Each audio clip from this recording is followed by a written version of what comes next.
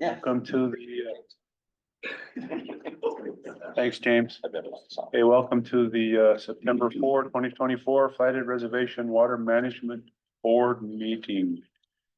As always, we'd like to start with an opening prayer. Georgia, would you like to give us a prayer, please? Thank you. Let's pray. Dear Lord, we want to take a moment before this meeting and just acknowledge you and thank you for giving us this opportunity today to serve our community. We ask as we go through this agenda that we do so with humility and with the ability to listen and to learn. And we ask for wisdom that we can serve our community well. We're grateful for all of those who've been able to join today, either online or in person. And we just ask also a blessing on this meeting in your name. Amen. Amen. Okay. As always, for those in the public, online or in person, the meeting minutes are at the Flathead Reservation Water Management Board.gov website. So if you need to see those, please go there. Attendance, please. Clayton Matt, Here. Roger Noble, Here. Georgia Smees, Here. George McLeod, Here. Ken Pitt, Here. and Shane Henderson. Here. Okay. For the purposes of this agenda, are there any conflicts of interest? So go around. Shane? No. Ken? George? No. Georgia? No. Roger? And none here, so we're good. All right, thank you. So we got to go through some meeting minutes of 8:21 and 8:29, starting with 8:21, please.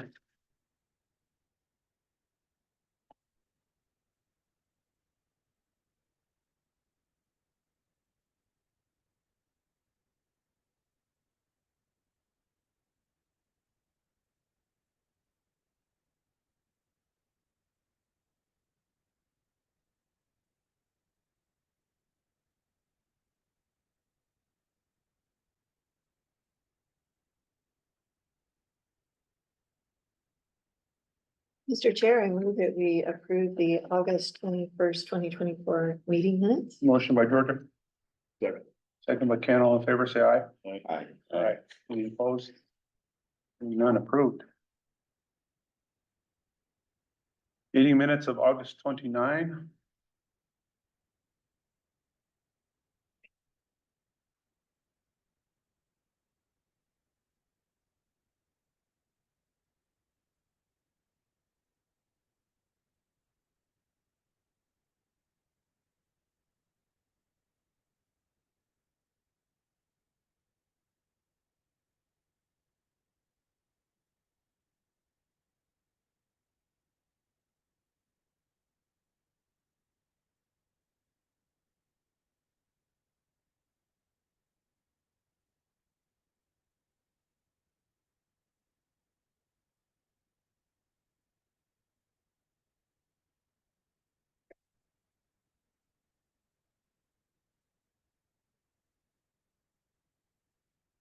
When you're ready, we'll take a motion to approve.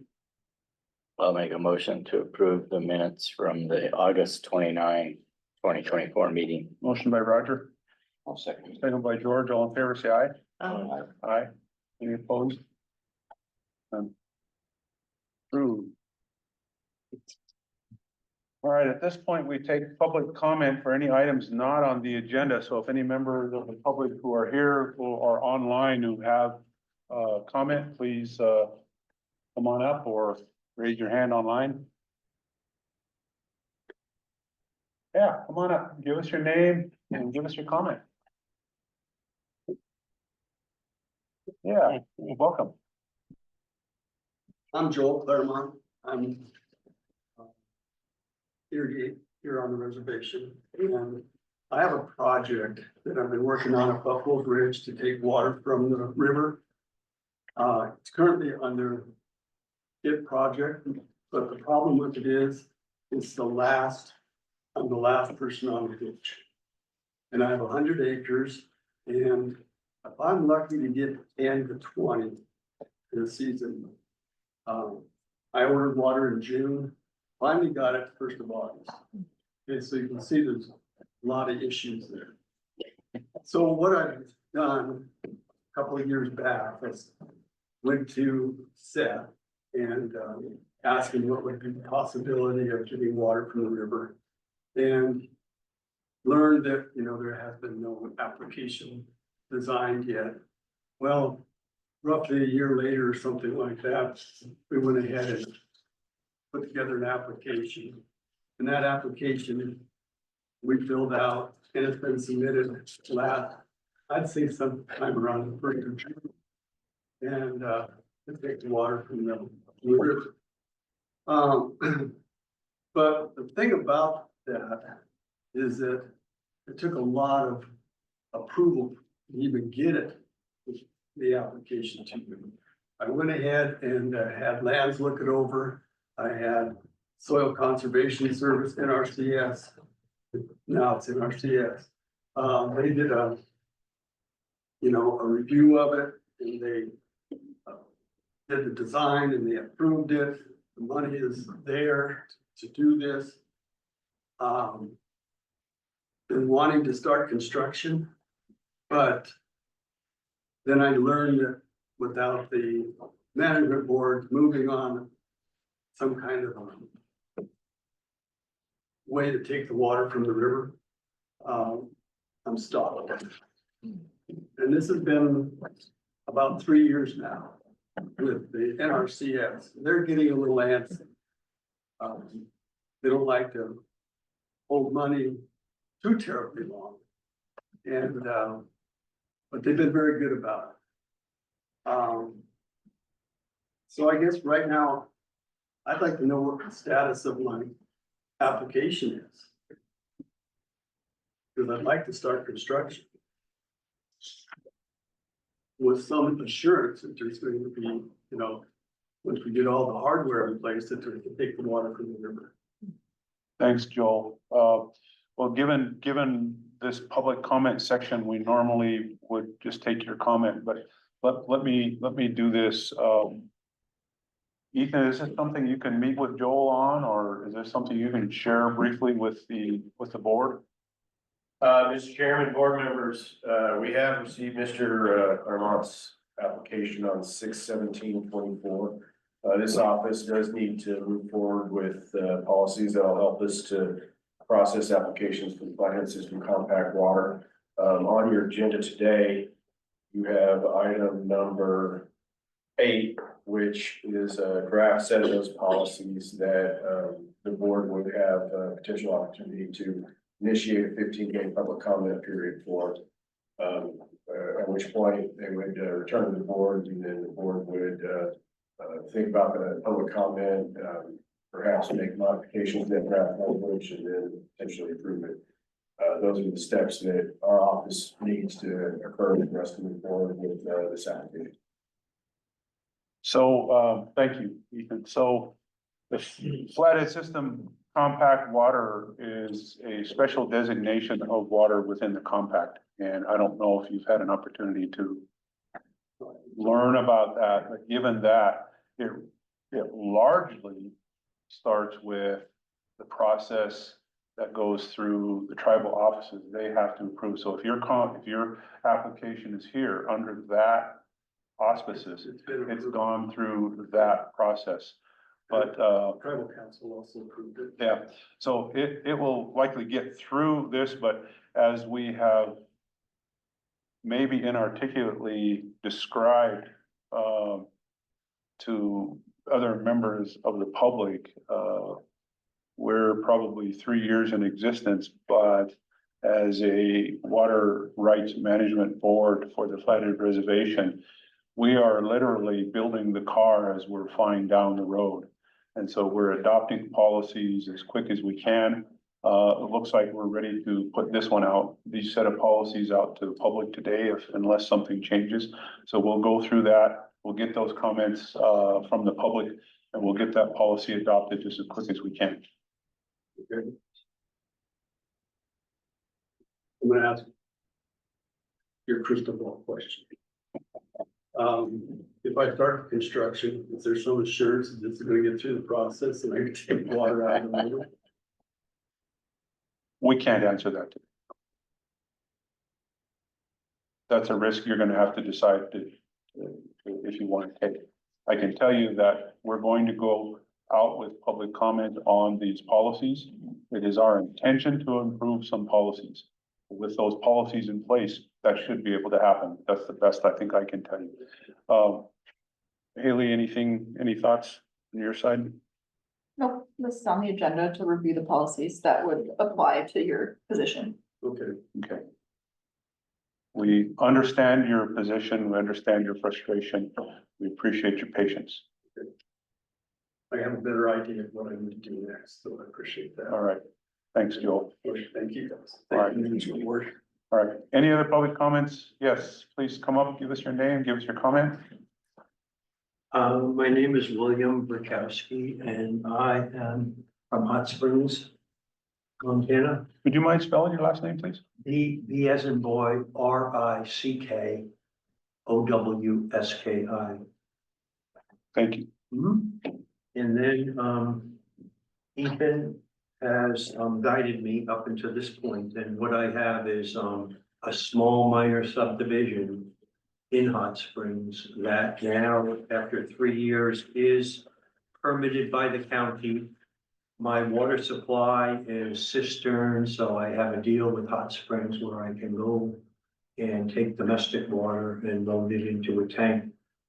When, it's probably been 2 years ago, more or less, we submitted, we meaning Rocky Mountain Surveyors, Ron Warren, who is my consultant on this, submitted to the board. They had just opened this office and, the submittal was returned for the well, saying that it's not processable at this time for small subdivision. The subdivision is, 5-acre lots, small homes, 1,200 square feet homes, not a lot of water required. I have access to irrigation water from the Hot Springs Creek. Have worked with the board in St. Ignatius, so I don't, it's just domestic water I'm looking for, the wells. I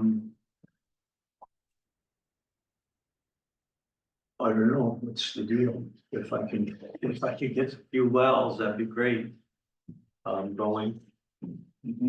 At this point, given your public comment, the best we can do is continue to follow the bouncing ball, if you speak. So Ethan, do you have a update on where we're at with the board?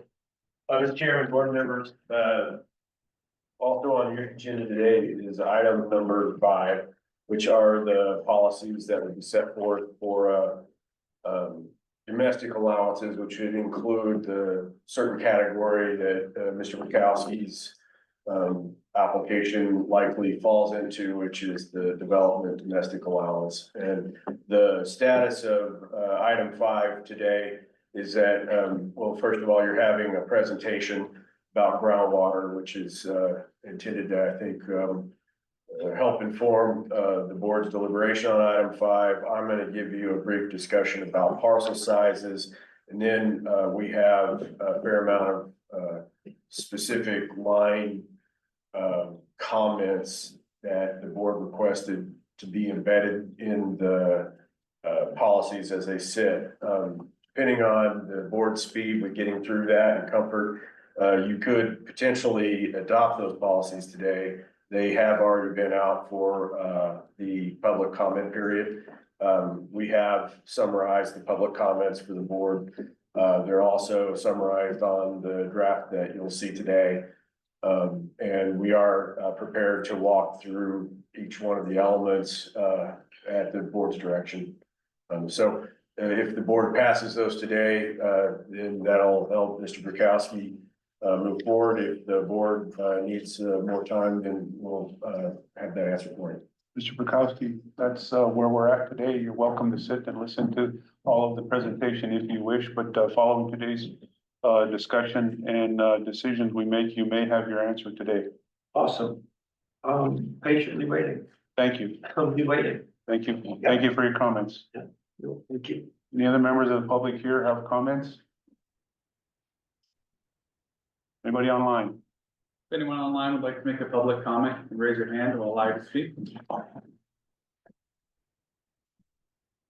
Seeing no comment on Hearing no further public comments at this time, there'll be opportunity later in the agenda for more public comment, so.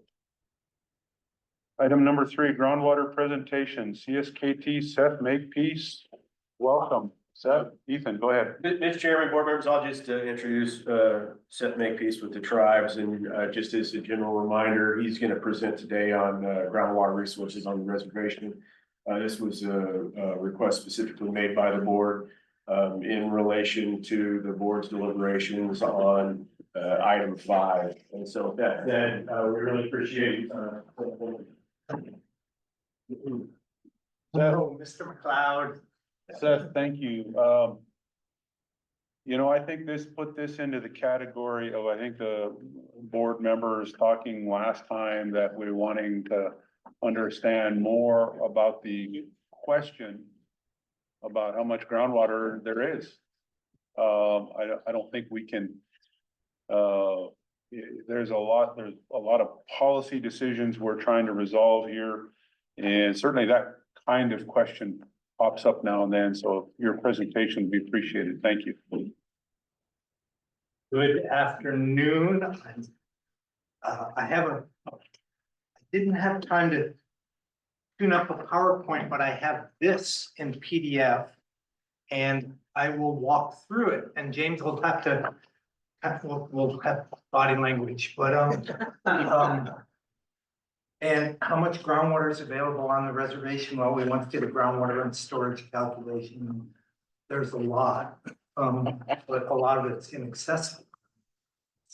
So, I mean, but, so what I've got is, I hope it's interactive. I don't really, groundwater is a very broad topic, and there's a couple of you that know more than, or forgot more than I ever knew, you know, in the room. So, I'll just kind of go through what the tribes understand the groundwater resources on the reservation to be, and I hope we get questions, and then I have a very brief additional 2 slides after this. But this is something I got restless during COVID and wrote a little memo to myself about summary of groundwater resources on the reservation, and I thought, here's a copy of it for you. It's written for the layperson. It was on the tribal website for a number of years and someone took it down, but it was a popular thing to look at. And please ask questions. It's going to be just kind of a roll through of groundwater. This morning with irrigation infrastructure and headworks. So, you know, we've got to make some gear changes in the head here, but read this at your leisure, and I can follow up. But if we just go to the second page, and you know, not so much that graphic, but we talk about, this is stuff that we'll introduce and everybody knows, but when we talk about aquifer systems or water bearing formations capable of yielding water in economic or usable quantities, we think of bedrock systems. So the bounding conditions on the aquifer systems, and in general, bedrock aquifer systems are not high yielding on the reservation. There are very notable exceptions, but they tend to be low yield, and they tend to be some are non-water bearing, and I'll show you some of the areas where that is. So that's kind of the basin hydrogeologic framework. And then if you just kind of march down above that, we talk about a geologic, hydrogeologic unit that's well known in Western Montana. We call them the tertiary age sediments. And those are, say, 40 million years ago to 2 million years ago. And they prominently exhibit themselves in well logs because drillers will start talking about purple or green clays, or they'll intersect wood in their drilling logs. And what we commonly see in those aquifer systems is also a different geochemistry. And so if you were to go into the Charlotte area, many of you are aware that they have elevated secondary manganese and arsenic.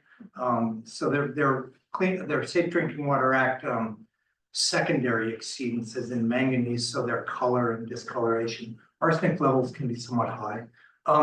Those are typically, their drillers' logs are uniformly call them a blue gravel.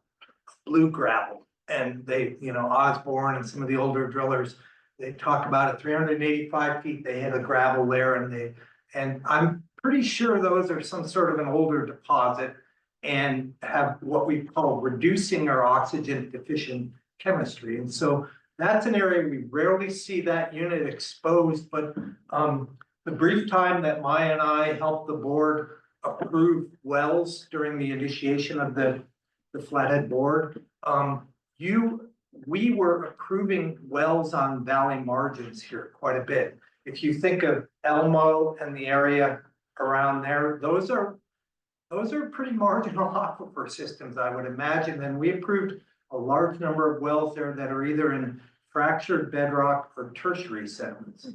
And then the predominant aquifer systems are quaternary age, which is 2 million years to present. And that's a mosh pit of different, that's the basin fill, the valley floor fill. And so the most prolific aquifers, probably in western Montana, and certainly on the reservation, are what we call glacial outwash aquifers. I have maps of these coming up. And the Jocko Valley, the Pablo area, the Little Bitterroot Valley, all the valleys on the reservation, with the exception of Camas Prairie, have glacial outwash aquifer systems or glacial fluvial systems that are highly productive, capable of yields in the 1,000 gallon per minute range or more. The communities of Polson, to a large extent, Pablo and Ronan are finished. Their wells are finished in these aquifer systems. And then the Quaternary on the left, you'll look, that's Big Bend on the Flathead River. That's a 300-foot vertical cliff of glacial Lake Missoula silts with Seth down at the bottom on some ancient old geology field trip he did. But that's typically considered a non-aquifer bearing material. It's quaternary in age. But what we see, you see the kind of the horizontal laminations in there. If you look at a 600-foot well log in Round Butte or in Valley View, they're praying they hit a little sand layer in that aquifer system there.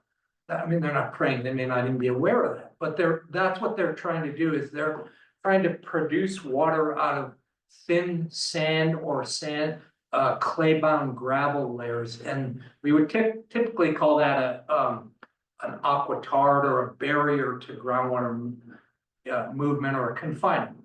So the quaternary sediments are the prolific aquifer systems. It's where the most of us live, on top of the valley floor sediments, and they're complicated throughout western Montana. The interplay between the Flathead ice sheet to the north, and then the alpine glaciers that came off the Mission Range, and then the glacial Lake Missoula silts created sort of a kind of a sheets of paper that have been just jumbled and a little bit difficult to figure out. And so that's kind of the if we keep moving, James, we'll see what the next page shows us.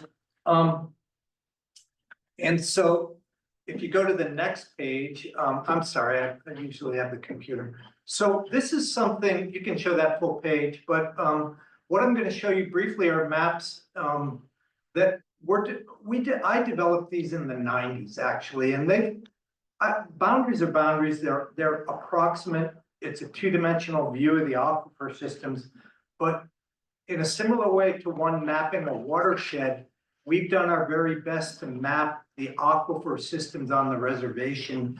And we did this early on for contaminant issues. So we were trying to model the vulnerability of aquifer systems to surface contaminants. And I did a drastic model, which is an old EPA model. And I also did a pesticide vulnerability model where we looked at organic matter in the soil and how that would glom on to pesticides or organic compounds. So that was the start of this. These have been, so if you back up just a sec, you'll see the main valley and the Jocko Valley trending out of the canyon is a large outwash aquifer. And then, we have a different array of aquifer systems in there. And this has been, looked at by people that have worked with the tribes and we've modified them a little, but you'll see them for the other valleys. They're generally accurate. They do not map the fractured bedrock systems on the valley margins though. So in the Jocko Valley outwash aquifer, wells that penetrate into the tertiary sediments and then into the bedrock go through about 350 feet of sand and gravel. And then they go into sort of non-aquifer materials.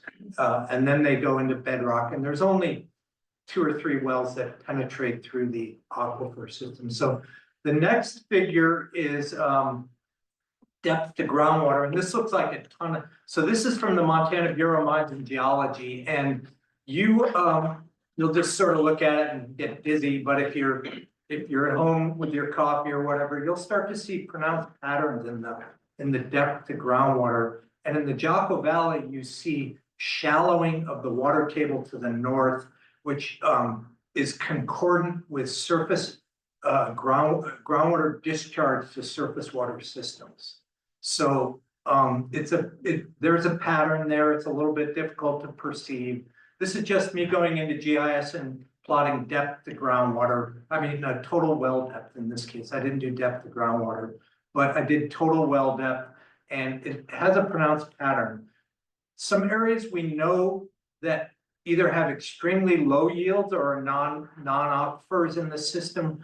One is the Evero area. Evero is an extremely difficult place to get groundwater.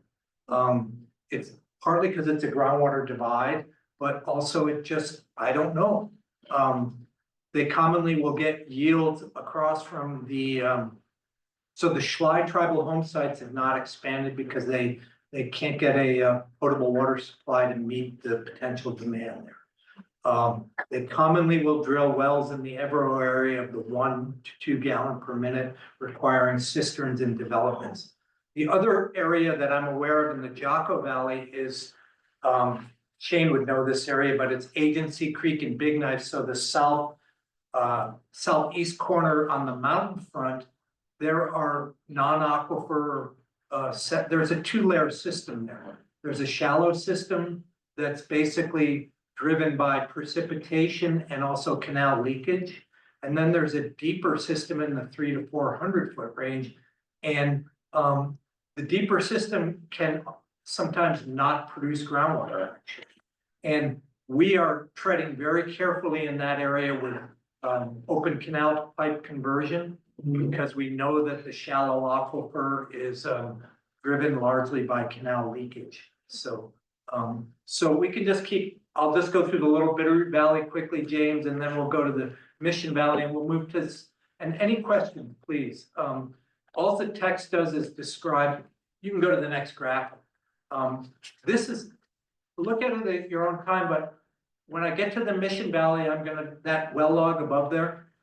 When I get to the Mission Valley, I'm gonna talk about an outwash aquifer that starts at Turtle Lake on the northeast side of the valley and goes to Lower Crow Reservoir. And it's a pretty continuous horizon. This is a well log we drilled for a concrete batch plant at Crow Reservoir, and I interpreted for this the sediment packages, but it goes right through the system into fractured bedrock. And this well did not yield water that could be used. And so by Lower Crow Reservoir, that aquifer had petered out. And so at your own time, you might want to look at that well log. It's a good, fully penetrating well log. Groundwater people tend to gravitate to those for the information they provide. So if we continue to move on down, you'll see, you can go to the next map. So the Little Bitter is a well understood aquifer system. I just ran into a gentleman named Joe Donovan in I think 2 weeks ago. And he and Roger and others have worked on that system. But we think about the Lone Pine Aquifer in the Little Bitter Valley, which started in Elmo when glacial sediments discharged from the Flathead ice sheet through Elmo and then into the Lone Pine Aquifer. If you go, so the Lone Pine Aquifer is at about 350 feet deep. And it's a fully confined aquifer. In other words, it has artesian or near surface water table elevations because of upward hydraulic gradients or pressure induced by the confining layer. And so it's a very uniform aquifer. The hot springs aquifer is much more of a mishmash. There's a geothermal center, there's bedrock on the margins, and so it's off the axis of the groundwater. At confluence with the Flathead River, we have 2 deep monitoring wells. And so we track water there. I have some well hydrographs, but that's a fairly continuous aquifer system. It's recharged in the Nirada area, and then on the left in the upper Little Bitterd area. So when you think of these confined aquifers, you really want to understand the recharge area, because recharge is not occurring through those lake silts. It's occurring where the aquifer is unconfined or moving up into the, is accessing precipitation and recharge sources. So the next image will just show depth to groundwater, and you'll see that kind of this big cluster of yellow there. And so, man, I haven't thought about this stuff in a long time. So that's the Lone Pine Aquifer. And you can see the uniformity of color there, I guess you might say, but the aquifer is pretty much, in that 300 to 350 foot range. It's very reliable. You'll see in later well hydrographs that groundwater mining is occurring there at some level. It's very modest, but groundwater is being utilized at a higher rate than it's being recharged, is what our well hydrographs would suggest. And then this image has also got Camas Prairie, which I don't know what kind of well development pressures you're getting out there, but Camas Prairie is not a profoundly prolific aquifer system. It's a basin full of lake sediments. And then on the southwest corner, there are stringers of sands and gravels and alluvium that people will produce water in shallow wells out of. But if you're drilling in the middle of the valley, you're likely to hit groundwater, but you're likely to hit very low yields of groundwater, and you're likely to go quite deep. What else can I say about this map? Nothing else. So you can go down, and the Mission Valley is a much more complicated area. I have a little diatribe about things that you can look at your own leisure if you want. You can keep moving to the imagery. And so look at this one. So this is the Natural Resource Conservation Service soil parent materials map. Gray is lake silt. That darker forest green is what they map as till, which would be clay-bound gravels in this case. And you can see the shallow area very pronounced. But what I would point out to you, and the bright red, I made it bright red on purpose, those are peat deposits. And those form on top. So there's an alluvial, there's a stacked aquifer in the Pablo area, a shallow sand and gravel aquifer, a large, thick confining layer, and then a glacial, fluvial, highly productive aquifer system. And then there are more gravels underneath there. The Pablo area, the Plum Creek lumber wells, which are quite, they're just sort of stagnant right now, but those wells are capable of producing in the 1,000 gallon per minute range, and they're finished at about 525 feet. The Pablo wells are in the 400 to 450 foot range. Ronan also relies increasingly on groundwater because their surface water source has turbidity issues during runoff and things like that. So I would expect Ronan to try to get more and more groundwater over time. But I'm sorry, that might be my phone. If you look at this trace from northeast to southwest, what that tells me is that there was a period during the Quaternary where Flathead Lake didn't drain in its current location, but it drained out at Turtle Lake. And that's all pretty well understood. And that's also where you see I think it's pink. Is it pink? No, it's it's kind of a lightish pink. Those are sand dunes. So those are aeolian sands or windblown sands. Windblown sands are extremely common in large ice sheet proglacial environments because you have, they're called adiabatic winds, but they're thermal gradients. And so you have erosion and then you have sand, but so that aquifer system train there is the most productive aquifer in the Mission Valley. It's heavily utilized. It's the only aquifer system in the Mission and Jocko valleys that's capable of irrigation water supply. So I'll show you a well hydrograph that produces a well at the Ronan Airport that serves 2 center pivots and pumps about 900 gallons a minute. And when it pumps, it draws down the aquifer about 75 feet. And so you'll see a well hydrograph there. Anyway, that pattern is very pronounced. And feet? yeah, Okay. yeah. And so, it's just the soil survey picks it up quite well. And so I wanted to show you that. We could have a similar story in the south part of the valley, but we want to be respectful of your time here. So I don't think we need to dwell on this map. You know, this is just a map of the my understanding of the aquifer systems. Again, Round Butte, Valley View, Round Butte relies on a community water system. There are individuals who have successfully drilled wells, but it's not common. Valley View, they typically intercept groundwater, but they'll go 700 or 800 feet, get to groundwater, and they'll get low yields. So this is just the dot map of the same thing. And so I've sort of explained the north area, but if you look at the south area, so off of Mission and McDonald reservoirs, there's a pattern of depth to groundwater there. And actually, the largest and most uniform surface and groundwater connected system is in Post Creek and around Hunts Timber and Highway 93, and Post Creek from about 2 miles above Highway 93 or even less to about 2 miles below it gains uniformly throughout the year approximately 60 cubic feet per second of groundwater. And this gentleman and I and our crew have measured that kind of stuff, and I'll show you a little bit of an image of that. That's an extremely prolific groundwater discharge into surface water. And if you walk out in there, you'll see unusual floodplain spring systems. There's a fish hatchery there. There's a lot of unique features there, but that pattern of depth to groundwater and then shallowing to the west. So we've been seeing wells dry up this summer, and we've been getting reports of that. And so one of the areas is near Mission Reservoir, and Brian Hoganson, my colleague, has been working on that issue.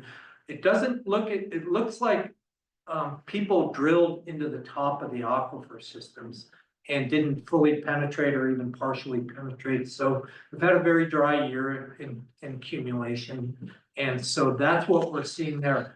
Wells in downtown Arlee, if we want to call it downtown, have also been drying up this summer. The fire well, the community well, a number of wells have dried up in Arlee this summer also. And they're not fully penetrating the aquifer system. The Charlotte aquifer shows up very well in here. And so again, there are patterns to be revealed in this. You just have to have the right glasses on to see them is all. And so keeping along, and then go ahead. This is just descriptions of the units. You can keep going. So this is a stolen image that's well recognized, but I'll just point, if you look at the right-hand side, and it's cited in the document. I wrote this without the citations in it because I wanted the public to read it, and they're kind of at the end. If you think of the right-hand side as the Mission Mountains, and you have a deep flow system into the Flathead River, but then within these valleys, we have local flow systems. So you can think of the recharge off the Mission front, some of it reaching to the Flathead River, but the predominantly is within valley flow systems. And that's what's driving a system like Post Creek. And so this is just groundwater is a hard thing to visualize because it's under the ground, and so I threw some of this. Is that a sectional view? That's a cross-sectional It's a view. cross section. Yeah, sectional view, yeah. So that's a theoretical cross-sectional view. So it's not accurate in the little bit Bitterroot Valley because the axis is off is all. Recharge is north to south, whereas here is east to west. And the Salish Mountains probably they're probably they're very limited recharge to any kind of a groundwater system, so. So anyway, that's kind of just gives you a sense of that. And then if we keep marching along, and we can keep marching, so this is a water table map, it's just like a topographic map. And this is, so those of you who want to dig in further, Montana Bureau of Mines and Geology, 15 years ago, one of their second study was called Flathead Atlas #2. It's an online resource, and they did groundwater assessment of the Mission and Flathead valleys. We have, in many instances, much more detailed water table maps. But this was just a composite water table map. So water flows down these gradients perpendicular to the contours.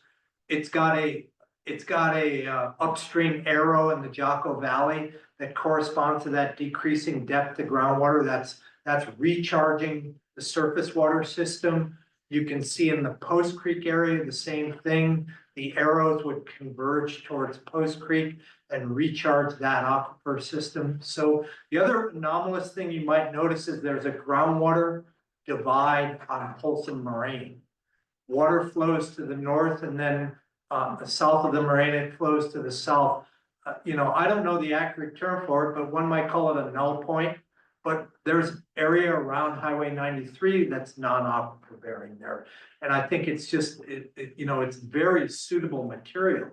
Although when they do get water, they get in this sand that they typically have trouble cleaning up. But that's one area where there is a groundwater divide, and it's pretty well recognized and pretty well known. So again, this is an important piece of information in a permitting world, because this is how you can start to understand who's impacted by a proposed development, because they're going to be somewhere along a flow path like this. And again, this is a generalized map, and more detailed maps are available. So can keep marching, and I'll try to keep going. Go ahead. Okay, just briefly, we want to think about water budgets.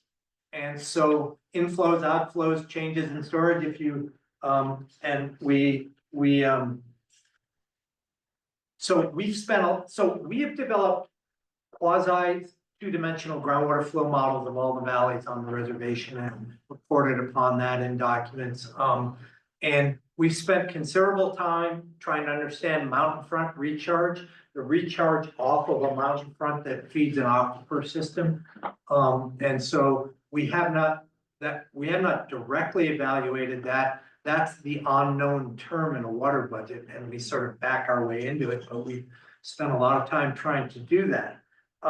Another thing is valley precipitation recharges an aquifer system, but and then this is just generic, but here we deal quite a bit with canal seepage. The image on the right is the Pablo A Canal along Pablo Reservoir on the east side of the valley. You can see those dark green stringers.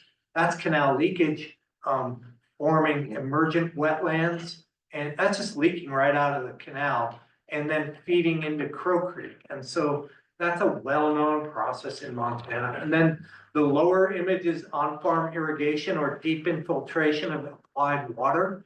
And that's just two different, irrigation methods there. Obviously, wild flooding on the left and center pivot on the right.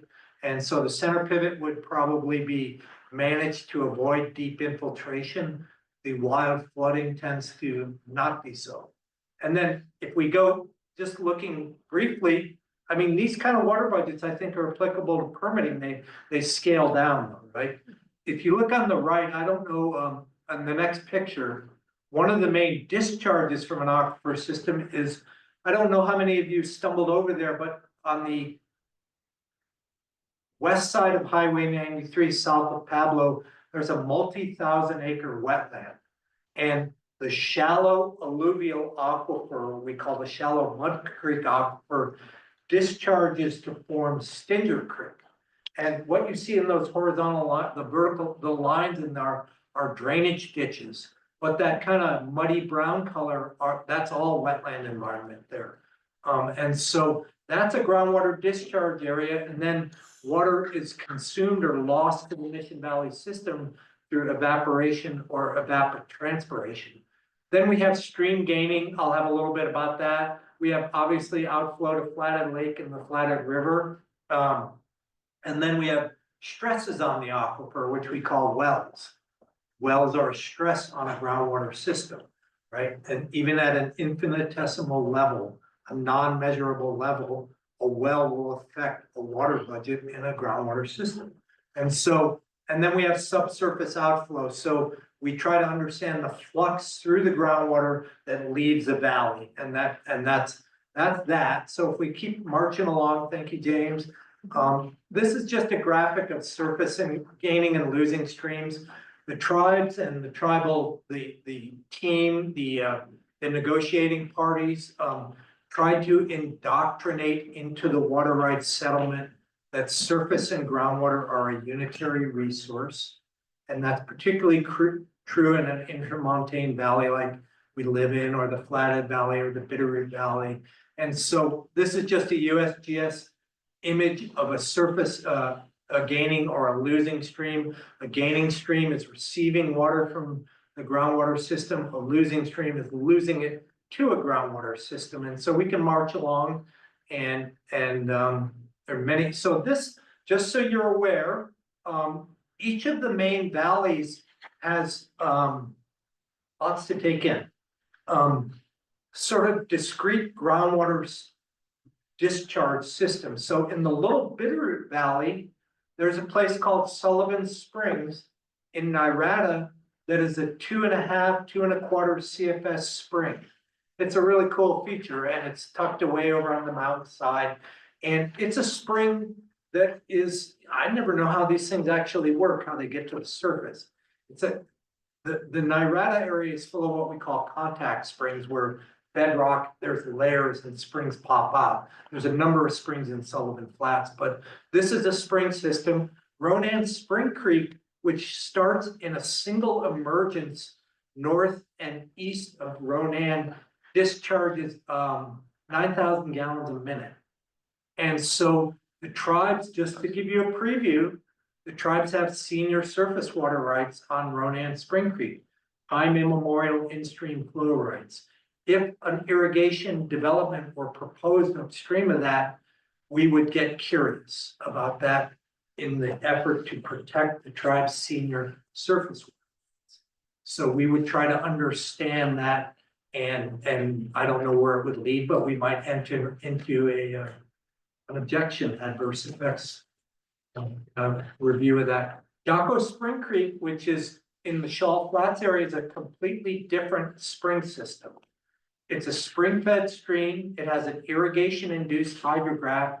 The peak occurs in the fall, and it is not a single eruptive spring. It's an expression of the water table, and the gaining and losing migrates up and downstream as the water table in the aquifer fluctuates. So it's a completely different type of beast than that. And then if we just keep marching, keep you going. Okay, so this is the Jocko River from the Jocko Canyon to Arlee. This is both a gaining and a losing reach. I'll show you a well hydrograph later that the water table in the Jocko Valley quaternary outwash aquifer fluctuates up to 50 feet a year naturally. And so when it is low in the April period, the Jocko River loses water from upstream of the Arlee fish hatchery to the canyon mouth. It's losing water, it's recharging the aquifer system. And then that water table will climb up, and then the extent of the losing reach will decrease over time. So again, the tribes have very senior and very pervasive water rights in the Jocko River. So we'll be watching that. So this is a mix, this is a reach scale thing, so it's, about a 5 mile reach, but the gaining and losing reaches change over the year, and that's why you're seeing, a net, losing of groundwater, losing of surface water to groundwater in the, early fall, early spring period. The Arley Fish Hatchery has a spring collection system that abstracts about 8 CFS of groundwater, actually. Tremendous amount of groundwater right at the Arley Hatchery, which is why it's there. And then if you look at the next figure, it's the exact same plot, but this goes from Arley to Ravalli.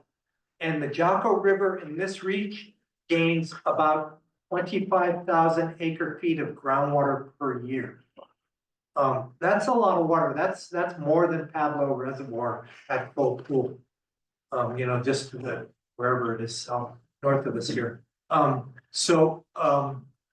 That is a pretty well documented phenomena right there, and there's a lot of physical evidence for that too. So just to show you that, and then the final example, what is it? It's just Post Creek data, so you can see. It would be nice to remeasure all these things, but what we found in Post Creek is the Jocko River fluctuates. Post Creek is part of a larger regional groundwater system, so the rate of discharge to the stream is more constant through the year. And so it's not fluctuating, it's not showing the seasonality that the Jocko River would, partly because the aquifer in that area is artesian throughout the year. So anyway, that's that. And then I think we're moving on. And then let's go through a couple. So this is the tribe's active and discontinued groundwater monitoring network. And big shout out to Brian next door over here, because he's taking this network and kind of intelligently and incrementally updating it, adding wells and putting continuous well monitoring equipment in. Whereas we never had that ability due to various reasons. But Brian, so he's got the Jocko Valley up and running. We have we have a number of wells in Hot Springs that we're monitoring. But let's just look at a couple of well hydrographs, and it'll be hard for you because you won't know exactly where they are. But the second well hydrograph is the Jocko Valley, right near the canyon in the Outwash Aquifer.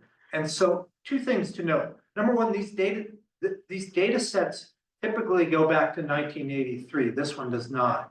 But so we're talking about a lot. They're only quarterly measurements, but they're pretty long time periods actually. And now we're moving them into continuous record. But this will play into a point I make at the very end. We don't see a trend in the data. We see seasonal trends that are dramatic, right? That's a lot of water. Think of a pile of gravel dewatering and how much of a volume of water is fluxing through that aquifer system. The change in storage in that unconfined aquifer system in a precipitation zone that is in the, 15 inches per year range. So precipitation is not recharging this aquifer system. It's up gradient of the leaking canals. So it's not canal leakage. This is groundwater, this is surface water discharge into the aquifer system. And that's actually kind of an unusually large amount of water table fluctuation. So let's just march through it, and I'll try to pick off a few. That's just further down the same Outwash Aquifer. We can keep going. This is a well in the Jocko River at Dixon.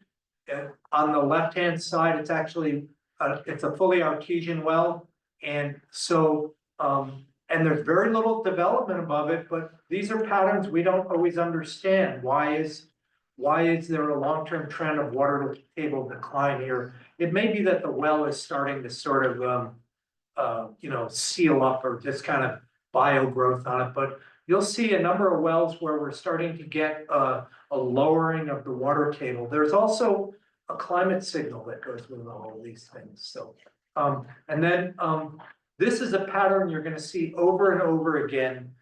We're moving from the Jocko Valley highly responsive aquifer system, the Outwash Aquifer systems, to the Little Bitterroot Valley. And this well goes back to 1985. This, if you were to drive from Elmo to Nirata, which doesn't exist anymore, right? But halfway through there, we drilled a research well. A research well was drilled, and there is absolutely no groundwater use in this area. There's zero groundwater use. And so what you commonly see on the west side of the reservation are episodic recharge events. And this one prominently shows the 1996 and 1997 event, and then a long-term decline in water table elevation. And so what if you drill a well or try to understand the system in that little window of the, so we don't know what equilibrium is in an aquifer like this without even more data. But what this well is showing me is that the earth is drying out, which is an unfortunate circumstance, but one we're all living with, right? This is a natural signal. There is no impact on this signal. And so this well is suggesting to me that we're getting something is drying out, you know, recharge. And so I have you can just keep marching along. This is okay, that one that's another well that is an example of no water development above it. It's in Cromwell Creek on the very northern tip of the reservation. It's a floodplain well. And so if we think about ecology and riparian communities and habitats, this well for very short intervals was actually, the water table was at land surface, it was artesian. And then over time, that you can still see the signal of 96 and 97. And then 2011 was a very wet year too. But over time, we no longer have artesian conditions. So riparian plant communities can no longer get their roots wet here. And that's now a very dry site. I don't know what it was like in 1983, but that's another example of a no development signal in the aquifer systems. We march along, and this is right in Nirata, very limited development. Again, 96 and 97 show up, but that's a decline in water table elevation. And this is right in the core. The next wells are right in the core of Lone Pine Aquifer, and they're right in the centroid of that aquifer system. And, you know, I didn't plot trend lines on them, but there is there's a very, very modest decline in water table elevation, in that system. And then we'll get through it. You can keep going. That's that just showing the same signal, but it recovered. It recovered back to a notice 96 to 2017, that's a chunk of time. I mean, that's a chunk of time. And so it's just interesting to me. Where was that? That one is in, that's at the mouth where Namchuk Buddhist colony is in Garson Gulch. That's down at the bottom there. It was a ranch and the tribes purchased it. And so we can keep moving. These are just some little bit of wells, but then here's a well that goes, the next one, sorry, I think.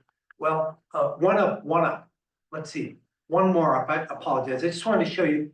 Yes, that one starts in 1969. That's the Melton well at the lower Little Bitterroot Valley.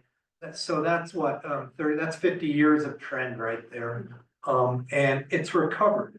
There's no development above this well. For several, there's 3 or 4 ranches basically. So anyway, so these are things, I don't have answers, but these are things that we look at. The next well is an irrigation induced. This is the next, okay, that's a well in Moise right below the main leaking canal. That well is very related to canal seepage. It's the bird farm well. And so that well shows you can't see it in the data, you have to trust me, but it goes up when the canal leaks, it goes down when the canal's off. So I think we're moving through that, and we're winding. Okay, that's the Ronan Airport. Agricultural family drilled a 12-inch well before they did that, they piloted an 8-inch well into the aquifer system. This data goes back to 1974. And so initial development, the water table was at land surface. Now it's 10 feet below land surface. And the spike, so we're not in the pumping well, we're in a monitoring well adjacent to it. The spikes that you see are when they turn on their center pivots.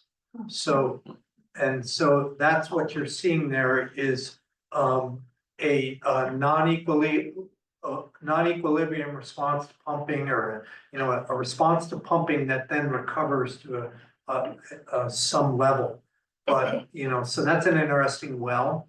And if you were an adjacent landowner, you might feel that, although it's a confined aquifer, so you probably wouldn't. But anyway, and I think we're winding down.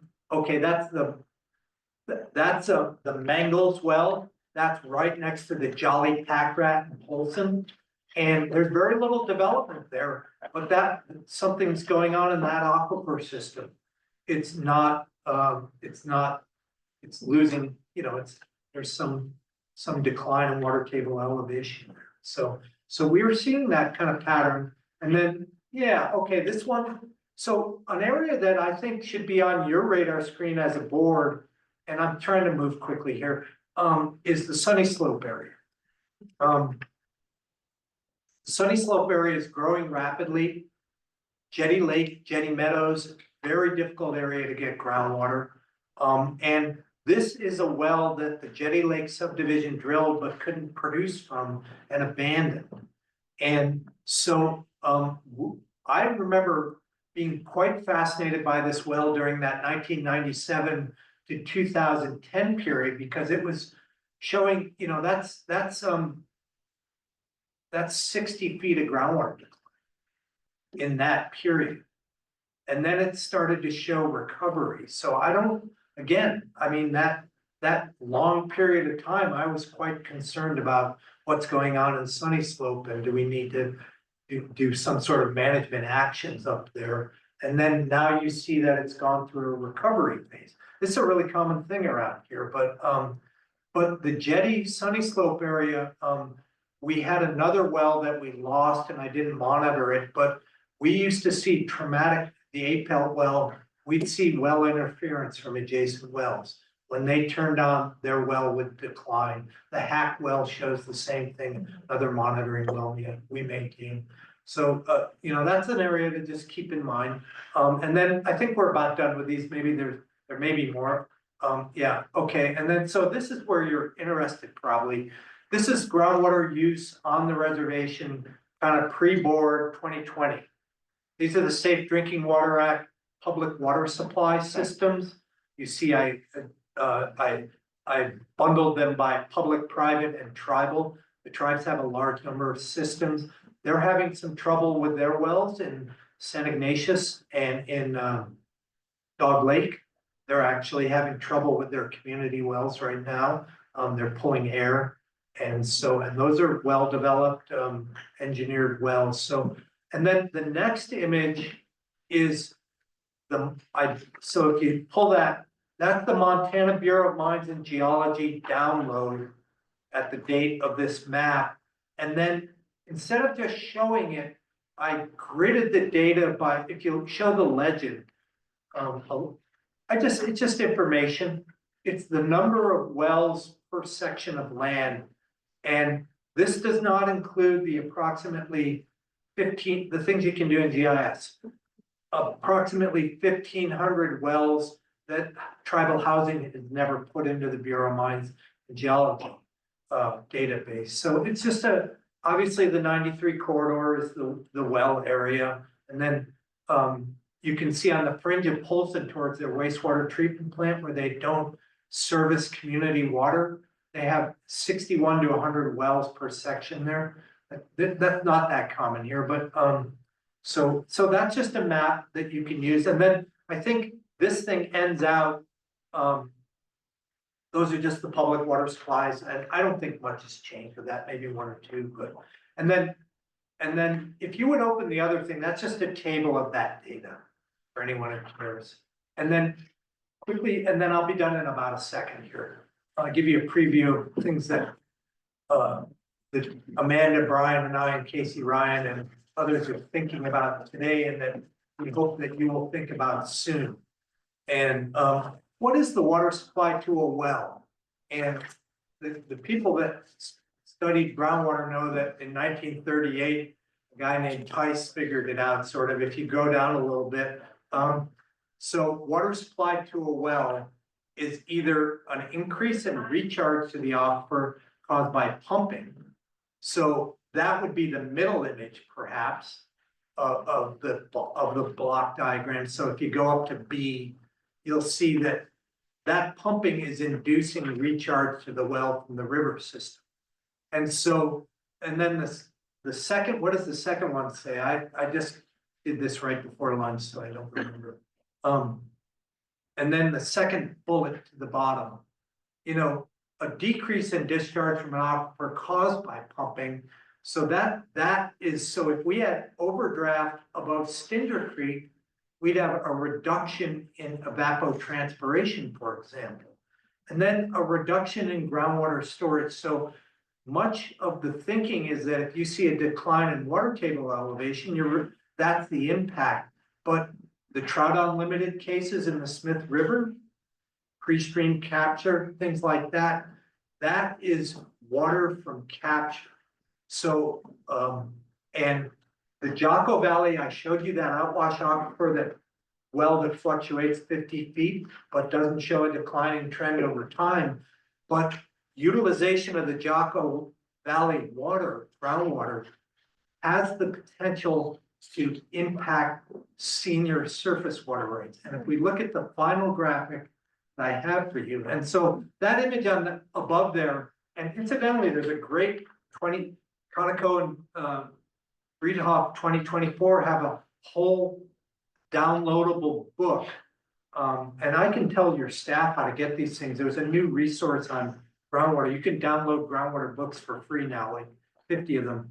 But that shows water from capture and versus depletion of storage. And they make the argument that captured groundwater is the predominant phenomenon on the earth, with very dramatic exceptions like Mexico City or the San Joaquin Valley or something like that, where, you know, we're heavily depleting aquifers. So if you look at the next image and the final image, there are 3 graphics on this table. We have just recently completed a very, very intensive groundwater modeling effort in the Jocko Valley. And the final thing after calibration and scenario development is we ran a stream depletion analysis. And so what is the percent of pumping in the aquifer system that is derived from surface? It's called stream depletion. It's not our little imagination. It's throughout the literature. The state of Colorado defines groundwater as tributary groundwater. And so, you know, Colorado has a very interesting law on exempt wells and how they manage exempt wells. So that's the top figure is 1 month. I think 1 month. The figure on the right is 1 year, and the bottom figure is 20 years into modeling. And it shows that there is a 1-to-1 relationship in this modeling domain between pumping of groundwater and surface water as a source.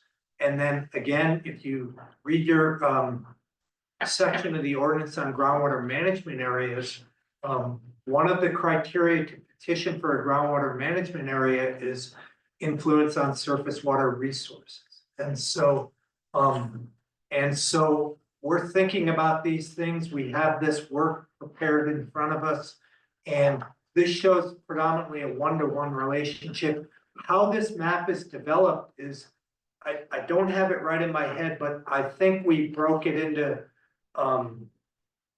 10-meter grids. So we ran a pumping center through every model grid and then contoured the data. Our consultant did in a programmed and automated fashion. So this is an area where we've dug deep. We have another area where we're digging pretty deep also, but, That's right. Hot Springs is another area and Brian's taking the lead there. And so we're just trying to understand these areas and how to protect the tribe's time immemorial and 1855 water rights. So, sorry to take so long. I'd love to answer questions. I'd rather answer questions about irrigation headworks today. But we'll do groundwater. Yeah. Anything, I didn't know what you guys were after, so you get that. Board members, you had a discussion the last time, and I think as we try to understand where we're headed with some of these policies, I think some of you had questions about, so what is the groundwater supply here? And I think that there is no easy answer to that. No. I mean, that's clear. There is no single policy we're going to adopt that's going to address how we approach well drilling within the reservation. But in the long term, tools like groundwater management areas are going to be important and obviously are coming. And I think we've mentioned that last time as well. So questions, comments, thoughts? You need to absorb some of this. I know that's a lot of information, but and you've got the paper and we can access Seth anytime, I think. So I got one comment. yeah, go ahead, Roger. So one comment is we haven't even started down the permitting process for new appropriations for groundwater or surface water. But it's gonna be a very detailed analysis of physical data once we pumping data, and it'll go into models and to make predictions. But there's also part of the compact allows for mitigation. And so we can offset some of those effects through mitigation is built into the compact. So I just, there is a lot going on there. Man, I learned a lot today. So thanks for coming and sharing that with us. But I think, and as a board, we're gonna learn more about this as we go down this road too, so.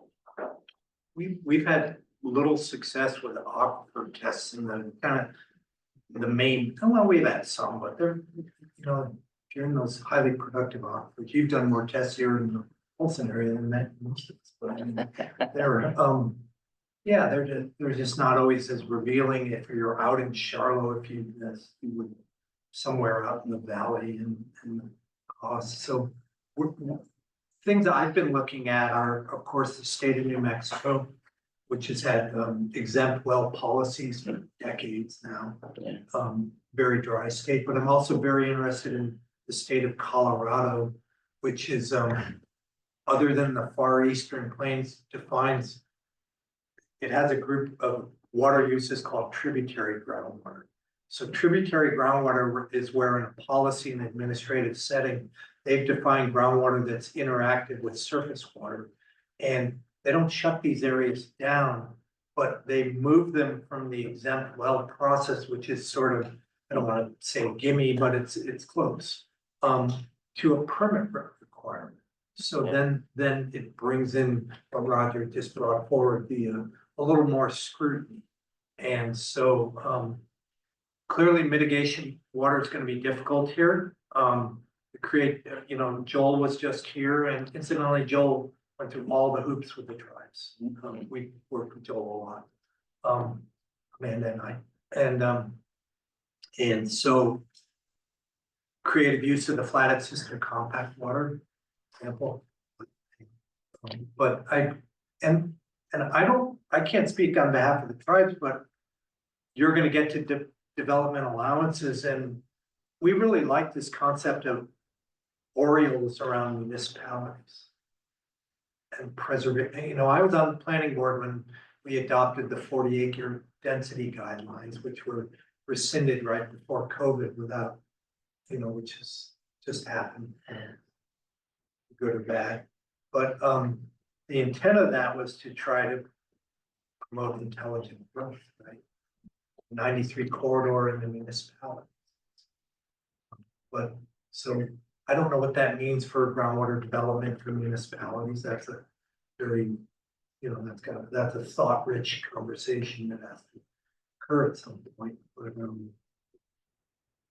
Well, and we would want to take it, the tribal council or the tribal staff wouldn't have a rich conversation about that, but I mean, in the global world of groundwater, you know, we're pretty fortunate here. But if you want to know where we're headed, look to places like Colorado, New Mexico, Arizona, Southern California. You know, that, you know, you talked about certain places depleting surface water from groundwater development. Arizona is one of the worst examples, 200 feet in places like Tucson and Phoenix. And they no longer have surface water in places unless there's a massive rainstorm and it lasts for about 10 minutes. You know, we hope to never get there. Mitigation is going to be critical, but things like your groundwater management areas are going to be a big part of that. But outside of groundwater management areas, what do we do? And how eventually are we going to define sort of the concept of safe yield in these places that don't have groundwater management areas built into them? So that's coming. Those will be the things that are going to contribute to our mitigation. Yeah. How we protect the resources. and how to overprint the climate signal, because a lot of those wells showed a climate signal, and anecdotally, we don't have, you know, George and I worked together for a lot of years. We don't have a surface water monitoring network on intermittent and ephemeral streams, but anecdotally, we're very aware that they're drying up. You know, On the you reservation, could they're just see drying that up. in your hydrographs, but the other point to take away on those hydrographs was that 96, 97 snowpack event just popped things back up to pre-development stages almost, you know? And it shows you how resilient those aquifers are if there's recharge provided to them, you know? So I think there's a little, yeah, then you throw in the climate problem. It's a lot to process. Yeah, they're containers waiting for water. Yeah. Yeah, so the question we're really dealing with is, do we apply the exception to 20 or 40 acre parcels or some other zones?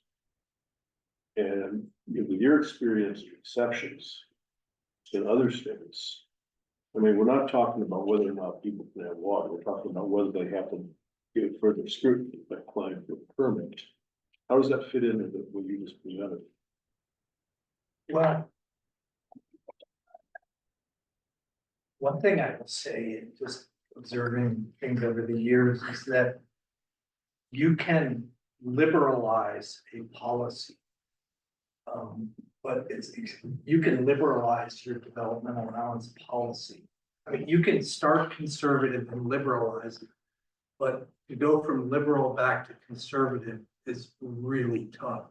So with our water rights settlement, we commonly talk about adaptive management and learning, and we're very willing to change. So if you start conservative and then you say, well, we had a miss because this stuff is not simple, you can liberalize. But if you start liberal and say we have a miss and we have to tighten up, suddenly people start squinting at you and not going to the restaurant with you and things like that. You know, and Or going to. so I mean that, and I say that with confidence because I think I tried to reflect those in the tribe's comments too. So, you know, maybe I didn't say those words exactly, but we tried to, and so I feel like I'm not winging it here, because those were comments that reflected, those were tribal comments. I said make these comments. Yeah. But I don't think it's a science that can, I think it's a hard science. Is it 20 or 40? It's a social dynamic problem. Policy problem. Yeah. That's why we're here. Thank you. Well, Seth, I just want to say, you went through a lot of information in a somewhat brief period, and I just really respect the amount of years that each one of these graphs took to put together and the scholarship and your team. So thank you. Oh, sure, and this is a public domain document, actually, a lot of well drillers. We could get it back up on our website or. One of that reminds me, my note was, one of the things is maybe we should put it up on ours. Is there's no reason we can't from your perspective. Maybe we should get it up on ours. Yeah, let's do that. No problem, I mean, you think about it. Yeah, I'll get it to you if you need it. yeah, no, it's technical information that could be useful, so, yeah, I say we just do it. Thanks. Thank you, Seth. Right, the other topics too. Yeah, I do, okay.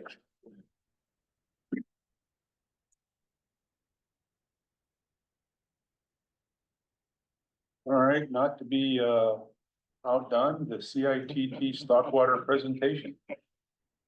Mr. Chairman and board members, I'll introduce two folks that we have from the compact implementation technical team. As you'll recall, you were interested in learning more about what the CITT was doing for stockwater mitigation, and so they're here to talk a little bit about that. Standing in today for Casey Ryan is Brian Hoganson and Maya Rao. Excuse me, Maya Rao. Okay, I've got chewing gum in my mouth, Mr. Chairman, is here for the DNRC. So I'll hand it over to them and appreciate you coming and do this talk. Thanks. Thanks, guys, come on up. Got an extra one here. You got it. Thank you for the introduction. Yeah, don't make her sit up there by herself. Welcome, thank you, floor is yours. Mr. Chair, members of the board, my name is Maya Rao, and I'm a hydrologist with DNRC's Compact Implementation Program, and also the current chair of the Compact Implementation Technical Team, or CITT. Brian Hoganson is also here as the acting representative of CSKT on CITT. I'm here today to provide the board information about an off-season stockwater mitigation program that CITT is working on and how that program may intersect with the work that you all do. A little background on CITT. CITT is established under Article 4G of the 2015 CSKT Montana Compact, and there's additional detail about CITT in appendixes 3.4 and 3.5 of the compact. Our primary role is to plan and advise the irrigation project operator on the implementation of PIP operational improvements, rehabilitation and betterment, and adaptive management. CITT is composed of 5 members. Current membership includes Dan Lozar representing BIA, Nick Balcourt for FIP, David Blake, the irrigator representative, Casey Ryan for CSKT, and me, Maya Rao, for the state. We also have several past CITT members in the room today. The state allocated $12 million for CITT activities. Those include $4 million for water measurement, $4 million for improving on-farm efficiency, and $4 million for stockwater. This stockwater was specifically for mitigating the loss of stockwater deliveries from FIP outside of the irrigation season. Some past CITT projects with this money have included adding new measurement points at RDAs and natural flow nodes and irrigation flow return locations, completing new bathymetry surveys for FIP reservoirs, funding new aggregate stations, and installing flumes to measure canal flow. The Bureau of Reclamation's HYDROS model was used during the development of the compact to quantify these river diversion allowances, RDAs, for irrigation and for in-stream flows. One of the assumptions of the model was that FIP would no longer consistently deliver stockwater outside of the irrigation season, which is April 15th to September 15th. This means that stock producers will no longer be receiving water outside of the irrigation season and will need to find another means to provide water to stock. To inform the use of the $4 million for off-season stockwater mitigation, CITT and DNRC reviewed historical BIA O&M manuals, took field tours with FIP, and reached out to stock growers across the reservation. We've decided that the best use of funds is to develop an off-season stockwater mitigation grant program so that producers can decide on the most appropriate intervention for their own specific situations. This program will be administered through DNRC, and the maximum award amount per application will be $200,000. CITT members have been diligently working on developing this program over the last several months. And they're probably sick of hearing from me since I have so many meetings with them regarding stockwater. We're still finalizing the application and guidelines, but once those are final, they will be available for the public to view. The program will only be open to landowners and lessees with FIP assessed acres, and some evaluation criteria include feasibility of a project, ability to obtain environmental permits and water rights, and demonstrated need. The tentative timeline for the program is pretty aggressive because we recognize the need of stock owners. The application will be open for about 2 months in October and November 2024. CITT will select recipients in March of 2025, and grants will be awarded in April of 2025. This year, CSKT agreed not to make call on FIP's off-season stock water deliveries. Stock growers will want to get an alternative means of delivery in place before the end of the 2025 irrigation season. CITT is evaluating environmental permitting requirements and water rights requirements for these stock water projects, and we work with the Tribal Lands Department, BIA, among others. We do anticipate that the most common use of funds will be to expand the use of existing wells, add water conveyance structures, and drill new wells for stock. We recognize that the board approved stock water allowance 60SF and the individual and shared domestic allowance 60DF are the forms which are probably going to be the most applicable to grant recipients. In these forms, at least by my reading, there is currently no mechanism to add stock use to an existing well. And section 22116 of the ordinance explicitly prohibits stock water well from being connected to a home or business. We've had several talks with the Office of the Engineer, which have been really helpful. Ethan has just worked really well just to help us think through this. As a former CITT member, he understands the issues with providing stock water, and has just really been forward thinking in his approach. And we just really appreciate the Office of the Engineer's willingness to help think of water rights solutions for our potential grantees. Some questions that arise on our end regarding the language of the proposed WP&P 22-116 language include, is there a distinction between wells drilled pre and post 2022 for stock? I recognize that they're listed separately, but I was not clear if there are separate requirements for those types of wells. Also, if the intent is to allow the addition of stock water to existing wells, I'm wondering if language similar to the following could be added.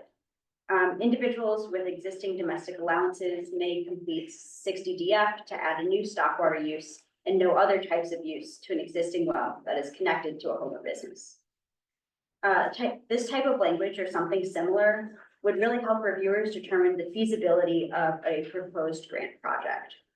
It's truly up to the board, the direction they would like to go with the language for the water policy and procedures, and whether this additional stock volume would count towards a total volume for an allowance or be considered an exception. It would be helpful for grantees of water, so they know that the water rights options are there when they are both applying for the grants and getting things going on the ground. That's really all I have to present to you today, but I am happy to stand for questions. Thank you. Were those comments provided to us? No, they were not. I'm not sure where we're at in the final process, but you want to make sure you provide those comments to us in writing. Absolutely. Yeah. Anything else? Brian, do you got anything for us? No, I mean, Maya presented pretty well what the process is so far on the CITT side of things, so she represented the situation well.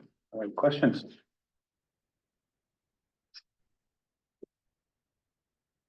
I have a question. Yes. I guess just general background information, considering the number of farmers and ranchers we have on the res, stock water use could go from just a couple of head of cattle right up to very large herds. So where would that information come into play for demand for stock, you know? Sure, so that's something that we're asking on the application. Again, we're in draft form right now of the type of stock and the number of stock. So that's something that we're definitely considering. We are currently working on our evaluation criteria, scoring criteria right now. So we haven't finalized how that would play out in terms of scoring. Go ahead. Do you have any estimate on how many applications you might receive? I mean, it could be a lot. And that's one of the big unknowns for us, frankly. We've presented at the Flathead Irrigation District and the Mission Jocko Irrigation District meetings, really just to get the word out that this program is coming and to interface with producers so we understand their individual needs. But we really don't know if there's going to be many more applications than we have money to disperse, or if we have less applications than we're anticipating. If we do have money left over at the end, what we are anticipating as a team is we would go through a whole second cycle to award money then. And if you don't have enough? If we don't have enough, it's those who score highest, because that's all the money we have. How did you determine $200,000 was the upper limit? So we did an analysis looking at the most common types of interventions people are likely to have. So putting in pipe, drilling a new well, things like that. And so we determined that based on that, 200,000 was a little bit higher than our anticipated highest cost. And also balancing the factors of giving people enough money to complete their projects, as well as getting money to more than just a small handful of entities. Another question. Please. Did I understand correctly? You're hoping to get, well, just to clarify, the September 2025 deadline, is that to get applications processed or to get everything up and running and functional?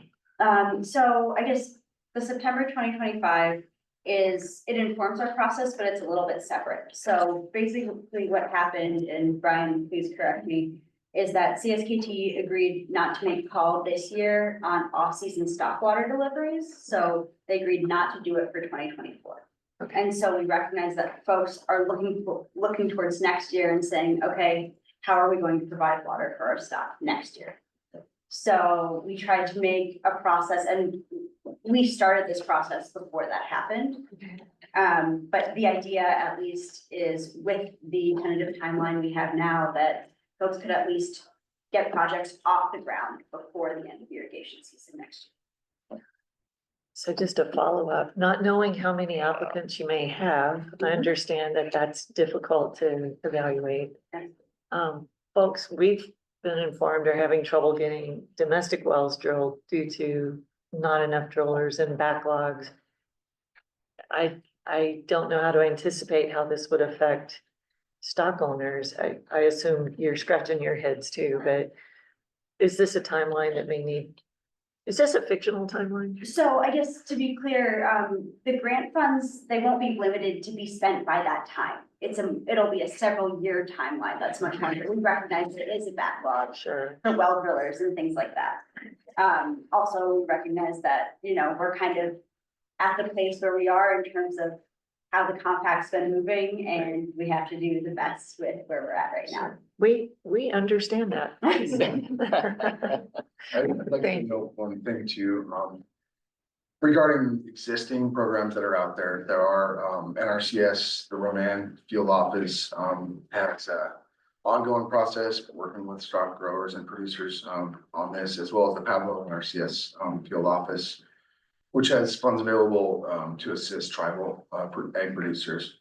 And so there has been, interaction on those sides. We've communicated with NRCS to try to to build off some of their guidelines and to kind of stand this up in a way that meets up with a lot of the things they've been doing. So this is, I guess there's been existing programs in the valleys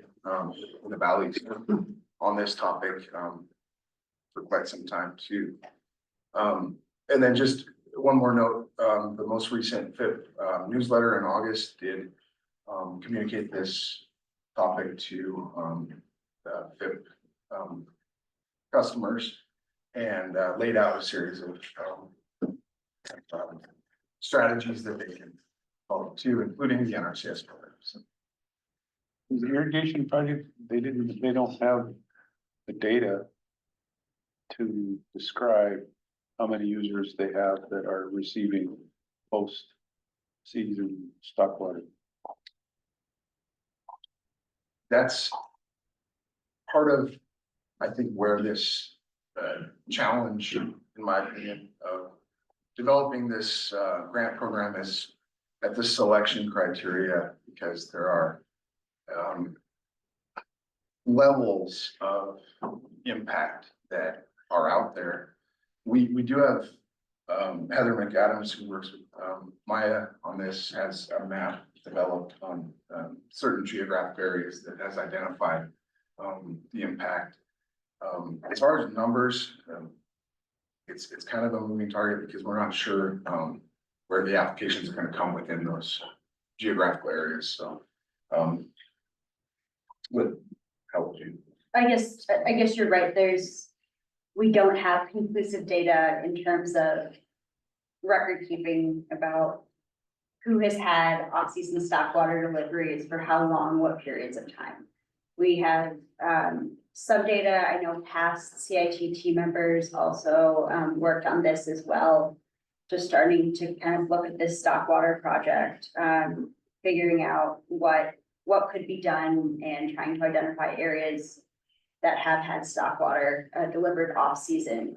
But I think in the absence of clear information showing that very specific either parcels or areas in general have received off-season stock water and others have not, we have decided as a team that the most appropriate method for us is to open the application to all folks on the reservation who have stock and are on FRWMB acres. But that is definitely something we've talked about for hours. All right, more questions?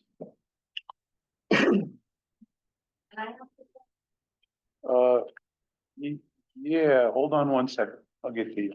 So, yeah, and this may be more of a question for us, but partially CITT, that the $4 million in the application that you're talking about to the potential stock users, would you consider that a year-round source, or is this designed to be specifically mitigating that off-season use or off-season, stock loss of stock, stock water? Thanks for asking that question. The intent is for mitigating the loss of stock water off season. However, I recognize in terms of water rights, often stock water uses are year-round uses. So that's often how they're reflected. So it's the intent of the program is for outside of that irrigation season, and the application we're developing is specifically asking folks, how are you getting water off season now? And what's the plan? So we are targeting that. So that, I think that relates to the water board and the engineer. When that application comes into us, what are they asking for?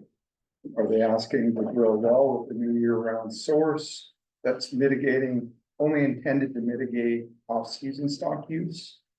Or are they applying for a well just for September to January, which is that traditional off-season use? Those are semantics that I think we need to figure out at some point, but Period of use. we have an off-season mitigation program designed for off-season use, but if we get an application for a year-round use, how would we consider that?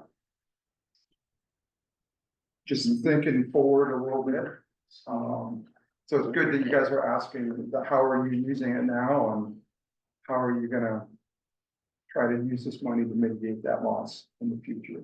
We're also asking on the application what the existing water rights and developments they have on their property is. So trying to get as much information for us and recognizing that from a water rights standpoint, that's helpful as well.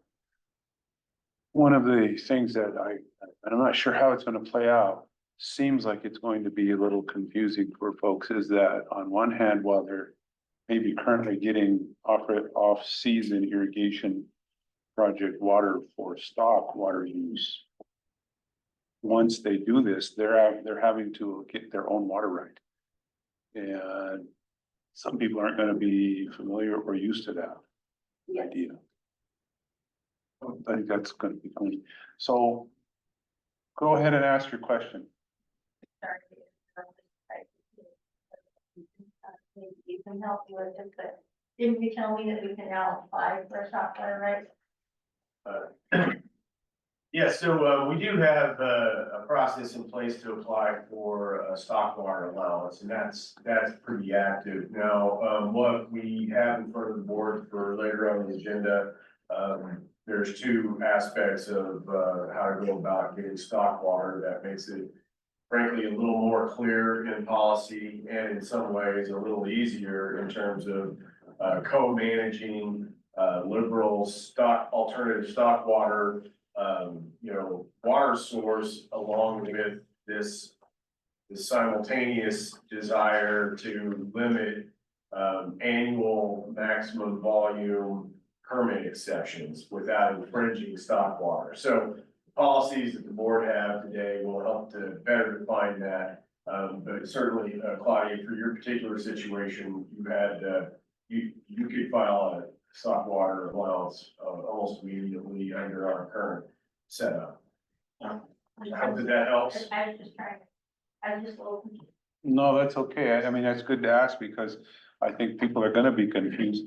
But this particular example, while it's dealing with stock water, is really trying to target those individuals who use irrigation source water for after season stock water use only. And I do know there are quite a few ranchers who are hauling water, have been hauling water spring and fall. Very unhappily. Right. Well, thank you. Yes, Roger. So I have a question to just better understand the logistics of it. So once you shut the water out of the canals, and then are they currently drinking out of the canals, or are there pipes out of the canals, or how are these stock being served, I guess? So I'm better. I would think it's all of the above. Some are, have a ditch going through their pasture. And the cows are drinking out of that during irrigation season, and then after irrigation season, which is the off-season stock water. And that's why it's called off-season, is the primary purpose of FIT is to deliver water for agricultural. Second is stock. So after, historically around September-ish, when you run out of water for irrigation season, you go into stock water season if available. So policy states if the water is available, we'll deliver stock water. And that could be down a lateral to someone's ditch, where they have a stock tank, or out of the ditch directly. So I think it's variable. Where in the future, starting next year, they won't leave that crack in the head gate, to let the ditch trickle, and deliver that stock water. It'll be shut off. And Chairman Matt, to your point about this being confusing for folks, I agree, not everyone is familiar with applying for a grant or figuring out how this is going to work. And part of the effort that we are undertaking is that my colleague Heather McAdams and I will be having essentially office hours on reservation during the open application period to help walk folks through the application, answer their questions. The grant manager at DNRC, we're just really lucky to have a grant manager who's also not taking any funding away. So DNRC isn't having to pay any administrative costs to get this grant administered, which is a really big deal. She's also worked on grants over 10 or 15 years of all different types and is like very committed to coming up to the reservation, working with folks who are grantees, helping them out, as people submit quarterly reports, things like that. She's been at every single one of our stockwater meetings in person, and she lives in Helena. So that gives you an idea of the commitment that's there. Just more curious than anything, is there coordination with the project and the irrigation districts to maybe identify convenient places to set up those field offices? We haven't gotten there yet, but there will definitely be talking to them. Yeah. There's that nice little building down the road. Well, the locations, you know, are gonna be Jocko Valley, Mission Valley, Upper Mission Valley. The west side, you know. Yes, definitely different places, not just one central location in the reservation. Yeah. And I guess also to my comments about the water policy and procedures, really what kind of the lens I was looking at is, especially with the concerns Seth brought up in terms of groundwater, putting in more wells is certainly an option, and that's kind of clear in terms of how that would work in terms of FRWMB policy and forms right now. But if it's the, you know, desire of the board to try to not put in a lot of extra wells for stock water, just understanding the mechanism by which folks could add stock water to an existing well. So that's kind of what I was getting at.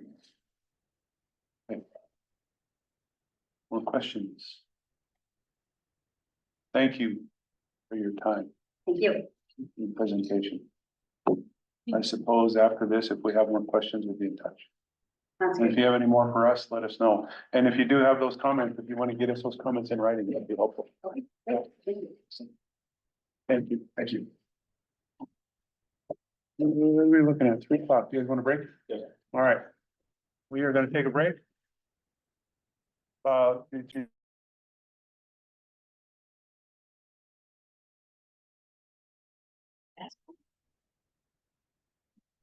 right, thanks. Welcome back. A little break. We are now on item number 5. WP&P post public comment. Ethan. Mr. Chairman, board members, as a general overview of this topic, I'll give everybody a little bit of a reminder. What the board has done diligently is they've worked with the office to draft policies that would help to better define domestic allowances and to provide clarity for applicants and folks using that type of an allowance, clarifications for this section of the WP&P, which again is the water policies and procedures for the board, included policy clarifications on how to manage applications, how to deal with these maximum annual volumes for Just exceptions. quick, so this paper is not in your packet. This all we have is what's on the screen right now. So if you're looking for that, you don't have it. Correct? This is just the ordinance, yeah. Yeah. So we do not have that in your packet, Mr. Chairman. The fact that it has a lot of comments and track changes in it makes it pretty difficult to have a printout for you. Anyway, sorry for that aspect, but we will project the document itself after we get through this first introduction and first discussion item. So, but right now I'm just trying to give you an overview of what you were trying to accomplish with these policies. you want, you know, these policies help to kind of define the number of wells and the number of connections for the different allowances. They help to define timelines and what connected means, what is seepage, what is a water use plan. You know, it goes into helping to define sites for businesses, all things that will provide consistent clarity that help us through aspects we've seen in the office. And additionally, it helps to memorialize past board policy direction, such as the ability to use existing wells for certain allowances. How to handle things if an allowance is near a municipal source, or if they're using FIP water for irrigation, how to handle phased developments.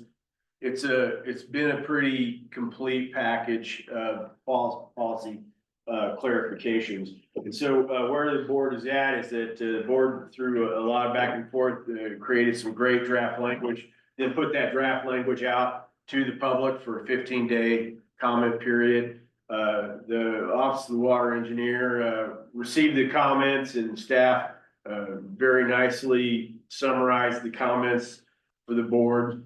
And then the board wanted to get some more specifics on that. And so they had the office add the comments directly into the draft, which we're going to look at here in a second.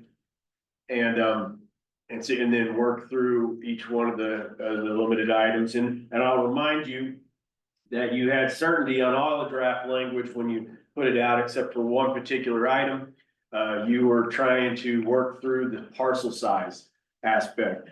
And I'm going to get right into that under 5.1, where we're going to discuss parcel sizes. And at the direction of the vice chair, he was like, well, how do we get into this? And I'm going to do my best to give you a little back history on why we have that parcel size item.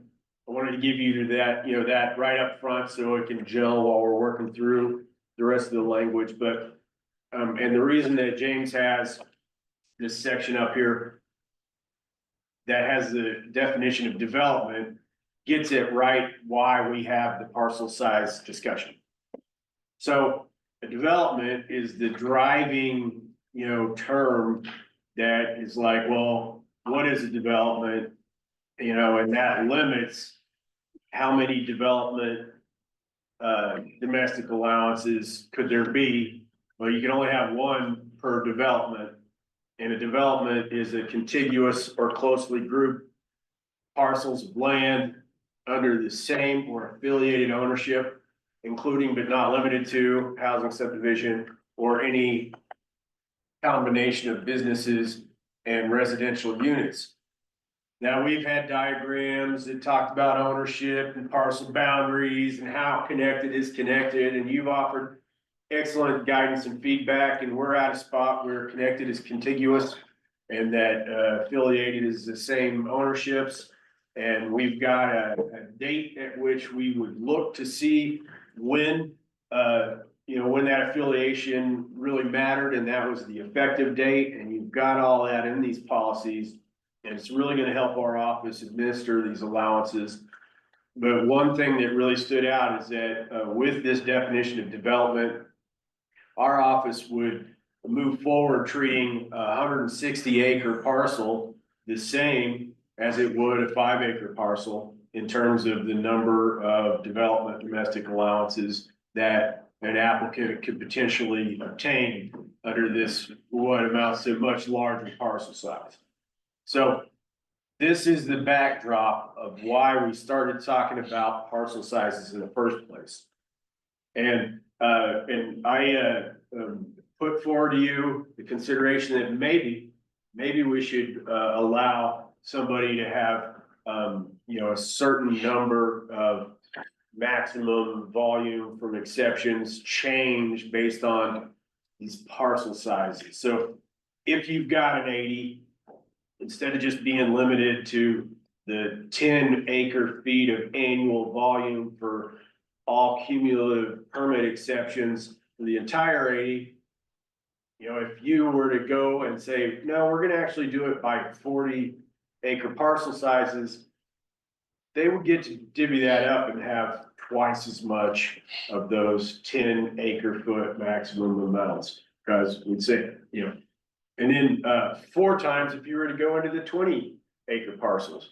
And so the idea here is really trying to, you know, add this option for larger land parcels, or larger blocks of affiliated owned parcels that would be defined as a development. But maybe if the board wanted to be a little more lenient on the number of permit exceptions they could get, they could pursue this parcel size idea. Okay, and I hope that I've done a decent job explaining that. You know, this would be a good time to tell me if you need some additional explanation, or if I've missed the mark a little bit, but that is, my hope is just to really reframe back to the original problem that this board was trying to consider solving, why there's this discussion of parcel size. I do take a slight issue with the word amount of water. We're talking exceptions. Yes, sir. And the amount being a 10-acre-foot maximum volume for permit exceptions. So, and that is good clarification. We need to all, I will definitely follow your lead on making this absolute certain. This does not affect permitting. You know, this is only permit exceptions. Your policies do seek to define permit exceptions. And in the definition of the permit exceptions, it does set aside some leniency towards stock water. So I hope that is helpful, and thank you. Always good to make that clarification and help me keep on track with understanding that we're talking about exceptions, not permits.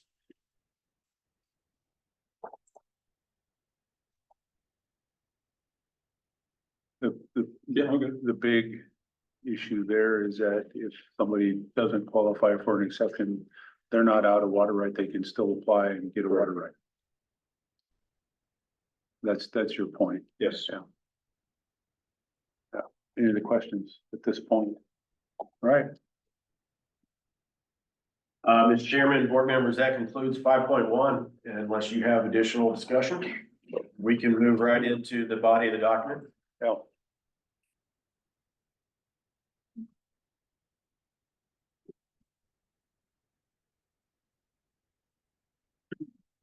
As James is queuing that up, just to let you know what our approach here is.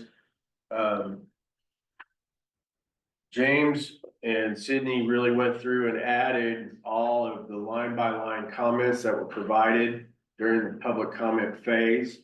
And then Haley and myself went through and we contemplated each one of those line by line items and have left you with this draft that suggests either, you know, that's fine, that can work, or maybe helps to explain why things are the way that they are, or seeks to modify the draft to actually accommodate public comment in some circumstances.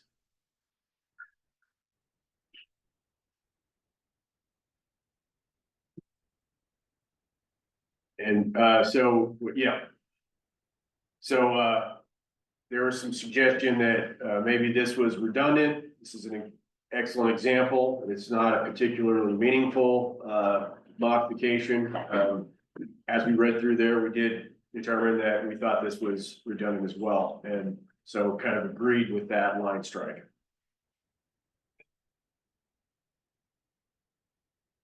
Yeah, I'm not sure how the board wants to work through these. If you want to like look at all these as a package, or if you want to go through and actually accept the proposed changes.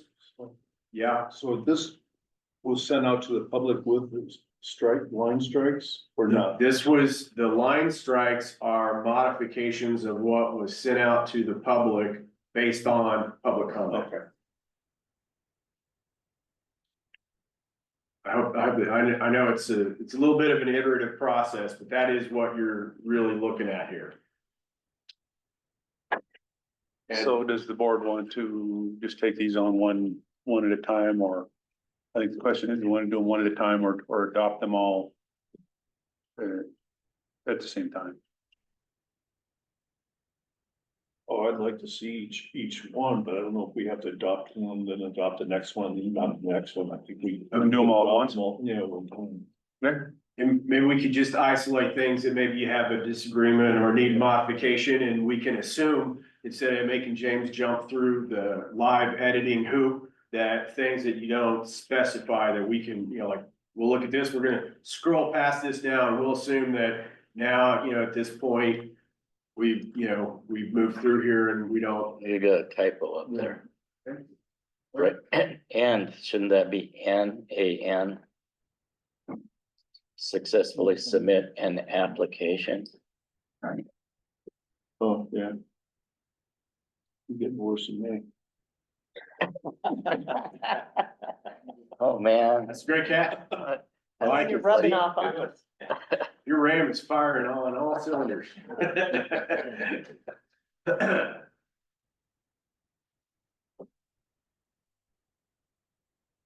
So I'm gonna just try to keep pushing this through because of the timeline, and so if you feel rushed, it's not me trying to rush you, but just trying to move things along. So this was this was another typographic improvement here instead of commenced. So here we have clarification that and maybe if you could go to the title of this one here on the written permission of possessory interest.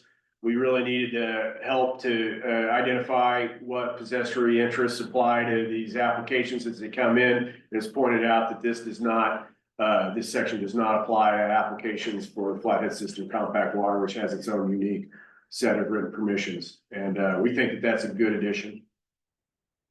Criterion needs to change.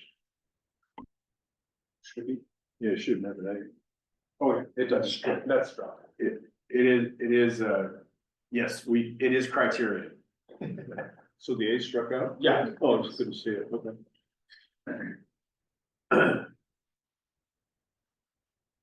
Okay, here we, fee land held by, instead of multiple, it's one or more owners. That's a good modification. Okay, and here under the tribal trust, there was suggestion that the above line strikes, we were generally in agreement with, but you will see, we went ahead and added a suggested piece of language that's from the public comments that I have commented that I don't think is necessary. This would be a good time for you to decide if you think it's necessary so that we can kind of resolve this one in particular. But the idea is that, we would add the tribal lands department at their discretion may require rights of way, easements, or other access documentation. Goes on to say the department may also at their discretion require water use and or operation and maintenance plans for activities on tribal trust lands. There's in no way do I think that the tribal lands department doesn't have the opportunity to do that. I just don't think that they need to be in these particular permits. So I have suggested that we would not, that is highlighted because I think we should not include that in these policies and instead rely on the tribal lands to work through that. So you're suggesting striking out? Yeah, purple language? Right, I felt like we needed to put it in there for your consideration, because it is what you wanted us to do. And then I've commented that I think we should strike out the purple language.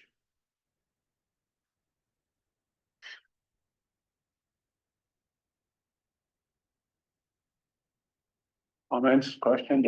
I don't remember if we directed to put that in there. I don't remember why then. This was a suggestion from public comment. Okay. And so you haven't directed us to do any of these comments. What you did direct us to do is put all the public comments into this document. If that helps. Did you go just a tiny bit more? There, okay.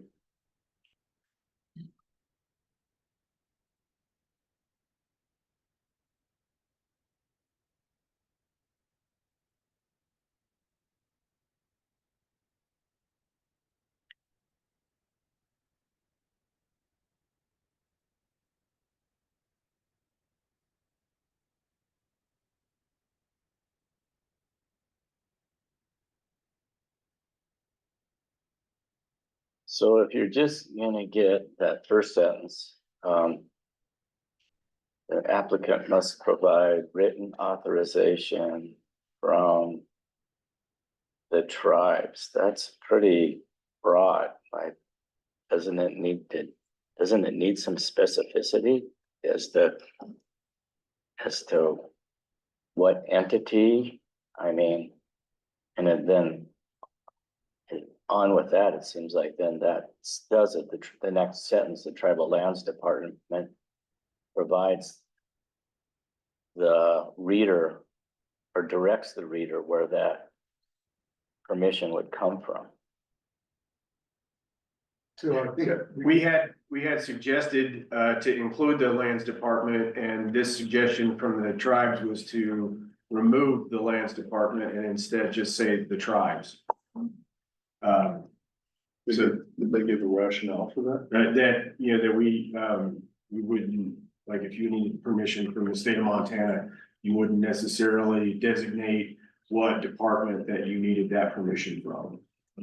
Yeah, no, I disagree with that. You would designate that. I mean, what are you gonna do? Go to the tribal council to get permission, or who's gonna give you permission, you know?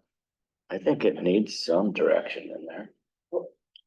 Maybe I disagree with you. All right, I think it's incumbent on the tribes to decide who you go to, not us. I get your point completely, but I think, you know, if you say, you know, you permission from the state of Montana, you're gonna call them and say, yeah, it's wild parks. So this leaves the discretion on who they talk to the tribes. We're okay with that. I don't know, I'm asking. I understand where you're coming from. Yeah. I get it. If you want clarification, the author of the suggested changes in the audience. The alternative could be, I mean, maybe a middle of the road is instead of that language where it ends, the tribes say that the tribes, or say the appropriate tribal department. Yeah.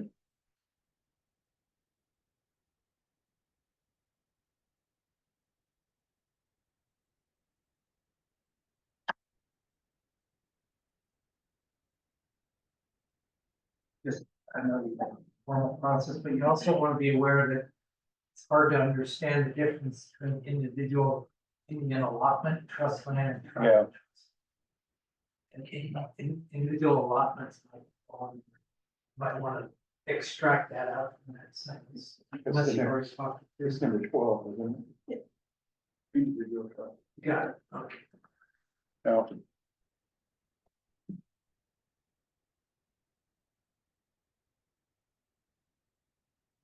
that would be a alternative there.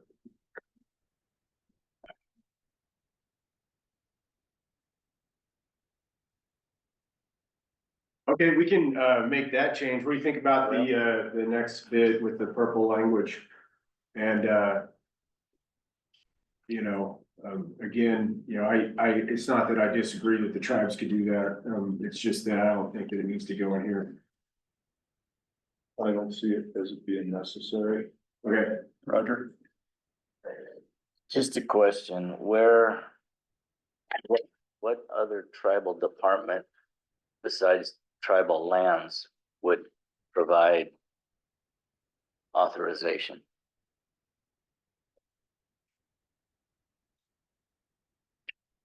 I'm just asking, I have no idea.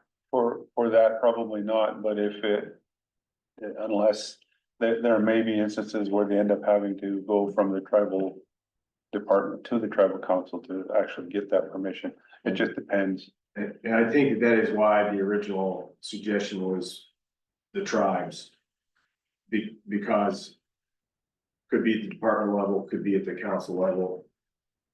Not necessarily up to us to determine which, The other, how about the appropriate tribal entity? well, department's fine, either way. The other. The two other potentials are, natural resources and forestry. Maybe you should change department to entity. Without, the entity would also include the council.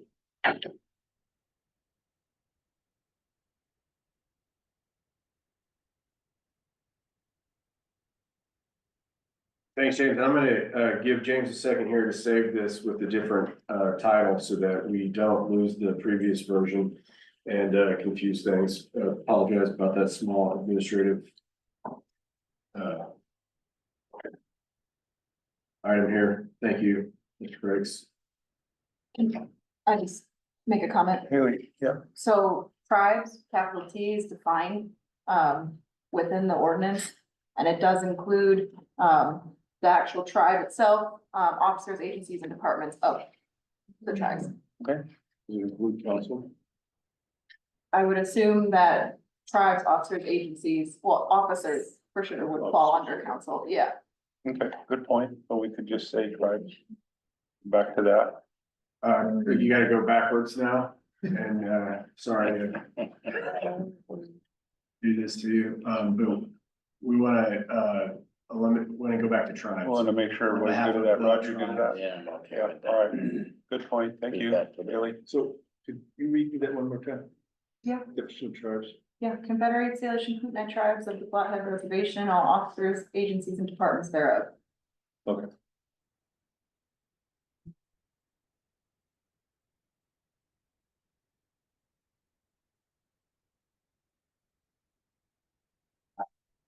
All right, Thank you. all right, let's move on. We can go.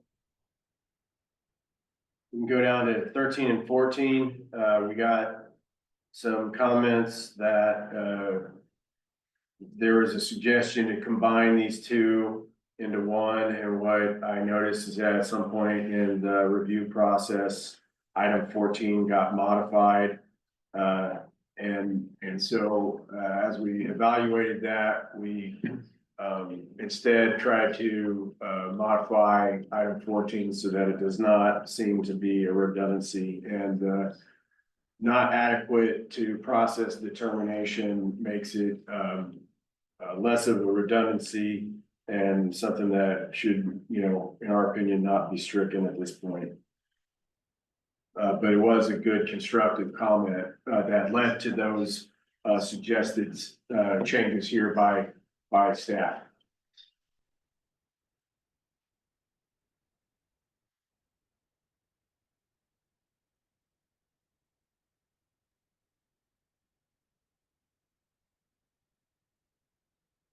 Questions?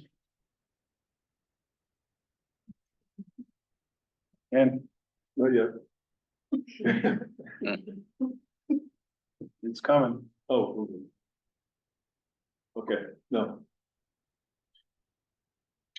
Head All right. nods, head nods, we're good, all right. Good. All right, under adequate to process determination is not an approval. There's a suggestion that this language be changed from that what is stricken to that what is written. We think that that's fine.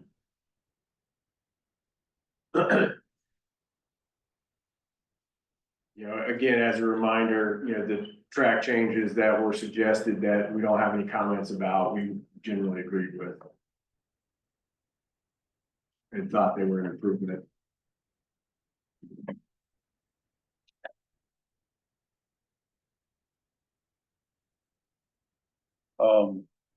The preponderance of evidence, does that need to be, is that?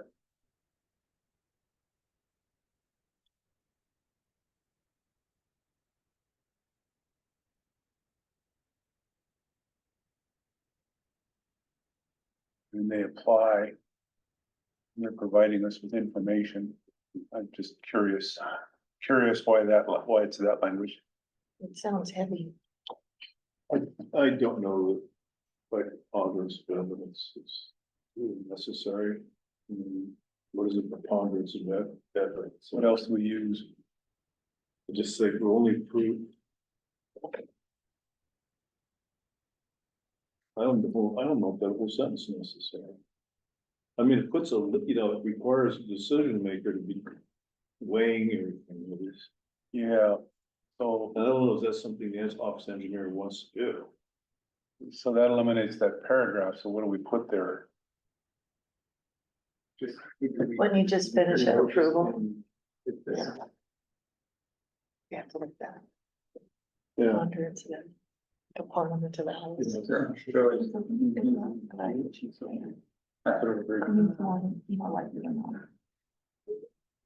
That's 15, yeah.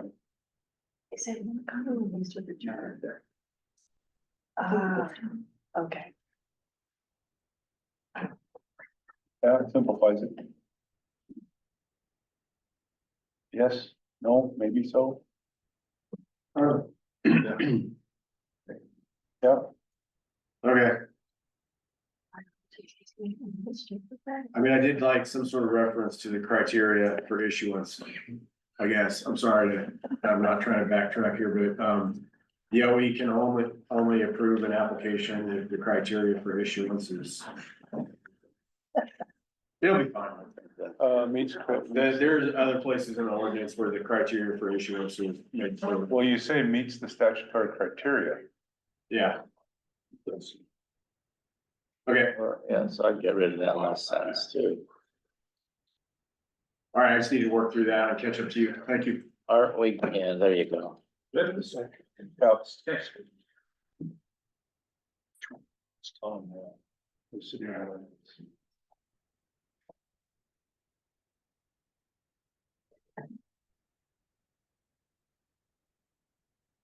All right, Mr. Chairman, board members, this item 9 is a substantive issue that, was pointed out by, one of the reviewers, and I am in agreement that this is something that, the board does need to consider.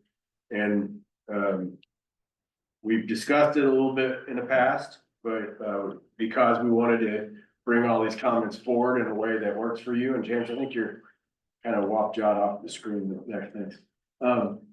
But statements claim, you know, what these policies set forth is that if a statement of claim has not been adjudicated through the Montana Water Court, the OE, you know, that, we won't perform water right verifications. And this verification is for, when somebody has a DEQ subdivision request and DEQ says, hey, you know, are the water rights on your parcel legitimate, the existing ones, not new ones that you need. And off the reservation, the Montana DNRC provides a service where they would go through and they would say, yes, this is either a legitimate or not legitimate water right as verified in a certain way. And what this number 9 says is, well, I don't think that that's under our authority to determine whether or not a statement of claim is a verified use. Rather, we can just say that there is an existing statement of claim that has not been adjudicated by the Montana Water Board. Aren't there a lot of those? There's a lot of those, yes. Yeah, because you know, right before we started up, the NRC sent out the forms, everybody. Everybody got them, and there's a lot of them, and it's gonna be a big job for the water court to go through all of them and adjudicate them. And what we're really saying here is that we should not offer some level of validity to that water right, besides acknowledging that there is in fact a statement of claim there, and that it's located on that parcel, and this is what it looks like. And that is different than if we were to look at a permit or a certificate or some other type of water right that does not need to go through the adjudication process where we would determine that that water right is in fact legitimate for what is proposed by the applicant through the subdivision and subsequent. It seems to me like a jurisdictional issue. I mean, Yeah. we didn't have jurisdiction over those deed claims that before Janice. So there are other state agencies that do provide that service, and I'm suggesting that we do not. Well, I don't have a problem with that, just, is this paragraph really necessary? We simply don't have any jurisdiction to be involved in that process. I think this just clarifies that we're not gonna do it. It's more of a notice thing. Yeah. Yep. And yeah, there, we are happy to let you know if there's a claim there, but that we will not validate that claim. Or verify it. And this language we're looking at is what that comment is about?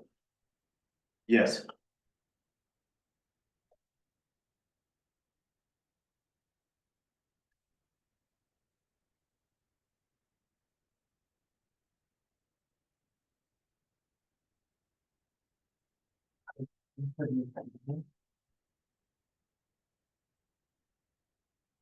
That's.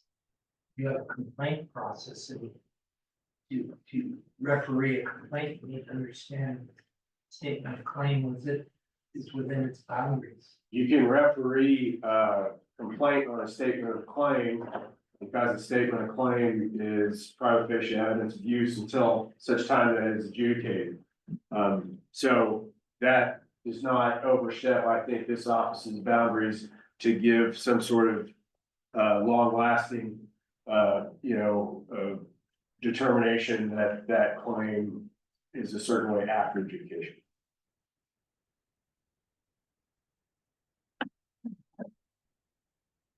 Well, it makes sense to me. But that's me. So. I'm good with it. It's a notice thing, and notice is good. My opinion. Head nod, Roger? All right. Thank you. All right, we're gonna roll down into the definitions under 11104.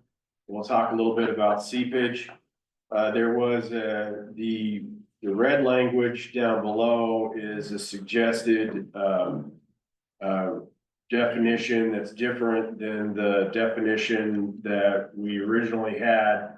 I have commented here to let you know that the original definition, right or wrong, was taken directly from the administrative rules of Montana. At this point, we do need to pick one of these. I have not, I could live with probably either one of these definitions, but I just want to let you know that the first run at it was taken from the administrative rules. And that's what's lined out. Yeah. And so if you the want to alternative language is what's not lined out.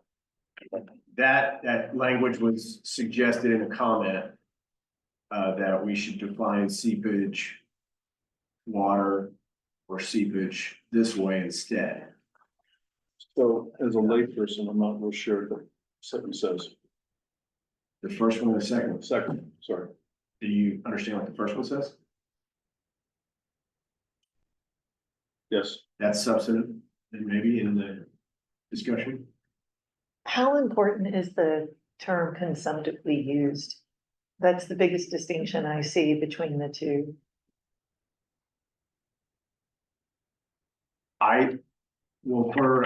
When you start to look at changes, it's really, really important. So, that is, like when you're looking to see like what is the historic use of this water right? Because you want to change it to something else. That needs to include both the diverted amount and a consumptive amount. But, You know, I mean, and this isn't like one is 100% the most awesome ever and one is, you know, bad. There's just, these are different ways of looking at a definition and, you know, one sort of follows the state convention. You know, the original language that, you know, went out, comment.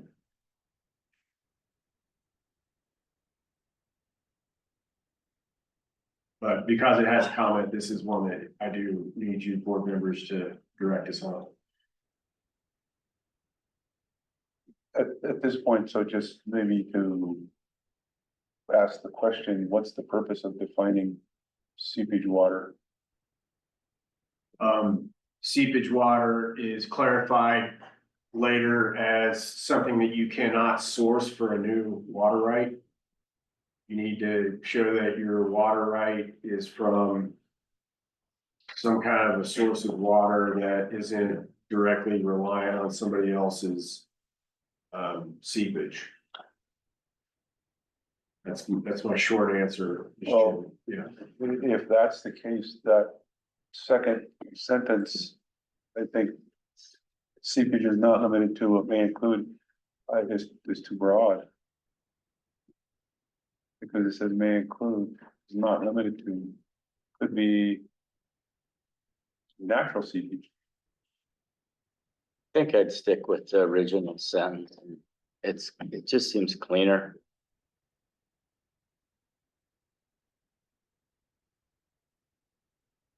I would take out, I'd take out the word slowly.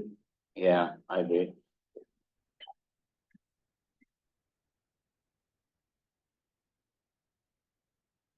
So I do have a question. What does a conveyance that infiltrates underground mean? I'm sorry. What does that mean? Oh, it's gone. Never mind.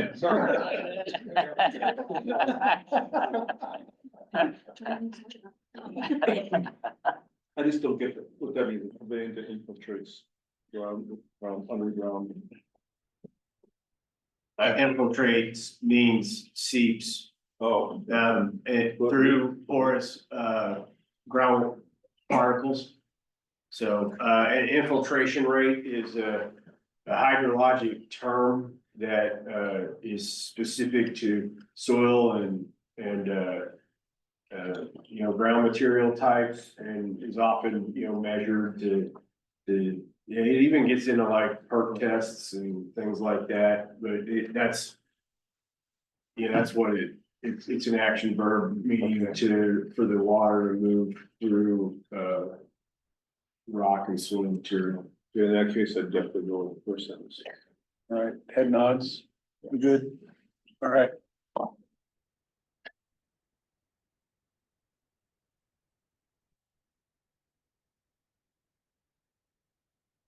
All right, the next one, substantial credible information, the original definition or the legal definition. So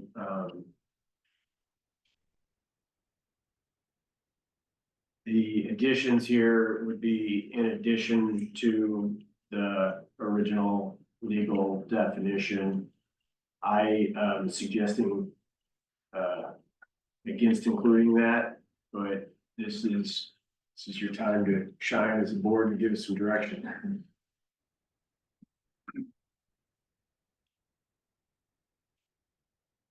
Well, that's a very, very subjective paragraph.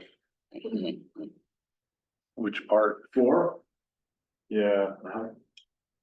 That's why I didn't really like come up with it on my own. This sort of, you know, took it from somewhere else.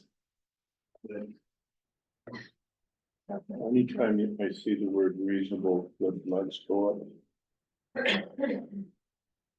Again, substantial credible information, where is that used? What do we need that for? That's gonna be like information provided by applicant, you know, helping to determine the criteria for issuance of a water right, allowances or permits or whatever. They have to give us some information, and usually the information that folks are looking for is substantial credible information. And so the red is based on comments or based on you? The red is additions that came through in public comments, and then my comment off to the right is a suggestion that we do not make the red additions, and a clarification that the original definition that we had, which is absent of those red additions, is from another legal source.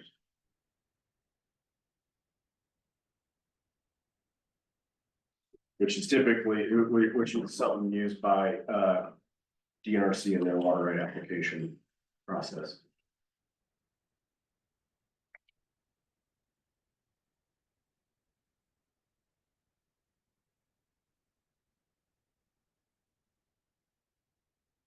So Ethan, Haley, I mean, where do you sit on this? Because you're saying, I mean, if you take a close look at it, probable believable facts sufficient to support reasonable legal theory. So are we putting the onus on administrative staff to determine whether something is going to support reasonable legal theory for the applicant? Almost every water right. But for the applicant? But for the applicant, I mean, that's because we're trying to determine that on their behalf then. We're trying to determine it based on what's provided with the application. That's what that is, the substantial credible evidence or information. I'm in agreement with Ethan, we've talked over this one. Take out the red. Yes. Yeah. And Okay. how about believable facts?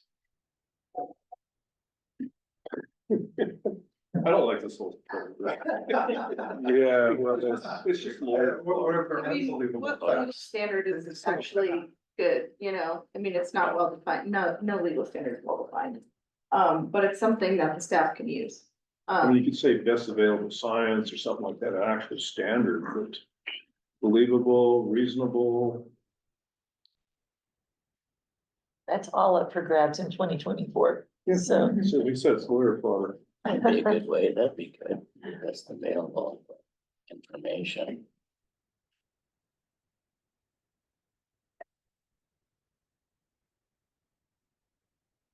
so Okay, how about this? Probable. Help me here, Haley. she's not gonna help you. Her help is like, you should just leave that, we go to the next one. Let the record show she was trying to mind meld with Ken. Facts supported by evidence. That's where I'm going with that. What did you say before You said scientific? best available information, which I thought was good. Best available information, I would prefer more than best available science. Evidence, I would say evidence. Information, yeah, and I'm still hung up on the reasonable legal theory piece. So what? We just saw an example of reasonable legal theory between 8 and 9. No, I mean, the best available evidence is like, that can be an unreasonable bar for somebody to meet. Like, I don't, yeah. Believable facts are believable facts. Somebody can provide believable facts. Somebody says that the water got here by flowing uphill, we can say that that's an unbelievable fact. I want admissible evidence. Is that too high? So what legal source did this come from?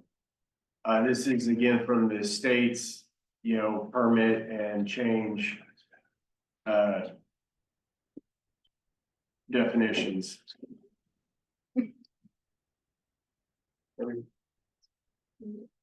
So Haley, once again, convince me. A reasonable legal theory, it being in there. To the extent that, yeah, we're providing. our procedures and our best judgment to complete an application.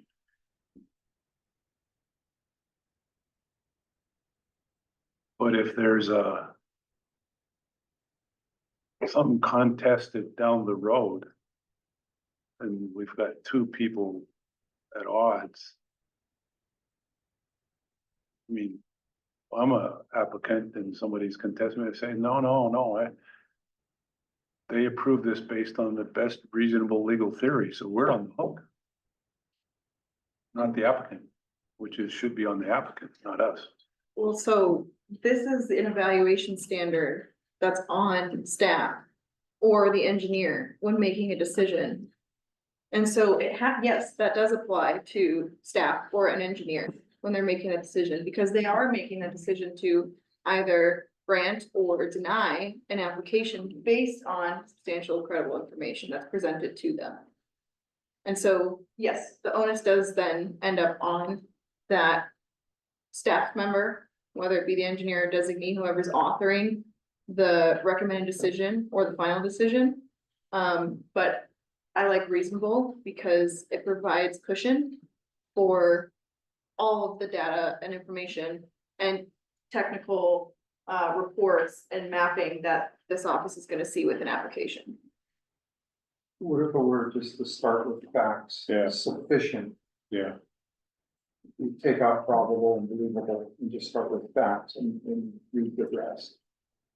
I can tolerate the reasonable, I can't. but I struggle with believable facts, probable facts. Either it's fact or it's not. And the idea is, do you have enough facts?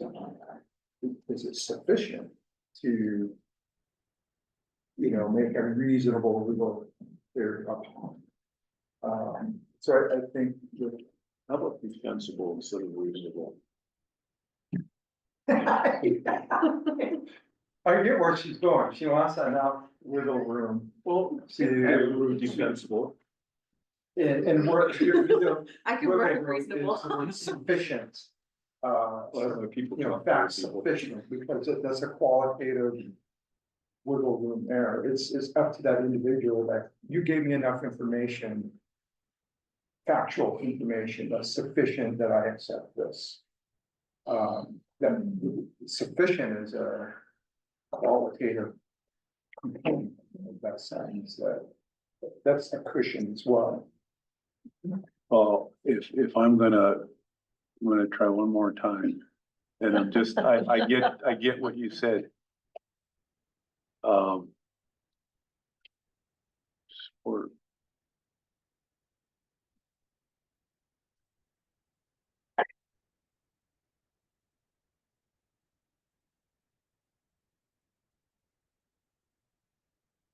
as opposed to legal, say, reasonable theory to justify So, these action requested, and that's what we're doing, is justifying it. so I'll give you a context of why it needs to be legal theory. So when you're making a recommended decision, it's a findings of fact, conclusions of law, essentially. So you take those facts that are provided and make conclusions of law based on those facts. So those facts do have to then translate to a reasonable legal theory. All right, that's on the record. Thank you. I'm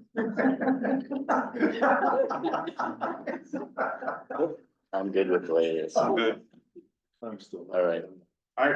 Not changing people. Yeah. Thank you. Before we move on, board members, I am just gonna remind you that the language that you put out for public notice, we did already convince you was good language. So like that change was not something that was publicly commented on. And so as we look through this, I'm gonna try to remind you, like, we don't wanna rewrite this whole document. You've already written this document. We wanna look at the public comment and see if you wanna make any modifications. That's my suggestion. So my issue with 5 is the same as the one above. If we're on that one, The second definition does not include consumptively used, and that seems like an important qualifier. I'm no legal mind here, so I defer to the smart people who have that background, but that seems like a big difference between those two definitions.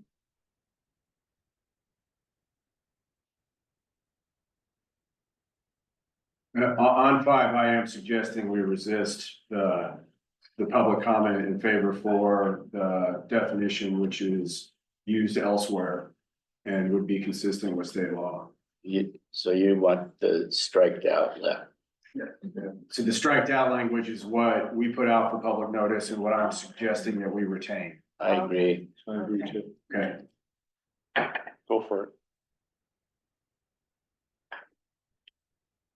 What was the rationale for the change, or was a rationale provided? I tried to put all the rationale that was in here, and I think the rationale is that, there are some elements to it that, would help in some other, ways. But, the reviewers, not all the reviewers may know that some of this was taken from existing, law. So that also might be a factor that was, unknown to folks.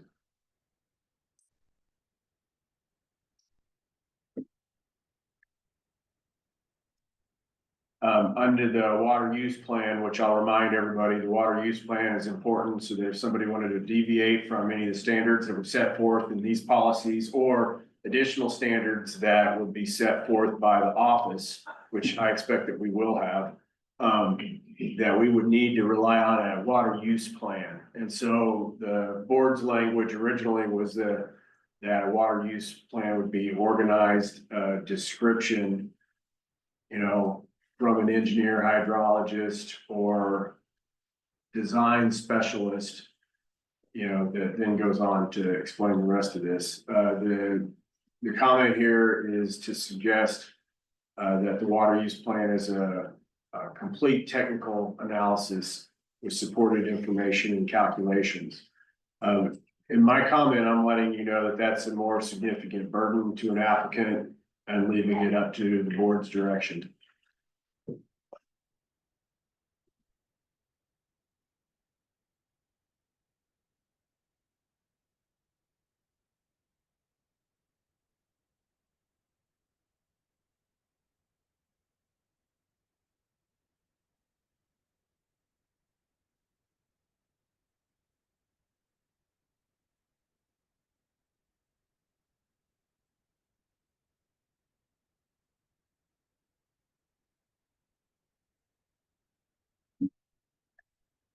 How are we feeling today?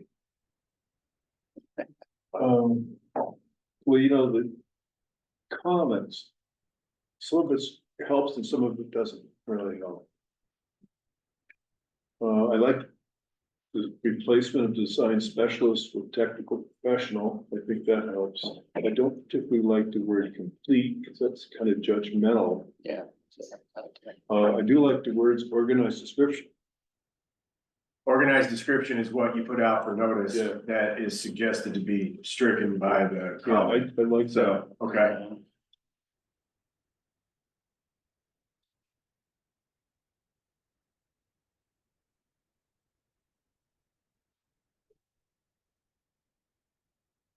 That's incomplete sentence, organized description and technical analysis, or? What if you just got rid of technical analysis? Okay.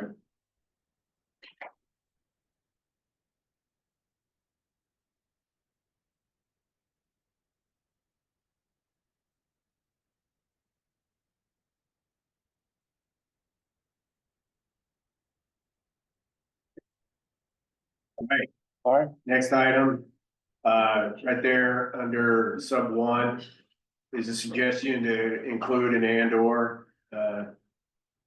And I think this is a good addition. Will everybody know what an annulus is? I don't know. I had to just look it up. I didn't know. It's a learning opportunity. We try to draft documents so that people can learn. But I think it's a good addition. I suggest you keep it. Where did it come from? Commenter? who is well versed in groundwater. Kind of person you might even have present to the board about groundwater.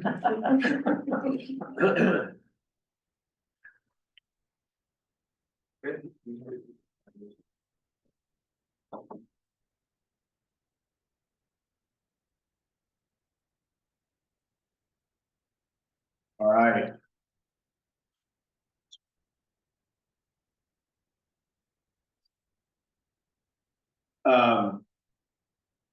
In review of this section based on comments, there is language here that's added that is actually our suggested language to add. And so we reviewed things and we thought that under this policy that allows the use of an existing well for unregistered and new uses, that there should also be a listing that existing wells that were approved by the OE may also be used as points of diversion for new uses.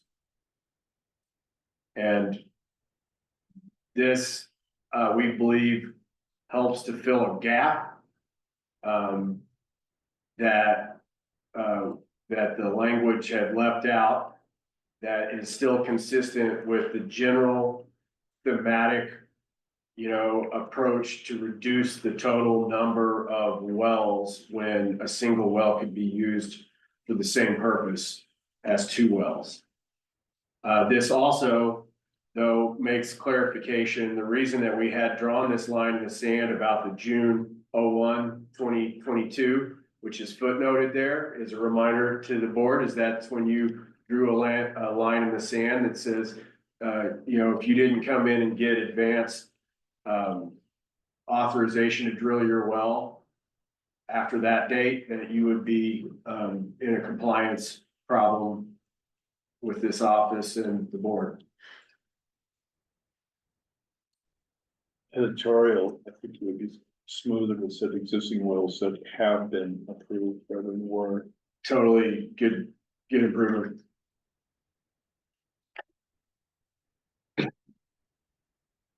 Now, is this substantively changed this section? No, I think that this,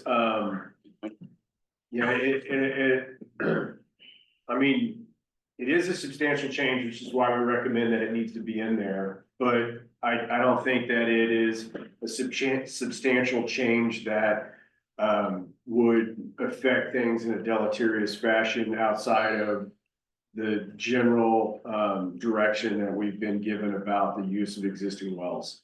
My point is it need to go back out for public comment? No, Okay. that line was Frankenstein from public comment. Oh, okay. Yeah. Frankenstein. That's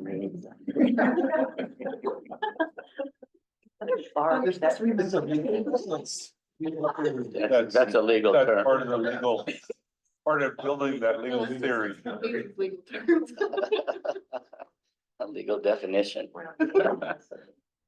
Great. Under 6, we have needed to work through this term sites because we've had applicants that have come in using sites that means something other than an actual building. So we needed to have a clarification about the term sites. And then we also realized that our clarification about the term sites had a little bit of a deleterious effect on the way that stock water allowances operate. And so this was from discussion that was not formally submitted, but was in fact correct. So we are suggesting that this clarification here about sites, as far as a business site goes, not be applied to stock water allowances. So where did this change come from? This is from us going through, working through things, and this particular change came from discussions that I had with members of the CITT about their need for stock water mitigation. And they identified a couple of rub spots in our policy, this being one of them. So it wasn't Frankenstein? No, this was I'll call it less formal public comment.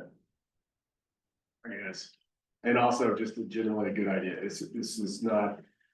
It's not a bad deal, sites really needed to be fixed for the domestic allowances, not for stock allowances.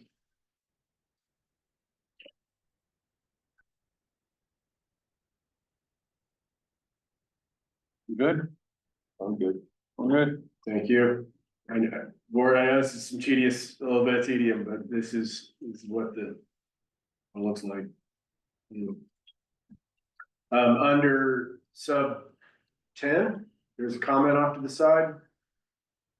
Now this one is just a comment that does not have specific track changes, but one of the things that the board did ask for is to have comments inserted in the text where appropriate, where the comment, you know, so that the comment is tied to the correct section. And here, and Mr. Makepeace is not here, but you know, he concludes that this is an appropriate inclusion in the domestic allowance review process. And you know, we agree, but for the thoroughness of what you requested, you know, these comments that generally agree with the language that you put out to notice are also included. Okay, Thank you. yep.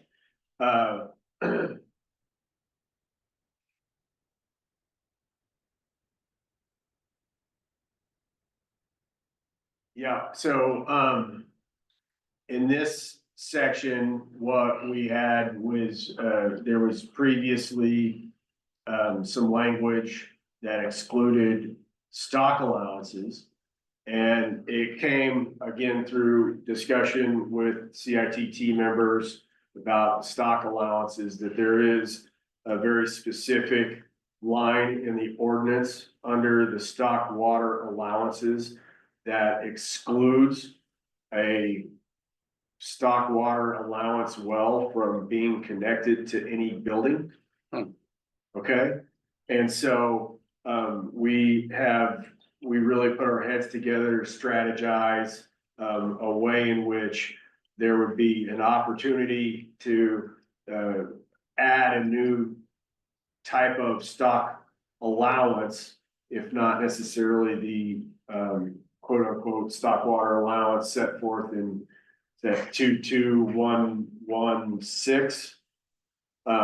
And so what we have concluded is that if we instead say that it excludes water rights purposed exclusively for stock, that it would allow us in an instance where there is an existing well attached to a building and somebody wanted to add stock use to it for alternative stock water mitigation, that our office, if we make this change, would be able to issue a domestic allowance purposed exclusively for stock water without having that particular exception to a permit add into the total maximum annual volume for permit exceptions within that area. So in plain language, if a guy had a spigot on his barn, this would apply. Yep, and he would be able to then get a 60 DF exclusively for stock without having it add into his total 10 acre feet. And he'd still have to put, it's a guy, so he'd still have to put that in a stock tank, and nothing allows, allows him to start filling up ponds or do something else outside of the diversion standards that we all know and embody or embrace for these types of stock uses. But I get it. Okay. So follow-up question, which is beyond this. yes, But I was curious when they were going over these stock allowances, how do you police or regulate that? What if somebody, we rely on somebody else to file a complaint if there Okay. seems to be an issue. they hook up a hot tub to the side of the barn instead of watering cattle? Are the cows drinking out of the hot tub?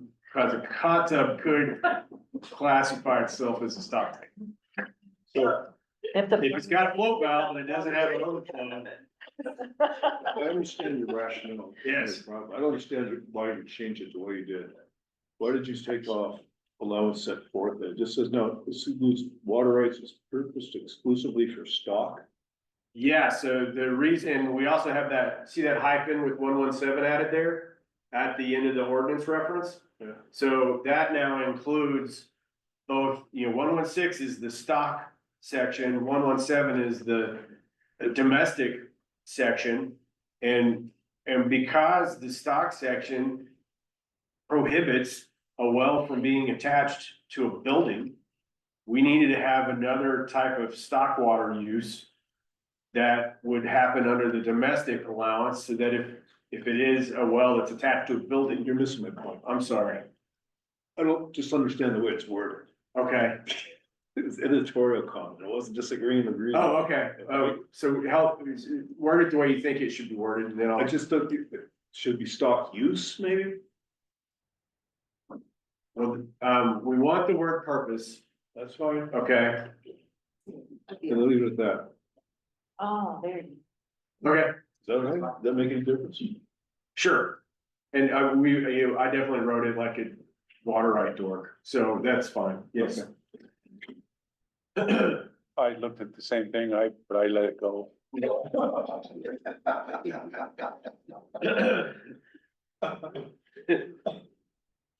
Okay. Alarm just kicked in and I realized.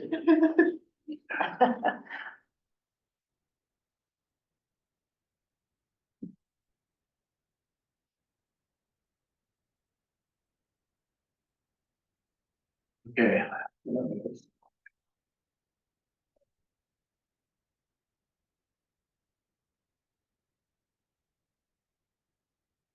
This is an additional clarification that, I think was a good one, in that we needed to rein in the fact that even though you can use these,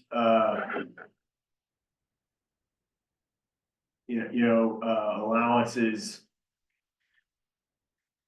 for an amount that adds up to 10 acre feet, they do need to retain their maximum annual limit of 2.4 acre feet if it's a new individual or shared domestic allowance. Now, this is just a reiteration of the ordinance, but because this section talks about the maximum annual volume limits for permit exceptions,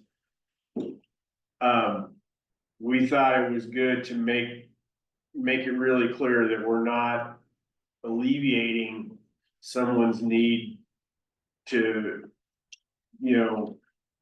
adhere to the maximums set forth in individual or shared domestic allowances.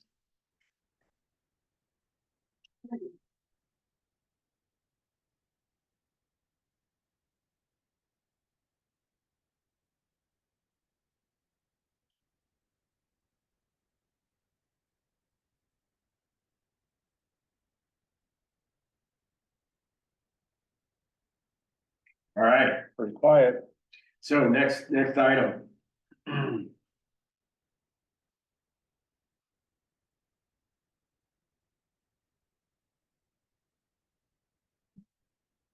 We thought this was a fine enough addition. That's fine.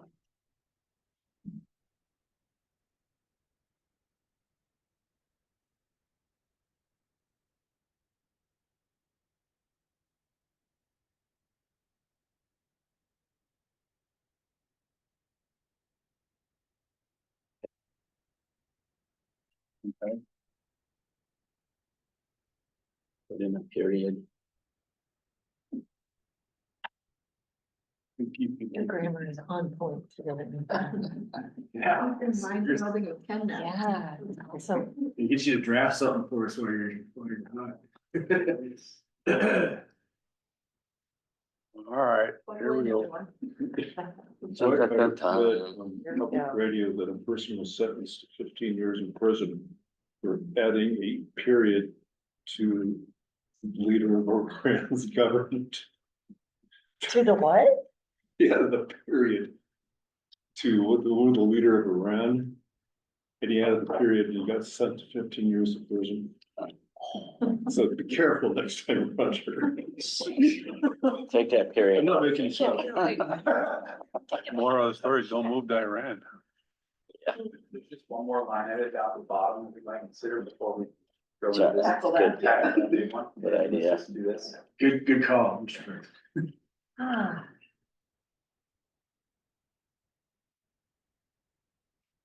This, is consistent with that other. And I think it was. Yeah. that hearing. Did he take out his own special?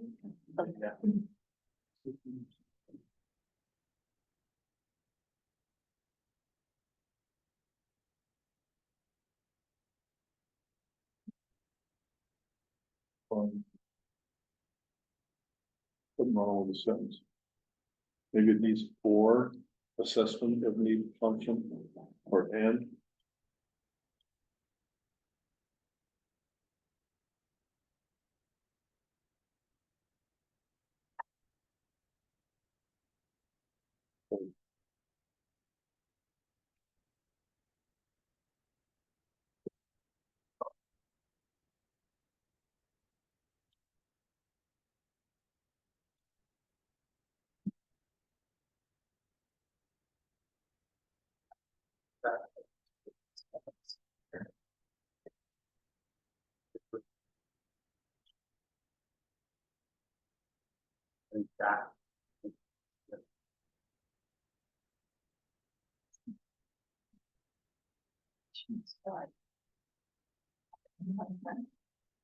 Oh, very.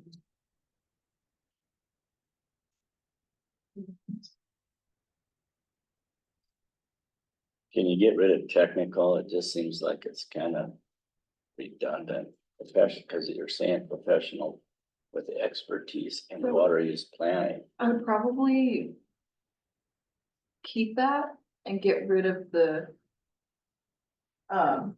with expertise in water use planning because it's identical to the language that we approved above. All right. And then I think the possessive makes more sense now that there's not the bracketed language. Yeah. And then get rid of the. That's good. I don't think we need a problem there. Okay. Good. Okay, here we go. All right, time for a break? Push on.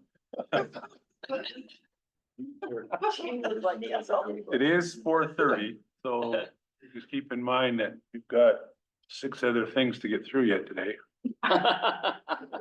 or not. This is a good one. Is this the last thing on this one? Yes. No. Yeah, this is it. All right. This is Guys the could big just one. vote. Yeah, we could. Who wants to summarize the acreage issue again? My opinion hasn't changed. So it's 10 acre feet. I mean, that's a key, and the other key is, Yeah. that it's an exception issue, as Ken keeps pointing out, not whether or not they can get a water right.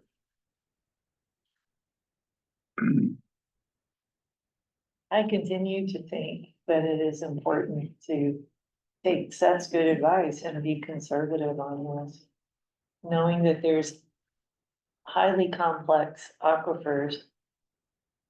And I get that that makes it difficult to come up with one application that's good everywhere. But I think if we start with twinning, we can't go more conservative from there, and there may be a need to. I mean, we saw the graphs today, right, where there's a general decline in several aquifers on the res. And as Seth said, there's a lot of climate signal enmeshed in those declines. So that's my 2 cents. Discuss amongst yourselves. Can I say one thing? Is this a situation where we can go with the 40 acre? But leave it to the engineer for exceptions? Hmm. That'll be the standard. But based on credible evidence, the office of the engineer can make an exception. That's similar to the thing I floated, which is probably not reasonable either. That we have zones within the reservation where they're different. 20 acres might work in some zones and 40 acres might work in others. And those, all that groundwater information we just saw could support that, but we'd have to be very specific about what those zones are, which would require a whole lot more work than we've done so far. Well, I'm not sure that's correct, because remember, repetitive, is we're talking about the exception here. So the water engineer would determine not whether how much water there is or that, who's just saying, well, based on credible evidence, is there a need in this spot for a 40 acre exemption or a 20 acre exemption? I get your point. My thinking about it is that how do we manage that in a public setting? One applicant, as soon as, I mean, if we've heard from both, but as soon as we do that, any developer who is interested in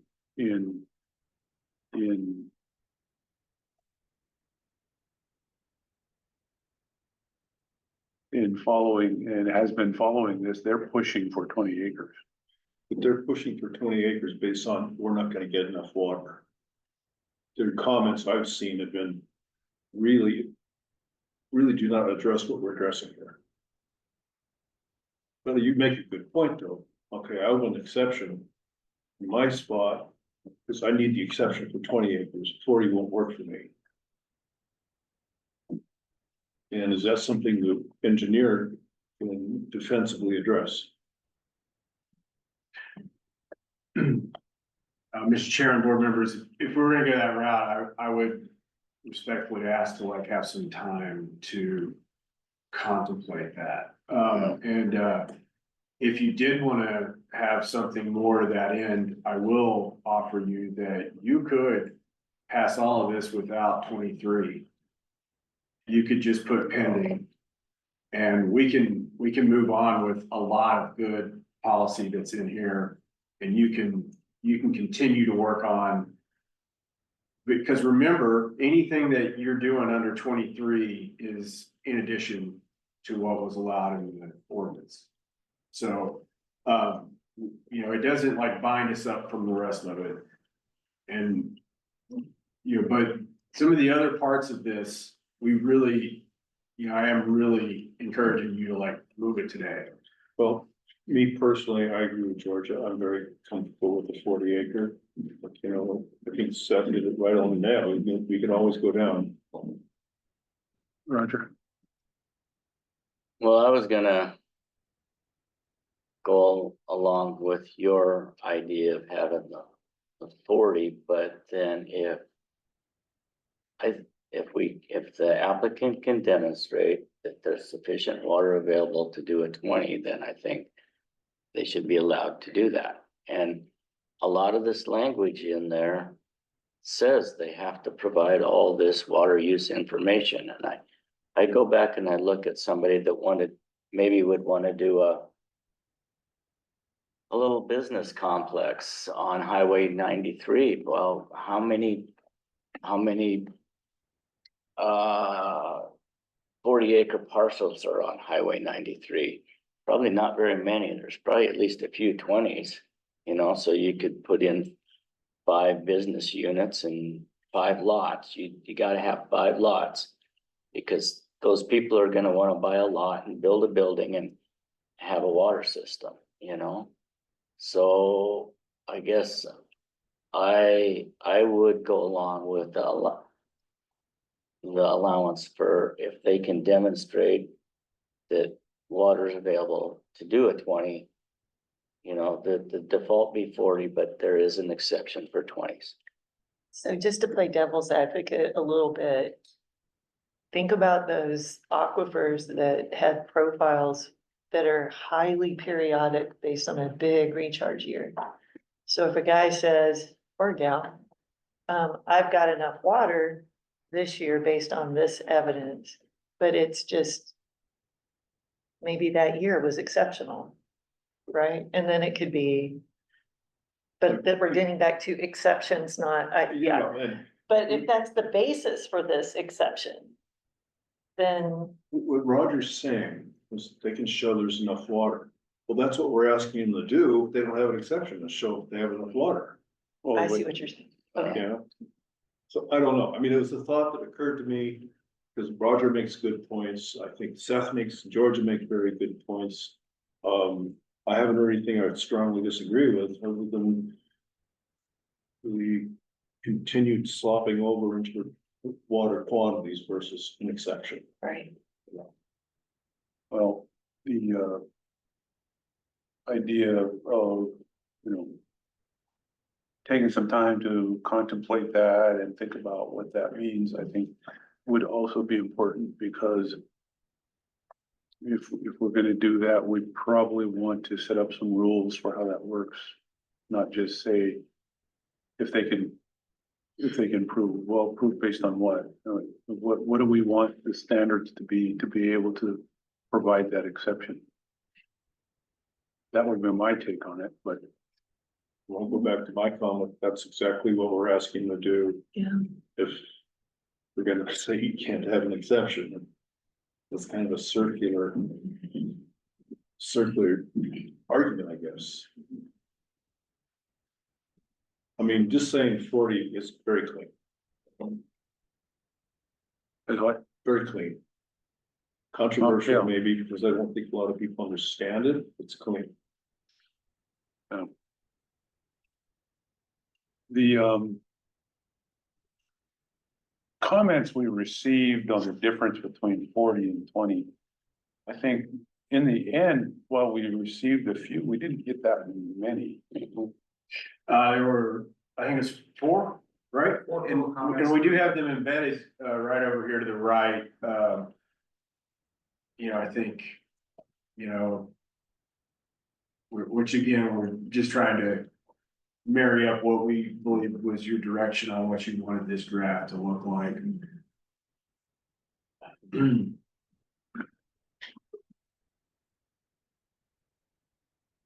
The one comment, if they won't be able to get enough water, that's not what we're discussing. And that's not the point. So Mr. if we, Chairman, I think it should be 40 acres with the knowledge that that's not gonna work, that we can change it. And the compact also says 40 acres, from what I understand. Casey brought that up when he talked to us the last time. And he talked about the 20 and 40 acre parcels. He said that it was in the compact. The ordinance doesn't actually set out 20 or 40. That's why we're having a long conversation about it. What the ordinance and the compact do say, though, is that there is a conservation piece to the spirit of these documents. And so maybe that's where he was pulling the 40 from. Okay. Yeah. But I didn't take the 40 and, work with it, if it's not working, then meet on it and change it. Roger, I don't want to put you on the spot too much, but I think you were really an advocate for 20. Where do you stand? Well, I would acquiesce if we have an exception for 20s, but otherwise I'm not gonna go with a blanket 40.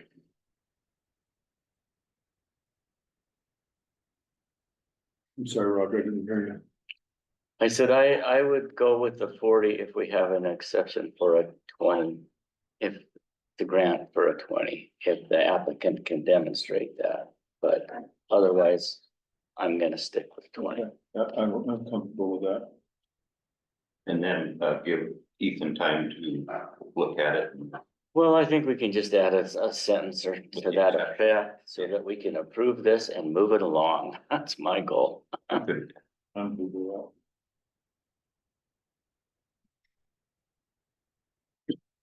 I'd like to strike 40 personally, once we get into the exception. I think there's another rule set in the background to that, but yeah, what is the exception and what is the expectation of proof of that exception? I'm not saying that's wrong, but we've been on this for a long time that I think we could do the 40 right now and in the future, either create an exception or go to a groundwater, management unit areas or something that's, because there are definitely places on the reservation that could go to 5. Some you probably shouldn't be less than 640. So I think you could get exceptions the other way as well. 40 is the wrong number. In that context, the exception could go the other way. So I think 40 is a reasonable acreage based on the comments. And it's, we gotta get the car down the road. Yep. And we'll circle back around when all 4 doors shut. And we have more confidence, and we can look at groundwater with the deeper lens. And do something with confidence, I think. So unfortunately, Seth left, but I go back to his original memo when we had our committee on this subcommittee. And this domestic development allowance was to accommodate minor subdivisions, 5-lot subdivisions. So if you're gonna do a 5-lot subdivision on a 40, you're gonna wind up with 8 acre parcels, which are just a mess. I guess to me, at least if you go with a 5-lot on a 20, you're gonna wind up with 4 acre parcels that are at least manageable. So that's the other place I come back to. Or the other rationale I come back to. Seth also did provide the 40 acre comment that's provided in these comments. Yeah. But in his original memo, when we had our subcommittee, that was part of it. That this was designed for minor subdivisions. all right, let's take a test here without a vote. Where do you stand? Straightforward. Straight 40. 40. I'm at 40. Okay, well, this might be the first split vote we have, but we probably better move this on, so if you're ready, we'll take a motion. Mr. Chairman, I'll make a motion that the sentence should say, starting with but not limited to housing subdivisions or any combination of businesses and residential units are intended to up to 10 acre fit and permit exceptions for each 40 acre apportionment of land within the development. Motion by Ken. Go ahead. All right, can I make this cleaner? Sure. You can edit this. No, go ahead. No, you can edit all of this right now, and then you can make a motion to approve all of the changes that we've made. Oh, Yeah, that's okay. a good point. Okay. Yeah. I got carried away. I was excited. But Well- this is the last one, right? well- It is the last one, but I think you can make that change right now if you Okay. want to in the language, and then the motion can be to approve all of the sections. Okay, but Well, we'll we're- vote no on this specific section in the general approval. Yeah, that's the only issue is we got one dissenting vote. Yeah, he can vote no and then reflect his dissent in the no vote for just that. So you can say, my vote is yes to the other sections of the WP&P that have been discussed today. However, with a no, No, To this I don't language. go along with that. I favor everything but this one section. that's what I was just saying. No, it doesn't sound that way. If I dissent, then I dissent, so I'm not gonna vote yes and then qualify my answer. So Okay, you're sorry. voting no on everything we've done today. If we go that route, I'm Okay, voting no, That's fine. so, yeah. Right, I misunderstood. Yeah, and it is fine. Yeah. But Yeah. I guess I'm in favor of the rest of it, it's just this. So, We have, so you want to withdraw your motion? No. We're going to take Oh, action on, Yeah, yes, I guess I do want to withdraw. okay, Yes. so let's make the edit. We have consensus on the edit. Needs a hyphen. Yeah. We've got a bread too.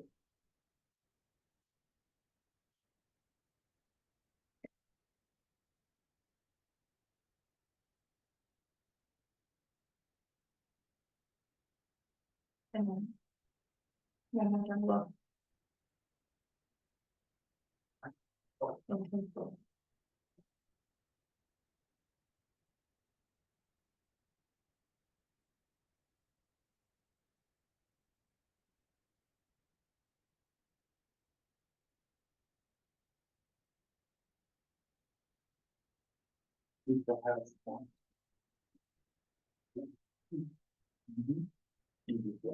Can I ask a question?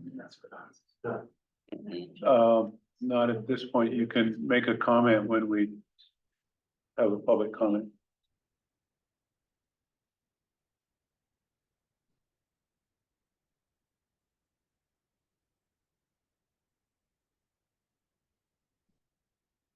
Okay, was that the last change? Yes. Okay. So at this point, then, the question on the table would be a motion to approve all the changes discussed today. If you're ready. Public comment. We've been to public comment, so we need to take public comment on what we're doing today. All right. Support. No problem. So now, if there is public comment, we'll take public comment. So if you have a comment, you want to step up and give us your name and give us your comment? Yeah. I'm Bill Bukowski, and I have, technically less than 40-acre parcel in Hot Springs. And it's a permitted minor subdivision per Sanders County right now. And I've been waiting to come in for the wells. And Ron Warren is my consultant, and he submitted, and it was returned with the check saying it's not processable about 2 years ago. And so this is developing. That section you were just discussing, I have 38.9 acres. The minor subdivision, so I'm technically under 40. And the minor subdivision is more than 5 acre lots. So I have 5.25 acre lots, 5 of them. And then I have 2 lots that are in my kid's name. So there's 8 lots out there. But for the land that I own in Hot Springs, I'm entitled to 10 acre feet and 5 wells, if that were to pass, as it sits right now. Is that, I'm trying to understand. No, Where do I stand then after 3 years? I'm just trying to, based on that rule. Ethan? Mr. Chairman, Mr. Bukowski, Thank you for your comment. so the 20 acre and 40 acre language is just additional to, so Mr. Bukowski's case, he come in and he could apply for the 10 acre, up to that 10 acre foot maximum for his place. It doesn't mean that he has to have, or that somebody has to have at least 40 acres to get a development domestic allowance. This is intended to be additional, so that if a parcel is larger than the amount that this board settles on, which strongly seems like it's about to be 40, that if they have an additional 40, then it's all one contiguous development. They would be able to pursue up to 10 acre feet for 140 apportionment, and then 10 acre feet for the other 40 apportionment. Absent item 23, it would just be 10 acre feet for the entire 80 acres. I hope that helps. But how many wells, Ethan? the wells are in a separate section and it would be for something like yours, it's up to 5 wells, 1 for each house. Okay. So, in your situation, again, though, like I said before, you gotta actually get the whole application in, but from what I I understand. don't know what Right. to submit on yet. And, you know, is that you would be able to, apply for a development domestic allowance, which is for up to 5 units, up to 5 wells, up to 10 acre feet, with the one requirement to measure water. All right, thank you for your comment. Thank you, Ethan. Any other public comments? I appreciate you clarifying that for me. If anyone online would like to make a public comment, you can raise your hand and I'll allow you to speak. Seeing no public comment online. Okay, now if you're ready, we'll take a motion to approve item number 5. We are, Mr. Chairman, I move that we adopt the public comments as entered into the record today, and that we approve, not sure how to say it, the changes we made today to the WP&P.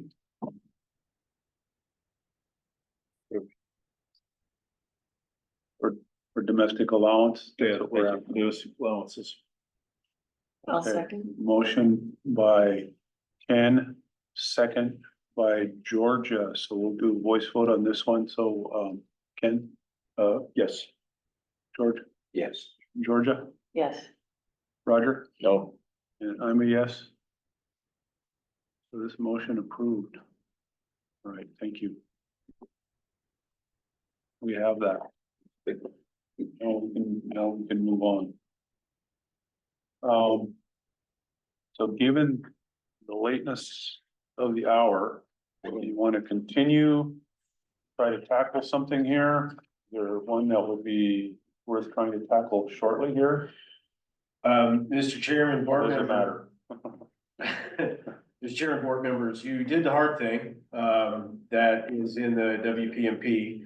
We do have, just real quick, like we have the OE hearings section that went out for public comment that received no public comment, that you could expeditiously approve, and then we can add that to what you just approved. So we start getting a more complete set of WP&Ps, and then we would have the domestic allowances, we'd have the complaints, and we'd have the hearings sections all buttoned up. So item number 6, I think you can roll right through item number 6, Mr. Chairman. you guys game for that? Mr. Chairman, I have Ken? no time constraints today, but I was hoping we could address number 8. You want to do 6 now, or you want to do 8 now? I would rather do, I don't think it makes any difference. We Okay, can just roll right through 6, but I would like to look at 8. well, let's finish 6 and then decide what we want to do. Yeah, okay. So number 6, please. Again, Mr. Chairman, nothing on number 6 is different than you have, this board has meticulously overlooked the OE hearings section, and you provided good oversight and draft, and that went out to notice, and that's come back with no comments at all. We believe that this section is pretty clear, pretty concise, and good to go. You know, anything that is not gonna work in here, we're probably not gonna find out until we have some hearings. Any questions or comments, discussion more by the board? None, if you're ready. Take a motion to approve. No public comment received, no. Public comment, any final public comments? Anybody in the audience or anybody online has a public comment? If anyone online would like to make a public comment, you can raise your hand and we'll allow you to speak. Seeing no public comment.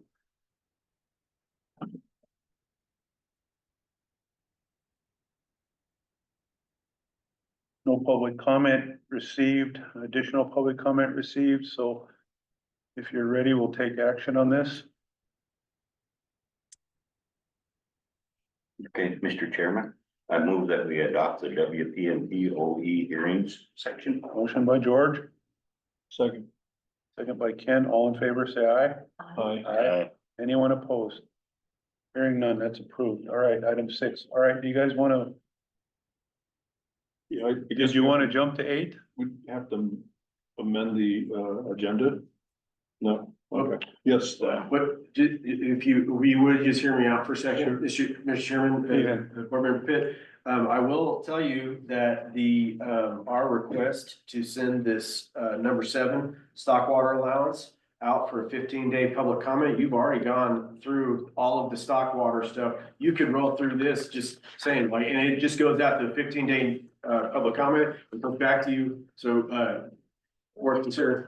Okay, item 7, let's, do we need to look at it?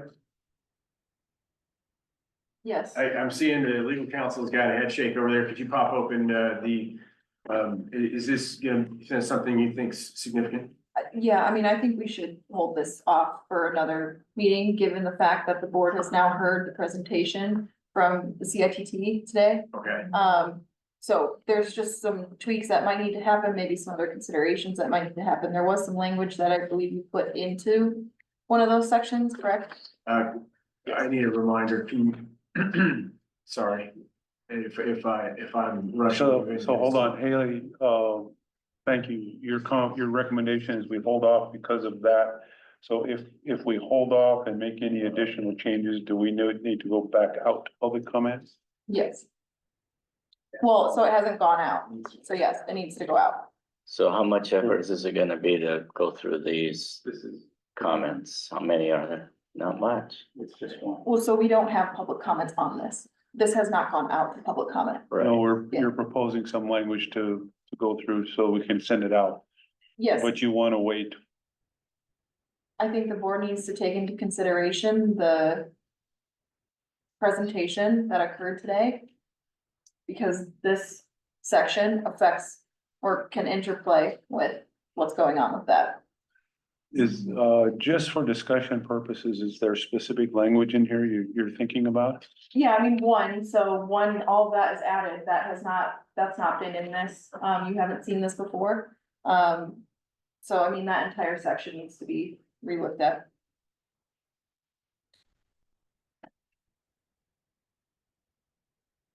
yeah, I think Haley makes a very good point.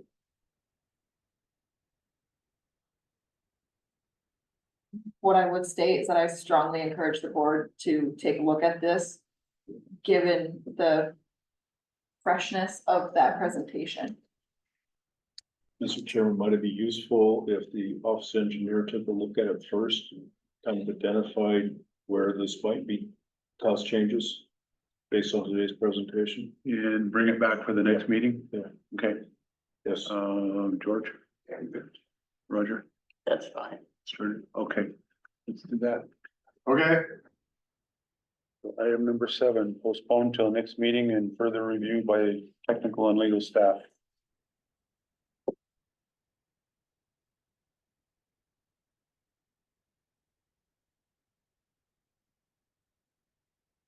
And now we're on 8.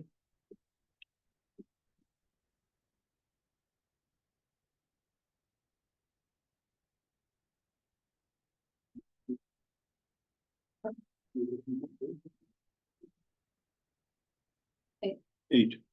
Flathead System Compact Water is item 8. Mr. Chairman, board members. Yes.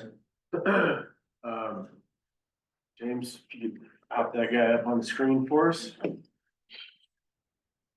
And probably go ahead and save this one to a new file type just in case. And now, Mr. Chairman, board members, as a reminder, we have been working to draft language that would go out for a formal 15-day public comment period.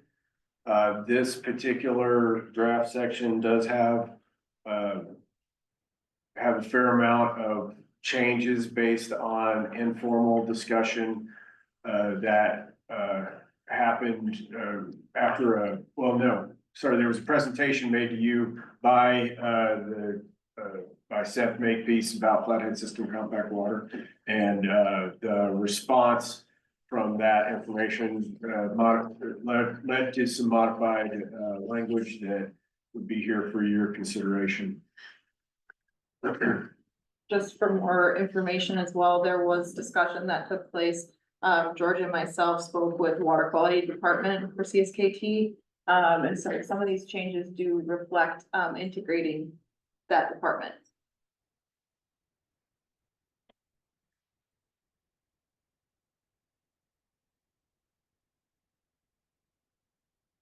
Can you just go over to my comment? So question on number 1B. It ends with, when added, all cumulative prior issuances see the total water right volume described in Flathead system water compact. Isn't that 90? That's huge.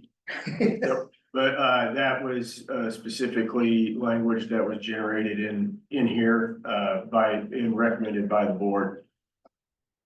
So even though it's a huge amount, you know, I do think it sets the expectation that we need to keep track of that, and any issuances need to adhere to that maximum standard. And we're a secondary review of that because that's gonna all come through the tribal program, and they're gonna know exactly what those volumes are. So the first cross out there, is that based on your discussions with Georgia and Haley?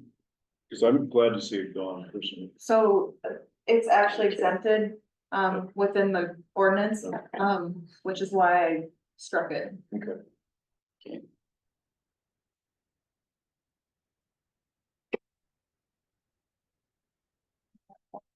Normal word. I don't know what else to say. It's after 5, my brain starts to shut off.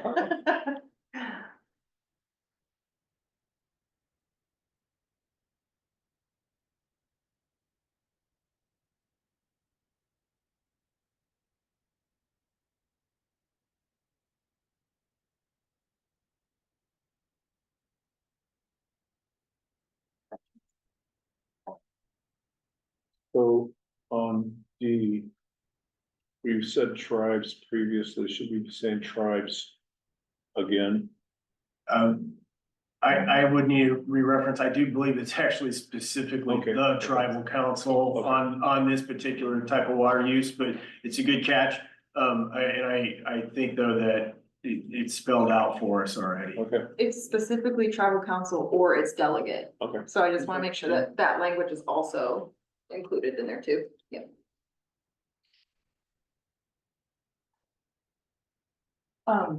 So Ken, to your question, this language here is based on conversations that George and I had.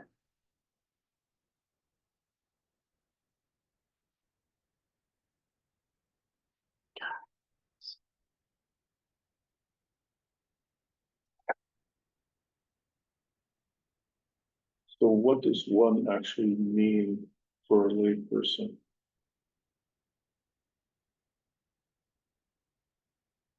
That was.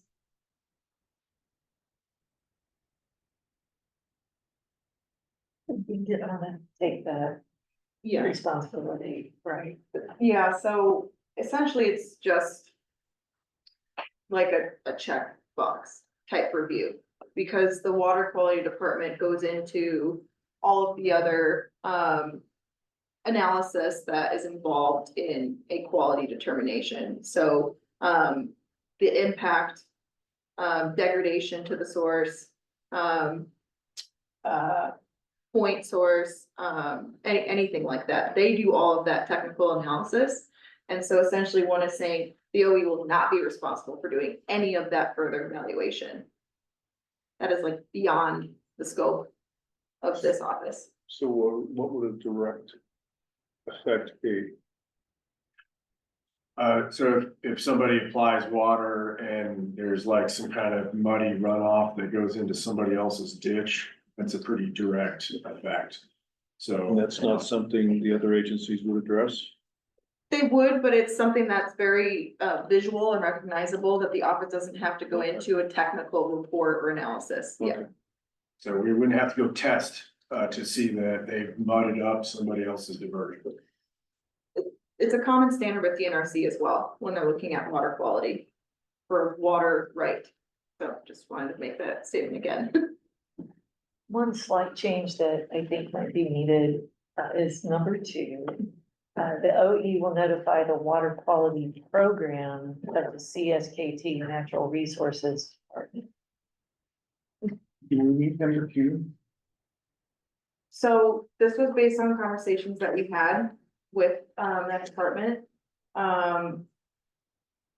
If there's ever any technical or further analysis that this office does need, it would be important to establish this relationship with this department to where we're at least just notifying them of it so that they could maybe put a red flag on something down the road.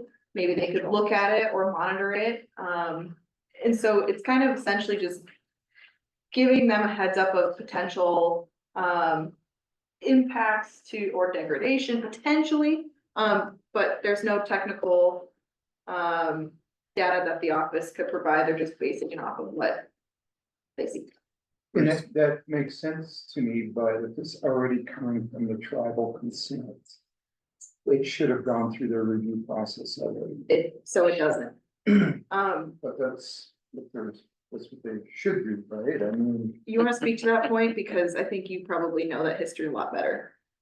Right, so there is not always a great connection between departments. And this is a case where when we spoke to the head of the water quality program, this was actually language that he recommended that we add in order to best ensure that his office got a heads up. I captured that. And that we're also doing our role Right. with just monitoring the water quality from this aspect. This was the first time he had even heard really about this. And what the standards were in the ordinance for water quality.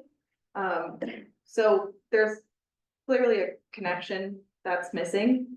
And I think it's just also to establish that connection with this office and that program. In case there is any technical data that this office needs. I guess I'm not opposed to it, but it doesn't seem like that's our responsibility to notify a tribal department of another tribe, of the tribes.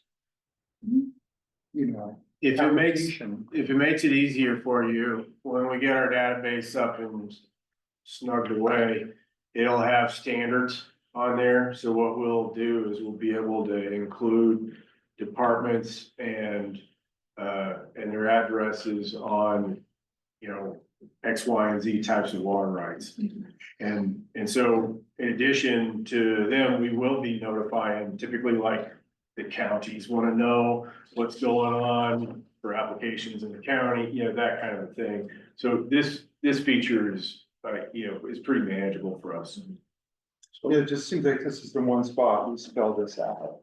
I think that And there will be issuing a lot of other water rights that may be more impacted than really a change of use in the system compact or the use of the system compact.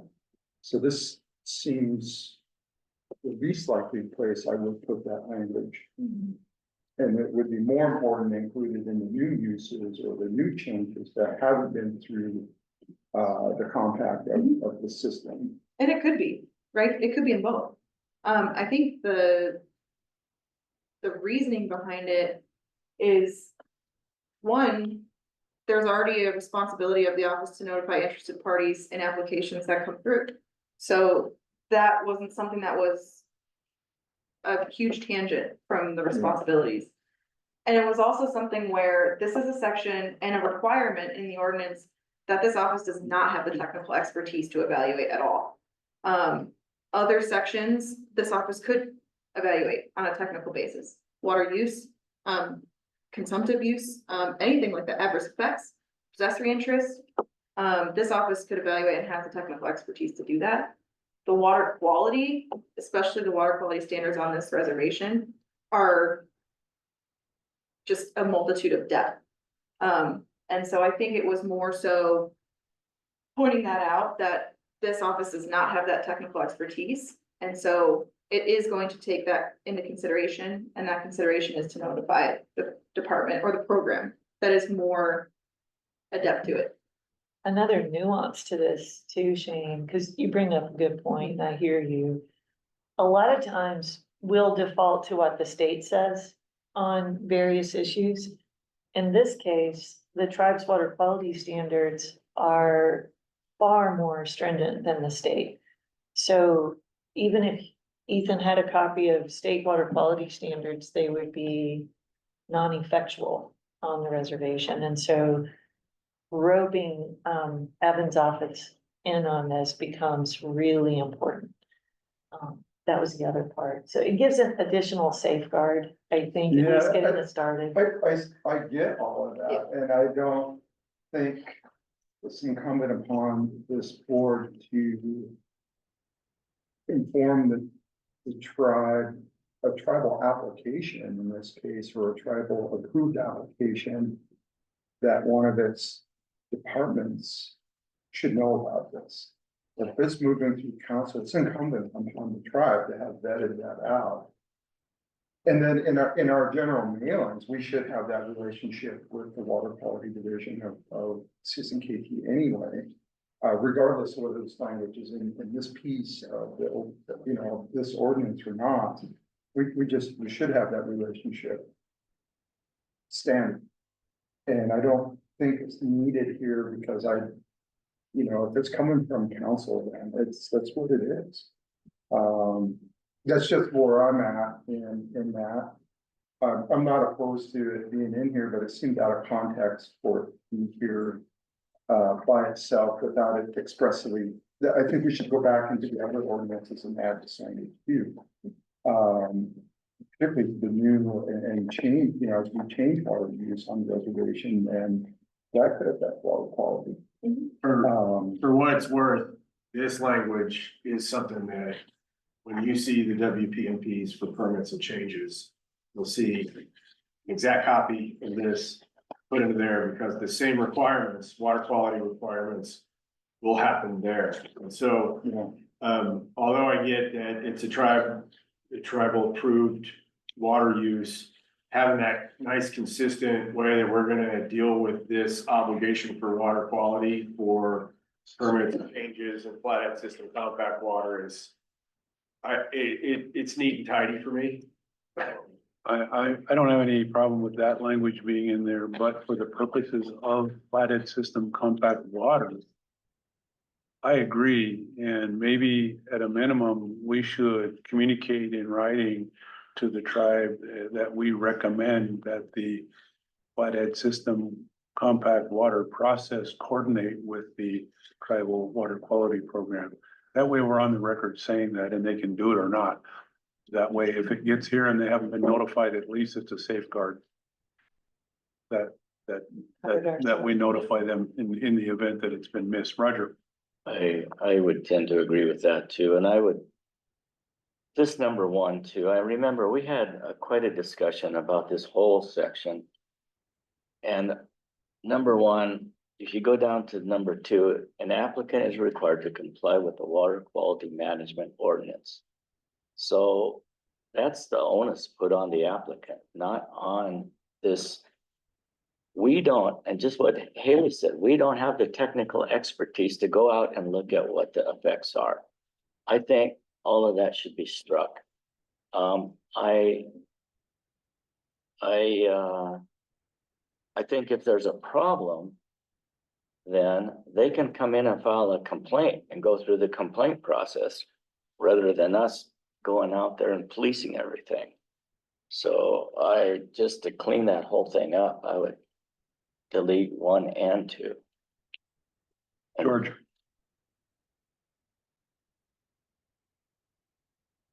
You had a comment? No. Oh, somebody over here had hand up. I thought it was George. But having said that, I can agree with where Roger's going. With what? I agree with where Roger's going on that, for that. Can add just a little bit more context to that too. So there is a responsibility of this office to still evaluate water quality. And so that's what one is intended to do, is still there is that responsibility to just at least essentially go through the motions, right? And so that's what it is. It's trying to say that, you know, the office of the engineer is not just gonna see water quality on there and just be like, oh, I don't have to do anything with that. They do. There is still a responsibility to evaluate it. It's just not in that technical depth that the program does it. That's in the ordinance. It is, yeah. And I take back what I said. But, if you keep two, you need to spell out CW.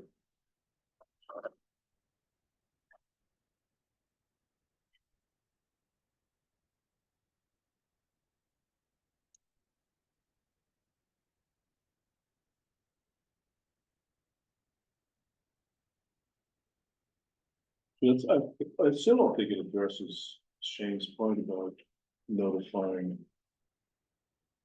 You know, the natural resources, is that, we still haven't resolved that, is that still, number two, is that necessary, appropriate? Or is it just kind of a notice thing? I think it would be at least a good safety valve, but I think we should be on record with them that was the one with the Flathead System Compact Water Group to be in coordination with the water quality. Will to should. It must also be one of those situations where this is new for them, it's new for us. And including this language, make sure that this process gets started. I mean, at some point we could change that language, right? Once this system gets put in place. I think in our conversation with Evan, this seemed like new information to him. And I think on their side, they're in the same boat that we are. The natural resource departments are trying to learn what their role is as this is going down the road too. And he was pretty candid. Right now, he doesn't know what his role is. It hasn't been defined for him. And it may be the council doesn't even know maybe how to execute some of this yet. They're probably figuring it out too, just like we are. So we just felt this was a way to kind of make sure the process got started. But maybe to your point, it's something that could be changed later. Yeah, I think that's a good point. I mean, that leads into my questions over on the side is, I don't think we even have really an idea of what that application process looks like before the tribal council. I think that's something that was left out of the presentation. Just like, you know, that kind of hardcore nuance of like, what is being submitted and what is this office expected to receive? So that's something that I've had a comment on here. Mainly because I just was curious, and does that inform any of the language that's in here? I don't know.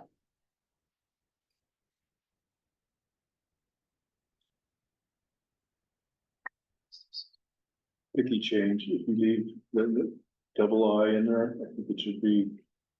And the CSK water quality standards as amended.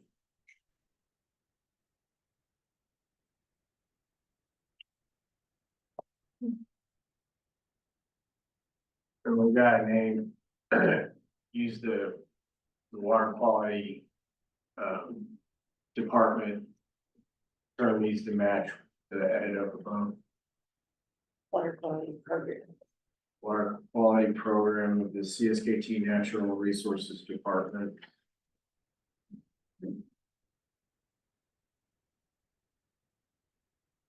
What?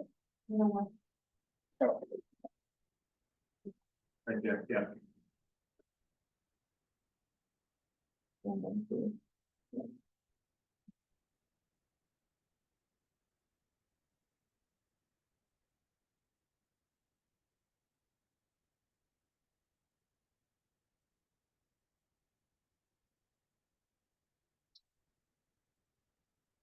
And, no, Ethan or Haley, one of you can draft the letter for us to send. I mean, I got a note right here, written to draft that letter. All right, Mr. Chairman, do you want that to be a board action letter, or you want it to come out of this office? I think as long as there's consensus, just a letter notifying them of a recommendation. If you guys are okay, I can sign it. Yeah, we're good. Okay.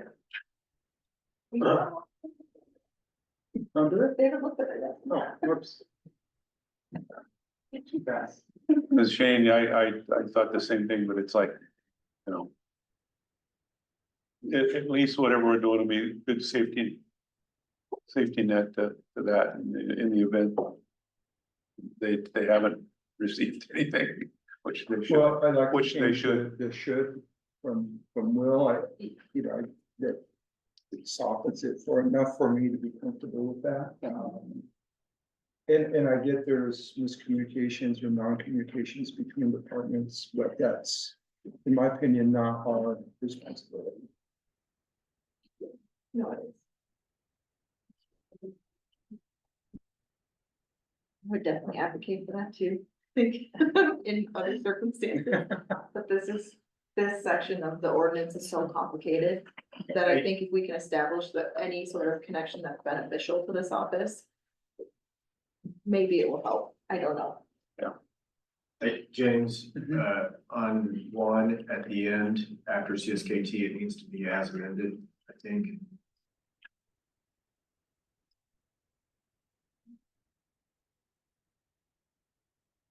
So question on double I, tribal ordinance 89B. Is that specific ordinance to water quality? Do we want to leave that generic or It's specifically referenced in the ordinance. if they amend that, do we have to go back and amend ours? No. So they go 89C next year when they amend their, They don't amend that number, they update the water quality standards. But it always, for 30 years, it's been okay. ordinance 89B. And if it did ever change, then we can always It's just yeah. yeah, I mean, the whole ordinance would have to change too. right. So we have to go through the legislature to do that. Minor. Yeah.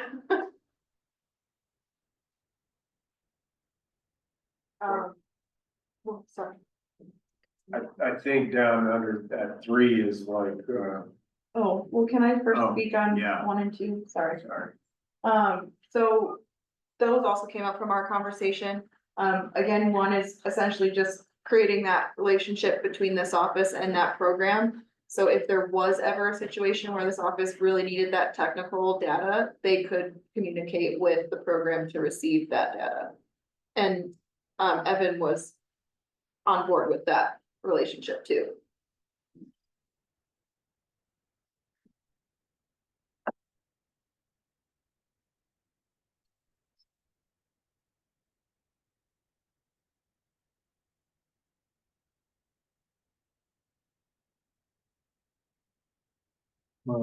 That typo, should be from the water quality program on number 2.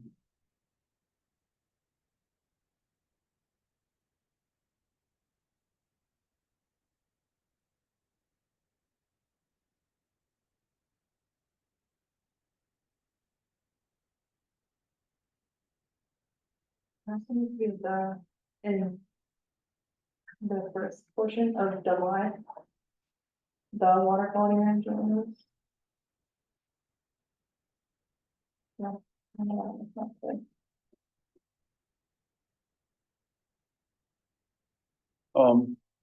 Haley, your comment we need to flesh out. So should we add that request to the letter as well? Oh, sure, to the letter, yes. And just say, you know, in addition, we'd like to request, you know, clarification on. Yeah, okay. Yeah, I think it would just be important for the board and the office to understand how that process works. Include that. Okay, So the comments can be deleted. we're gonna go in the water.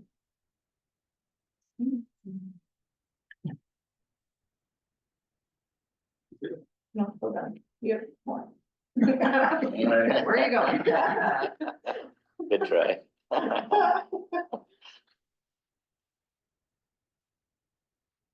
So that's just moved to down below, and that's what's like important is that the two steps above that. The water quality department gets noticed and then that the OE may communicate. With or ask for a letter of verification, it all kind of leads down to. The authority to revoke a water use if it's in violation. And I don't know if it's all strung together close enough to be clear, but Need to change B to water quality program. Make a suggestion on C. Add the words of general circulation behind newspaper.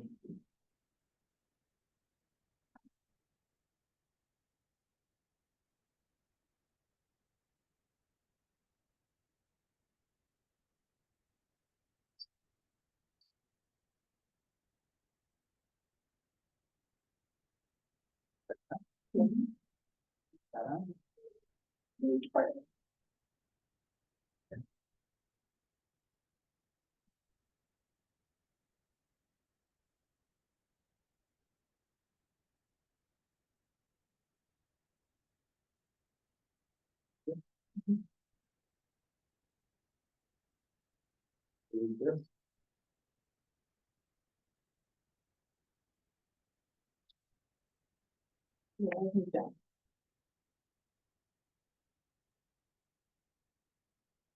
My comment was just added B, so the comment can be resolved. Do we have a form, please? One thing that we need to know though is if the board would like to consider a filing fee for those applications, there's nothing like this in the NRC to base the filing fee off of. And that's a question we've been dealing with in the water rights database build-out. No. No? It just doesn't, I can see the functional need for it, but just. You're dealing with a very special kind of water right there. I would say, No fee? Yeah, that's what we programmed.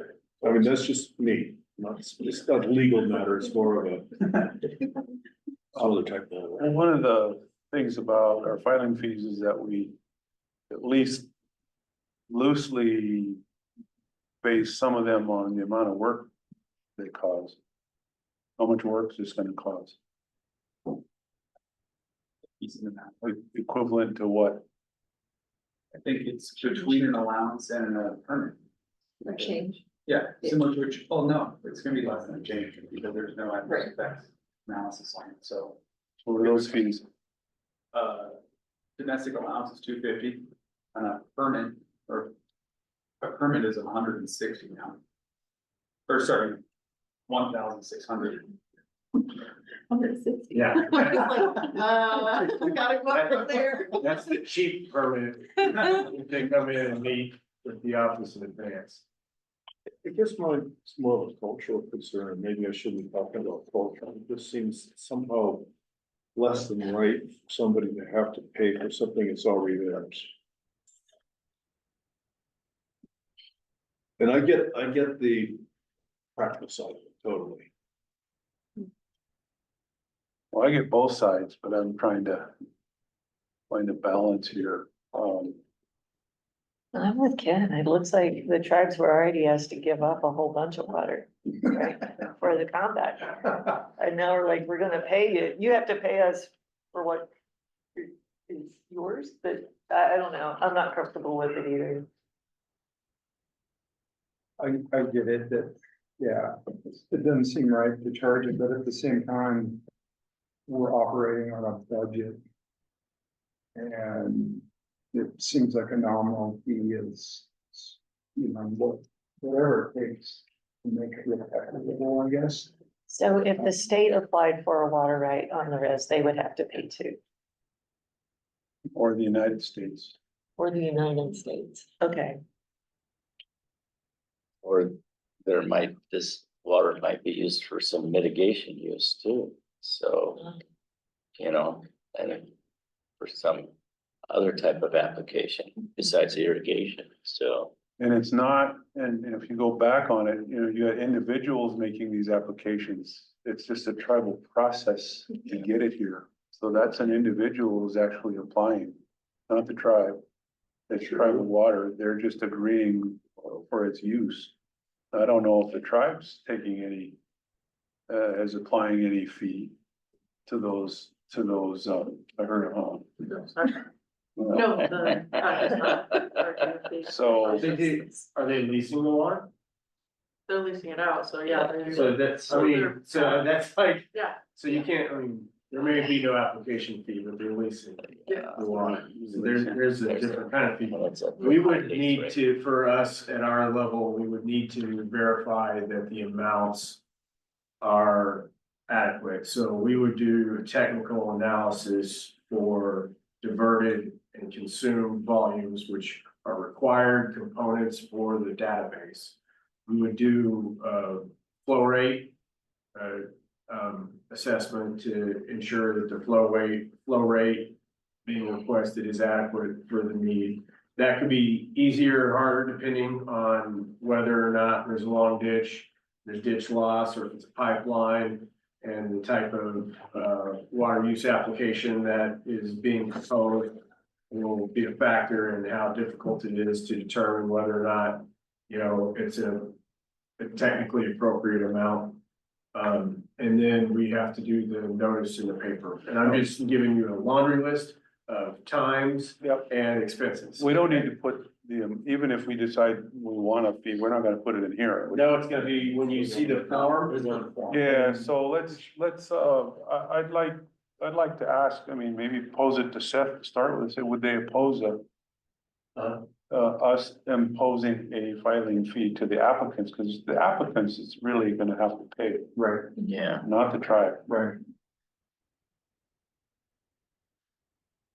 I think for me, the legal distinction is individual of the state or United States, they're applying for a right to use water.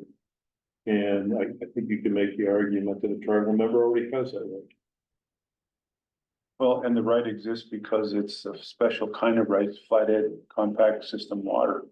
So is it worth at least exploring the idea? Absolutely. And then we can, make a decision, because I don't know, I don't wanna.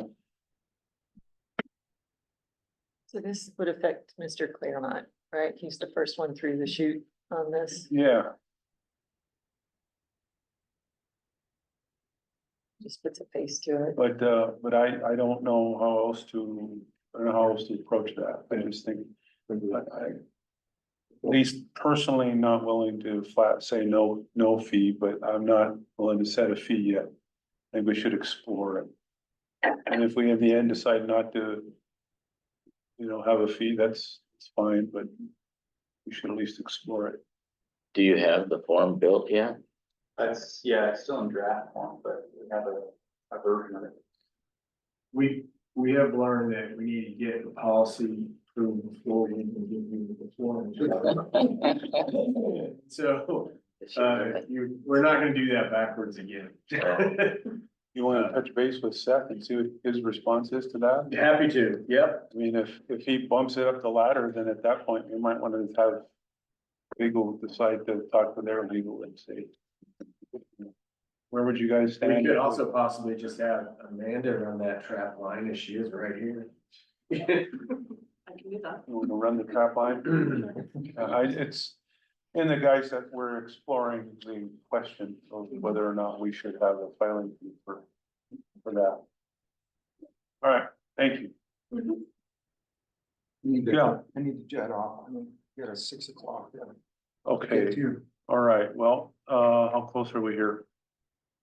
Well, we're so close. Okay, thank you. Great day. Thank you. Thanks, Jane.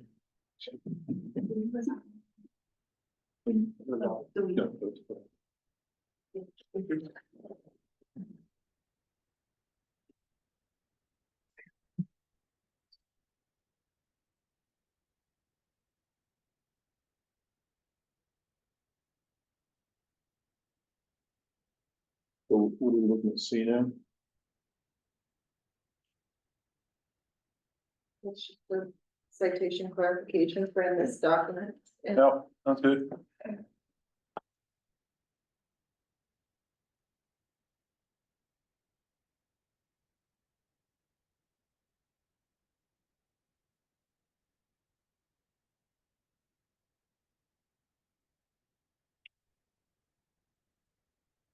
And I will probably have to claim a lot of the, reason for the red language that persists here.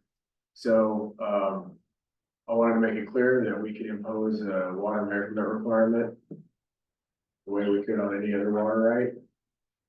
And then, under 6, that's that section that if, you know, if folks aren't meeting that water quality requirement that is set forth in the ordinance and then clarified in this policy, that the OE can temporarily or permanently revoke the use authorization. I think that's the. These are practical, these are just practical aspects of water administration. Okay, you know, that's what the intention here is. If I'm wrong, but didn't Taylor decide not to do that, just like right above there? As far as revoking It was just moved, so it looked like it was stricken. It was, yeah, You moved it the language. moved to item 6. oh, okay. And so it looked like it was stricken from above, and I tried to explain it, I didn't do a very good job earlier, but that's why, you know, it just got moved down to 6. So the Office of Engineer water measurement requirements are distinct from any water measurement requirements that may be imposed by the tribes. So I guess what's rattling in my brain is if they are imposing water measurement requirements and they could be useful to us, maybe we coordinate with them and they don't have to do multiple. I'm just trying to think is, Oh, yeah, we're not looking to make people do busy work here, but we're not necessarily gonna rely on whatever, you know, the tribe decided to do. So, because I would only be imposing this if there is a problem, for the most part. Why don't you say may then instead of are, may be distinct. Okay. That's good. Replace the R at the first of the, on the far left under, right in front of distinct. The left, all the way Or left. distinct, last line, last line of 5. the other left, Keep going. Getting warmer. We should have said that, we should have been like warmer. You're red hot. So what am I doing? R distinct. Just change it, maybe. 2 words. Not maybe, but. Good job. Thanks. maybe are.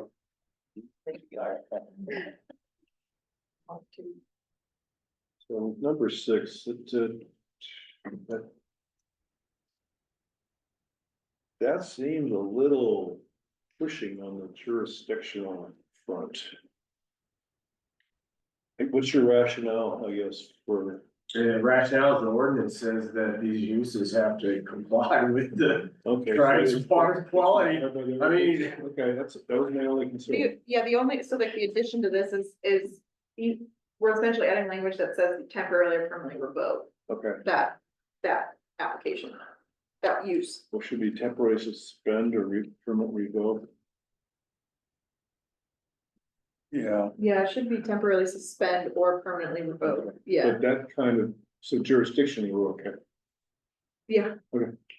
especially if it's temporary, because I couldn't see permanent either. Flatly, temporary implying that if they fix the problem, we can reinstate it. I think it was just a nod at how, much data there is, like that the program has already done. And then the standards, the threshold that is required on this reservation for water quality, so it's a nod to that. And I will also let you know that during the negotiation, that imposition was from the tribes, that, you know, adhering to the water quality standards for this and the other water uses that. That wasn't something that the state came up with, so I presume that that's something that. Was wanted, And that's a good thing. yeah, It's just how do we interface with that yeah, in a proper way that gives us, what was the phrase, legal, what? Cover, Tracking. legal theory. oh, that helps us support the best legal theory. Wait, no. Yeah, because you stopped tracking, you just made it red. So do the undo, right there. Okay, now just hit accept. Okay, now go down.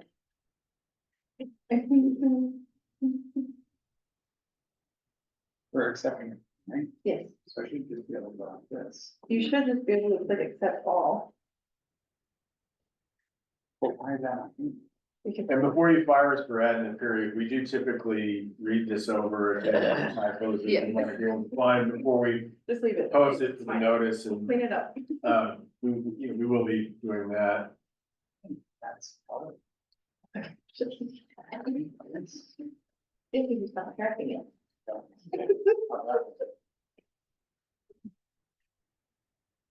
Guess I'm see that.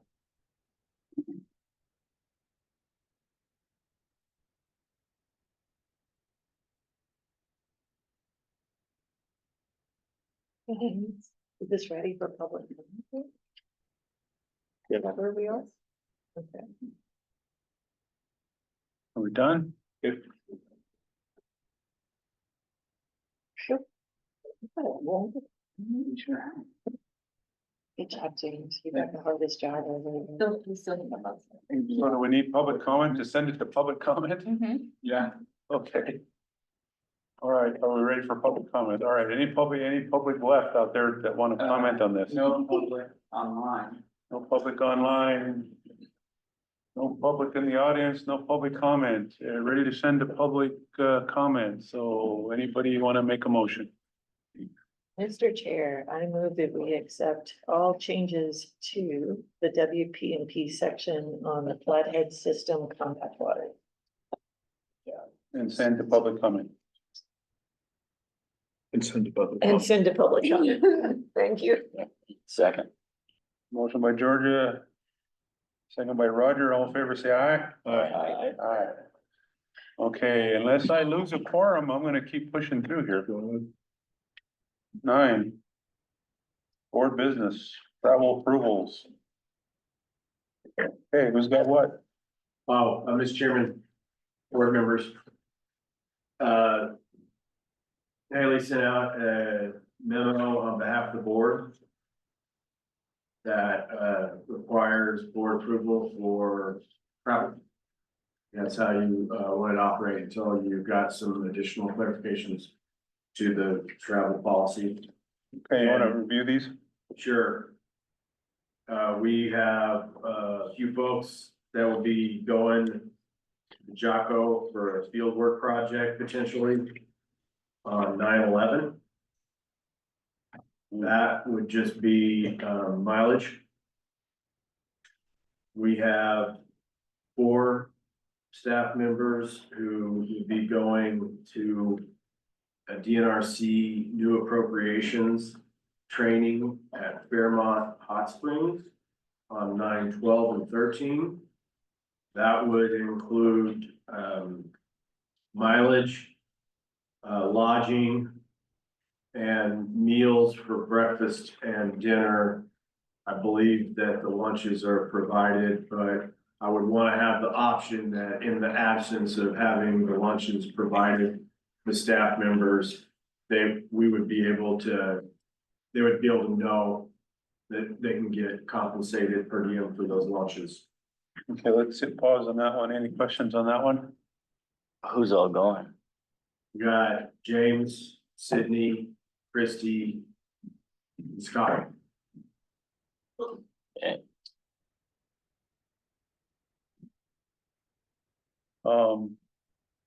DNRC new appropriations, so what, the best of your knowledge, that you can describe is, This is. we're gonna get out of that, that's gonna help us. Sure, so, this is an all-staff training.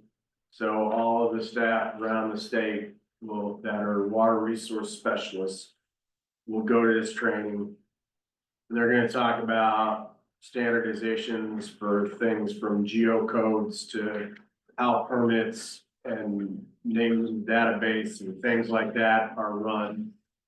It will be a little confusing for our staff because we do things differently than the state, but it will be an opportunity for our staff to make connections with state DNRC folks, learn processes and culture, water right culture from some of the state folks that are doing this kind of work, and probably find out things they need to know better answers to, so that they can come back with additional questions. The trainings themselves are, it's really 2 half-day trainings.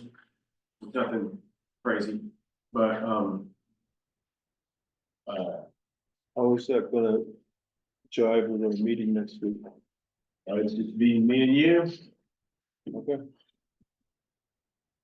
Might be a little rocky. Our meeting, Any other questions on the DNRC training? so there is I guess Rhonda has developed a form for travel. I guess, do you want to speak to this form, Rhonda? It's my suggestion, and I can pass it all out I guess since we're on the for. topic of travel and the memo. But there's some spots that I would like some clarification from the board moving forward. And. Thank you.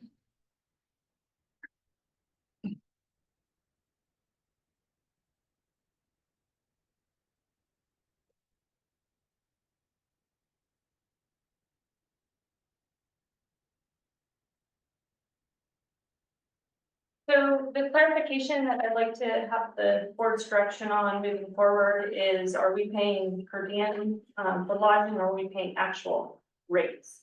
Depending on where the training happens, different counties do have different rates to GSA. And then we also have the standard rates, anything that falls outside that. And then we also have actual. So you have the taxes, the hotel room fees and such forth. So if we could get that clarified, whether we're gonna, assume the cost of the complete travel, or we're just gonna reimburse them at the rates. So that's why I've asked for some clarification on that. So if I go to Helena and I get charged $300 a night for a room, Yeah.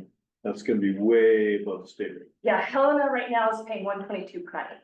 Okay, that's the rate, state rate. Yeah, and even if you get a block rate, for like, say, the law conference, for example, the cheapest rate we could get was 155, but per diem only covers 122. Okay, so that's your question. Do we pay the 155 or the 122? Right, do we pay actual costs, or do we pay the per diem rates? Well, let me say, I think it's a little more than just, I think it could be, it's both, because, we could go per dime, and if it ends up being more, they could put in for reimbursement for the extra. I mean, that's the system I'm familiar with, but, because if we don't, then that person's on the hook. Yeah. Personal cost, and I don't think we're trying to do that. No, and we haven't done that in the past. We paid actual costs as long as we provide receipts and stuff like that. Yeah, so we could go combination of per dime and reimbursement for anything over, or just go flat reimbursement. Or we can do, on that form, there's, under lodging, and the checkbox there for state per diem rate or actual costs, and if you do actual costs, the finance team can actually pay ahead of time for that lodging. So then that person going does not have to worry about any of that.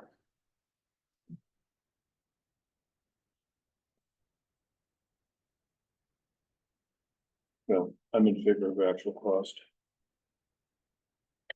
Yeah, I think I am too, just in terms of the amount of effort it takes you to have to deal with Yes. this and then follow up with receipts and per diem and Right. yeah, this would be a lot easier. That would be one less receipt that whoever's traveling would have to provide to the finance team. Just to check actual costs for the lodging or actual cost for meals. That's just lodging. Each one is categorized individually and each of them have their checkbox and needed signatures. And this is just to clarify for me, you know, that it's gone through the proper channels and that documentation is gonna be provided. These are my standards from my background of how to best document, travel. So, And if we go with actual cost, which sounds good. You want the option of being able to provide reimbursement if something happens. You get to the place and even though you've done the research and they say this is the cost, sometimes you show up at a place and the actual cost is actually different. Yeah, or you get to that law conference and they say, oh, that block of rooms is all sold out, you get this room. Yeah, Right. so it just, as long as we are able to be flexible to be able to address that if it happens. Yeah. Actual costs sound good to me. Yeah. I don't know, you don't need board action on this, do you? Just a consensus? I believe that would be a Haley question. Yeah, you're good with consensus. So actual cost, I think you're good. So I would like to see us use this form then as a trial for these 3 travel things and that'll make it easier for Rhonda then to move forward. Is that your only question? No, on the next one per diem, are we also wanting to, like Helena, that would be the GSA rate of a higher rate, that would be a higher cost. So we need to have the flexibility of being able to not go with the standard rate, which is what the form that we created in-house is the standard rate. And so if that's okay, we can put those in for those locations. And then the last one is mileage. Clarify that again. What are we talking about? So the rate that I have typed in there is the standard rate, the standard state rate, and that's for any counties, not Lewis and Clark, not Flathead, not Gallatin. And that's the basic rate. And so it's a higher per diem for like Helena and those other counties. And so we need to have the flexibility to be able to put that in for everybody.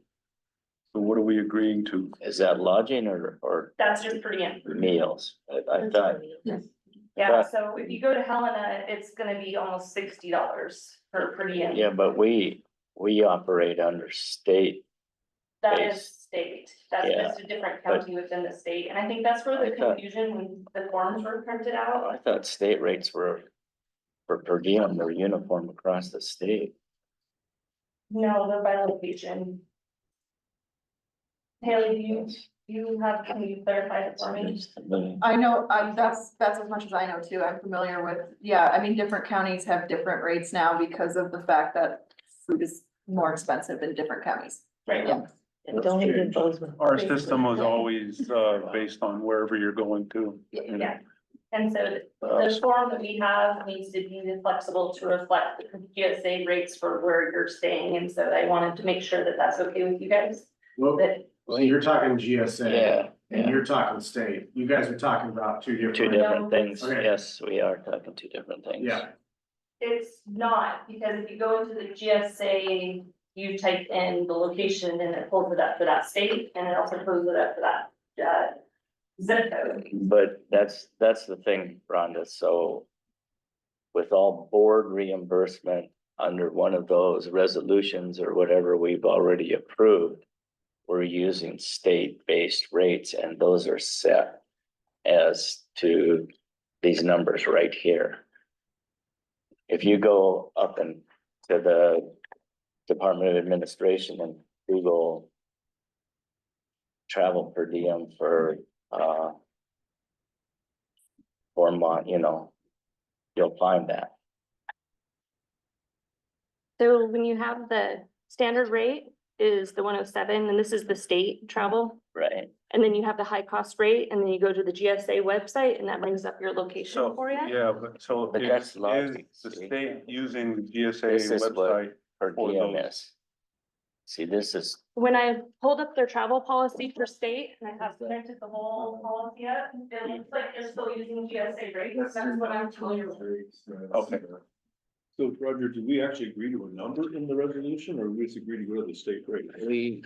no, it's spelled out what those rates are. These rates right here are what are spelled out in that resolution. Might end up. So this is the same. the travel policy for the state that I printed out, is that not the correct one? Well, Yeah, I couldn't tell you by looking at it. But if we have a resolution already that establishes rates, we kind of have to stick with that until and unless we change that. yeah, these are the per diem rates that are specified in our resolution right there. The lodging, I agree, that's subject to change, but the reimbursement for mileage is the standard federal rate, So when I, so. and can we then look into this further then? Because this is the research I pulled up, is that the state goes off of the GSA rates for those high cost counties, and this is the high cost counties. That's their per diem rate for meals, expenses, and incidentals. I would be happy to have somebody else help me work on this. Well, I think Clayton's right, the chairman's right. We're gonna have to, if this has changed, we need to change the resolution. The other resolution, yeah. This is not in the resolution, it's in our personnel policies, Okay, which have not been approved yet. Okay, so we can just. well, but we've been adopting those and using those as we go along. Right, but That's what we've been basing all of our travel on. the travel policy has not been revisited. I have language in there that still needs to be looked at from the board, including this. Okay, All right, let me ask this. So where they're going, would these rates apply or are they would they These be are the the- higher rates? These are the base rates. If they're going to Helena, these higher rates would apply. So these are the higher rate counties here. And so the per meals would go to 59. I think it's like 32. Okay, for a one-time deal for this travel, what do you want to do? For the travel, Yeah, I'd say go with new version, with what? the new version, Well, not new versions. So you're talking about go ahead with the higher rates yes, for the one time until we get the policy sorted out. yes. So let's, You're not gonna buy a meal at Fairmont for $16. You guys have it good. When I took my first trip to Denver, working for the tribes, we looked at the rates compared to what they were when we got to Denver. And all of us just packed peanut butter and crackers in our suitcases. And that's how we got by on the per diem rate. Back in the day. you ready, George? I would go for the higher rate.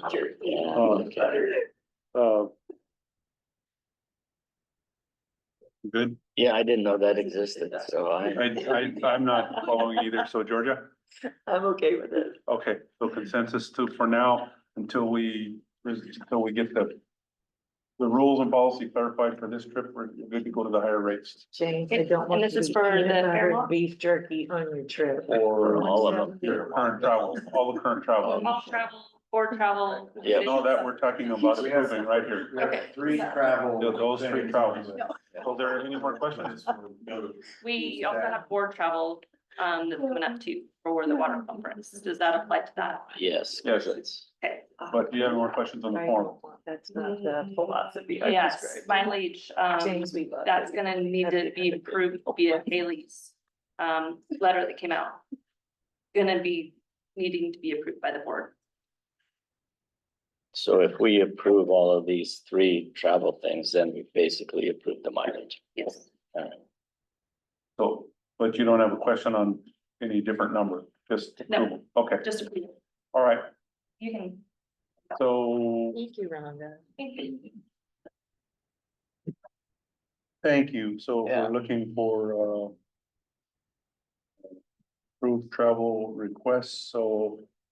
And then the Helena, so anything else on the DNRC trip that we need to talk about, did you cover everything? I don't think so. Okay, I mean, I think it's a good opportunity for the water resource specialist. I'll go get some training and have some time learning something from somebody other than me or sometimes James or Kathy and, get some, get some different perspectives on things and meet some of the other, resource specialists and complain about us.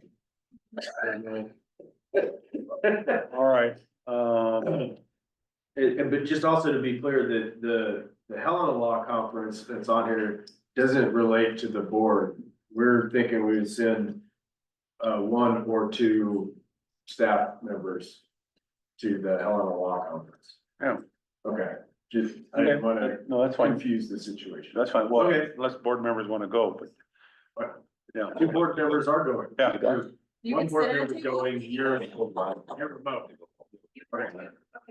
But I know I watched it with you. And I paid the difference. That's in my range. I don't believe it's an additional charge for Yeah. guests to stay. If you get 2-person occupancy, I will look into it. Okay, but if there is a difference, I'm Sure. willing to take that. Perfect, so we have 2 hotels for board and 2 hotels for employees, is that correct? For the water law conference? I want to firm up the employees one. I'll be able to do that tomorrow. Cause I want to make sure we do it. Yeah. But I think so. guys ready for public comment?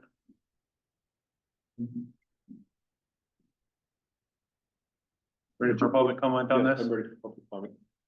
All right, any public left to comment on this? No, no one's online. No one's online, so board action to approve travel requests with the form used and the rates as discussed. I move to approve the travel rates with the form and the changes discussed. Motion by Ken, I'll second. second by Georgia. All in favor, say aye. Aye. Any opposed? Hearing none, approved. All right. Rosalie, did you wanna?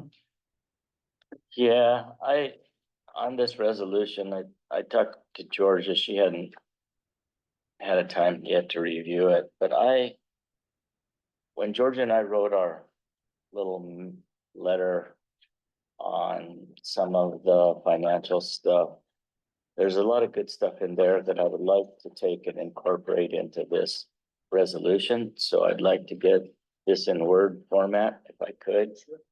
And have a revised copy for the next meeting. Okay. So we'll move, no action on that. We'll pending further review and a revised, document by the next meeting. Thank you for summarizing. So there is no public to comment, I gather, right? Correct. So no public comment, announce next meetings. All right. Next meetings are listed here as September 12. And then October 9 or 10.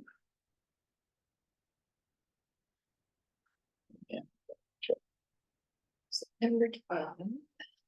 October 9 and 10. September 12, FKC's closed that day. She's not listening. It was like, what? I was checking to see what week midterms land.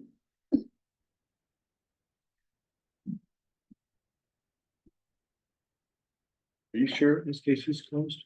No, he's messing with you. I'm gonna say that. He's messing with you. Wait a minute. All right, jokes. A long meeting. Yeah. We're all getting fuzzy at the end. I thought you guys already landed on the 12th. We did. Okay. Yeah, but we're, All right, just double checking? yeah, we better, Okay. then 9th or, and then October. The one with the 9th or question 10th. mark is the one I don't know about. What's the 10? I'm good with either. I am too. I'm good with either, but this time of year, it's day to day, so right now I'm open. What day would be more preferable? I prefer the 9. For the 9th? Yeah. Okay, shoot for the 9th. It's, okay, 9th. How does that match up? September 12th, How does that- and- Well, how does that match up with the Helena conference? The Helena The second. conference is the week Okay, before. okay. Yeah. Yeah, we try to stage that appropriately. motion to adjourn, Motion adjourned. motion, Second. second, all in favor, say aye. Aye. We're adjourned. Thank you all. All right. Thank you, guys.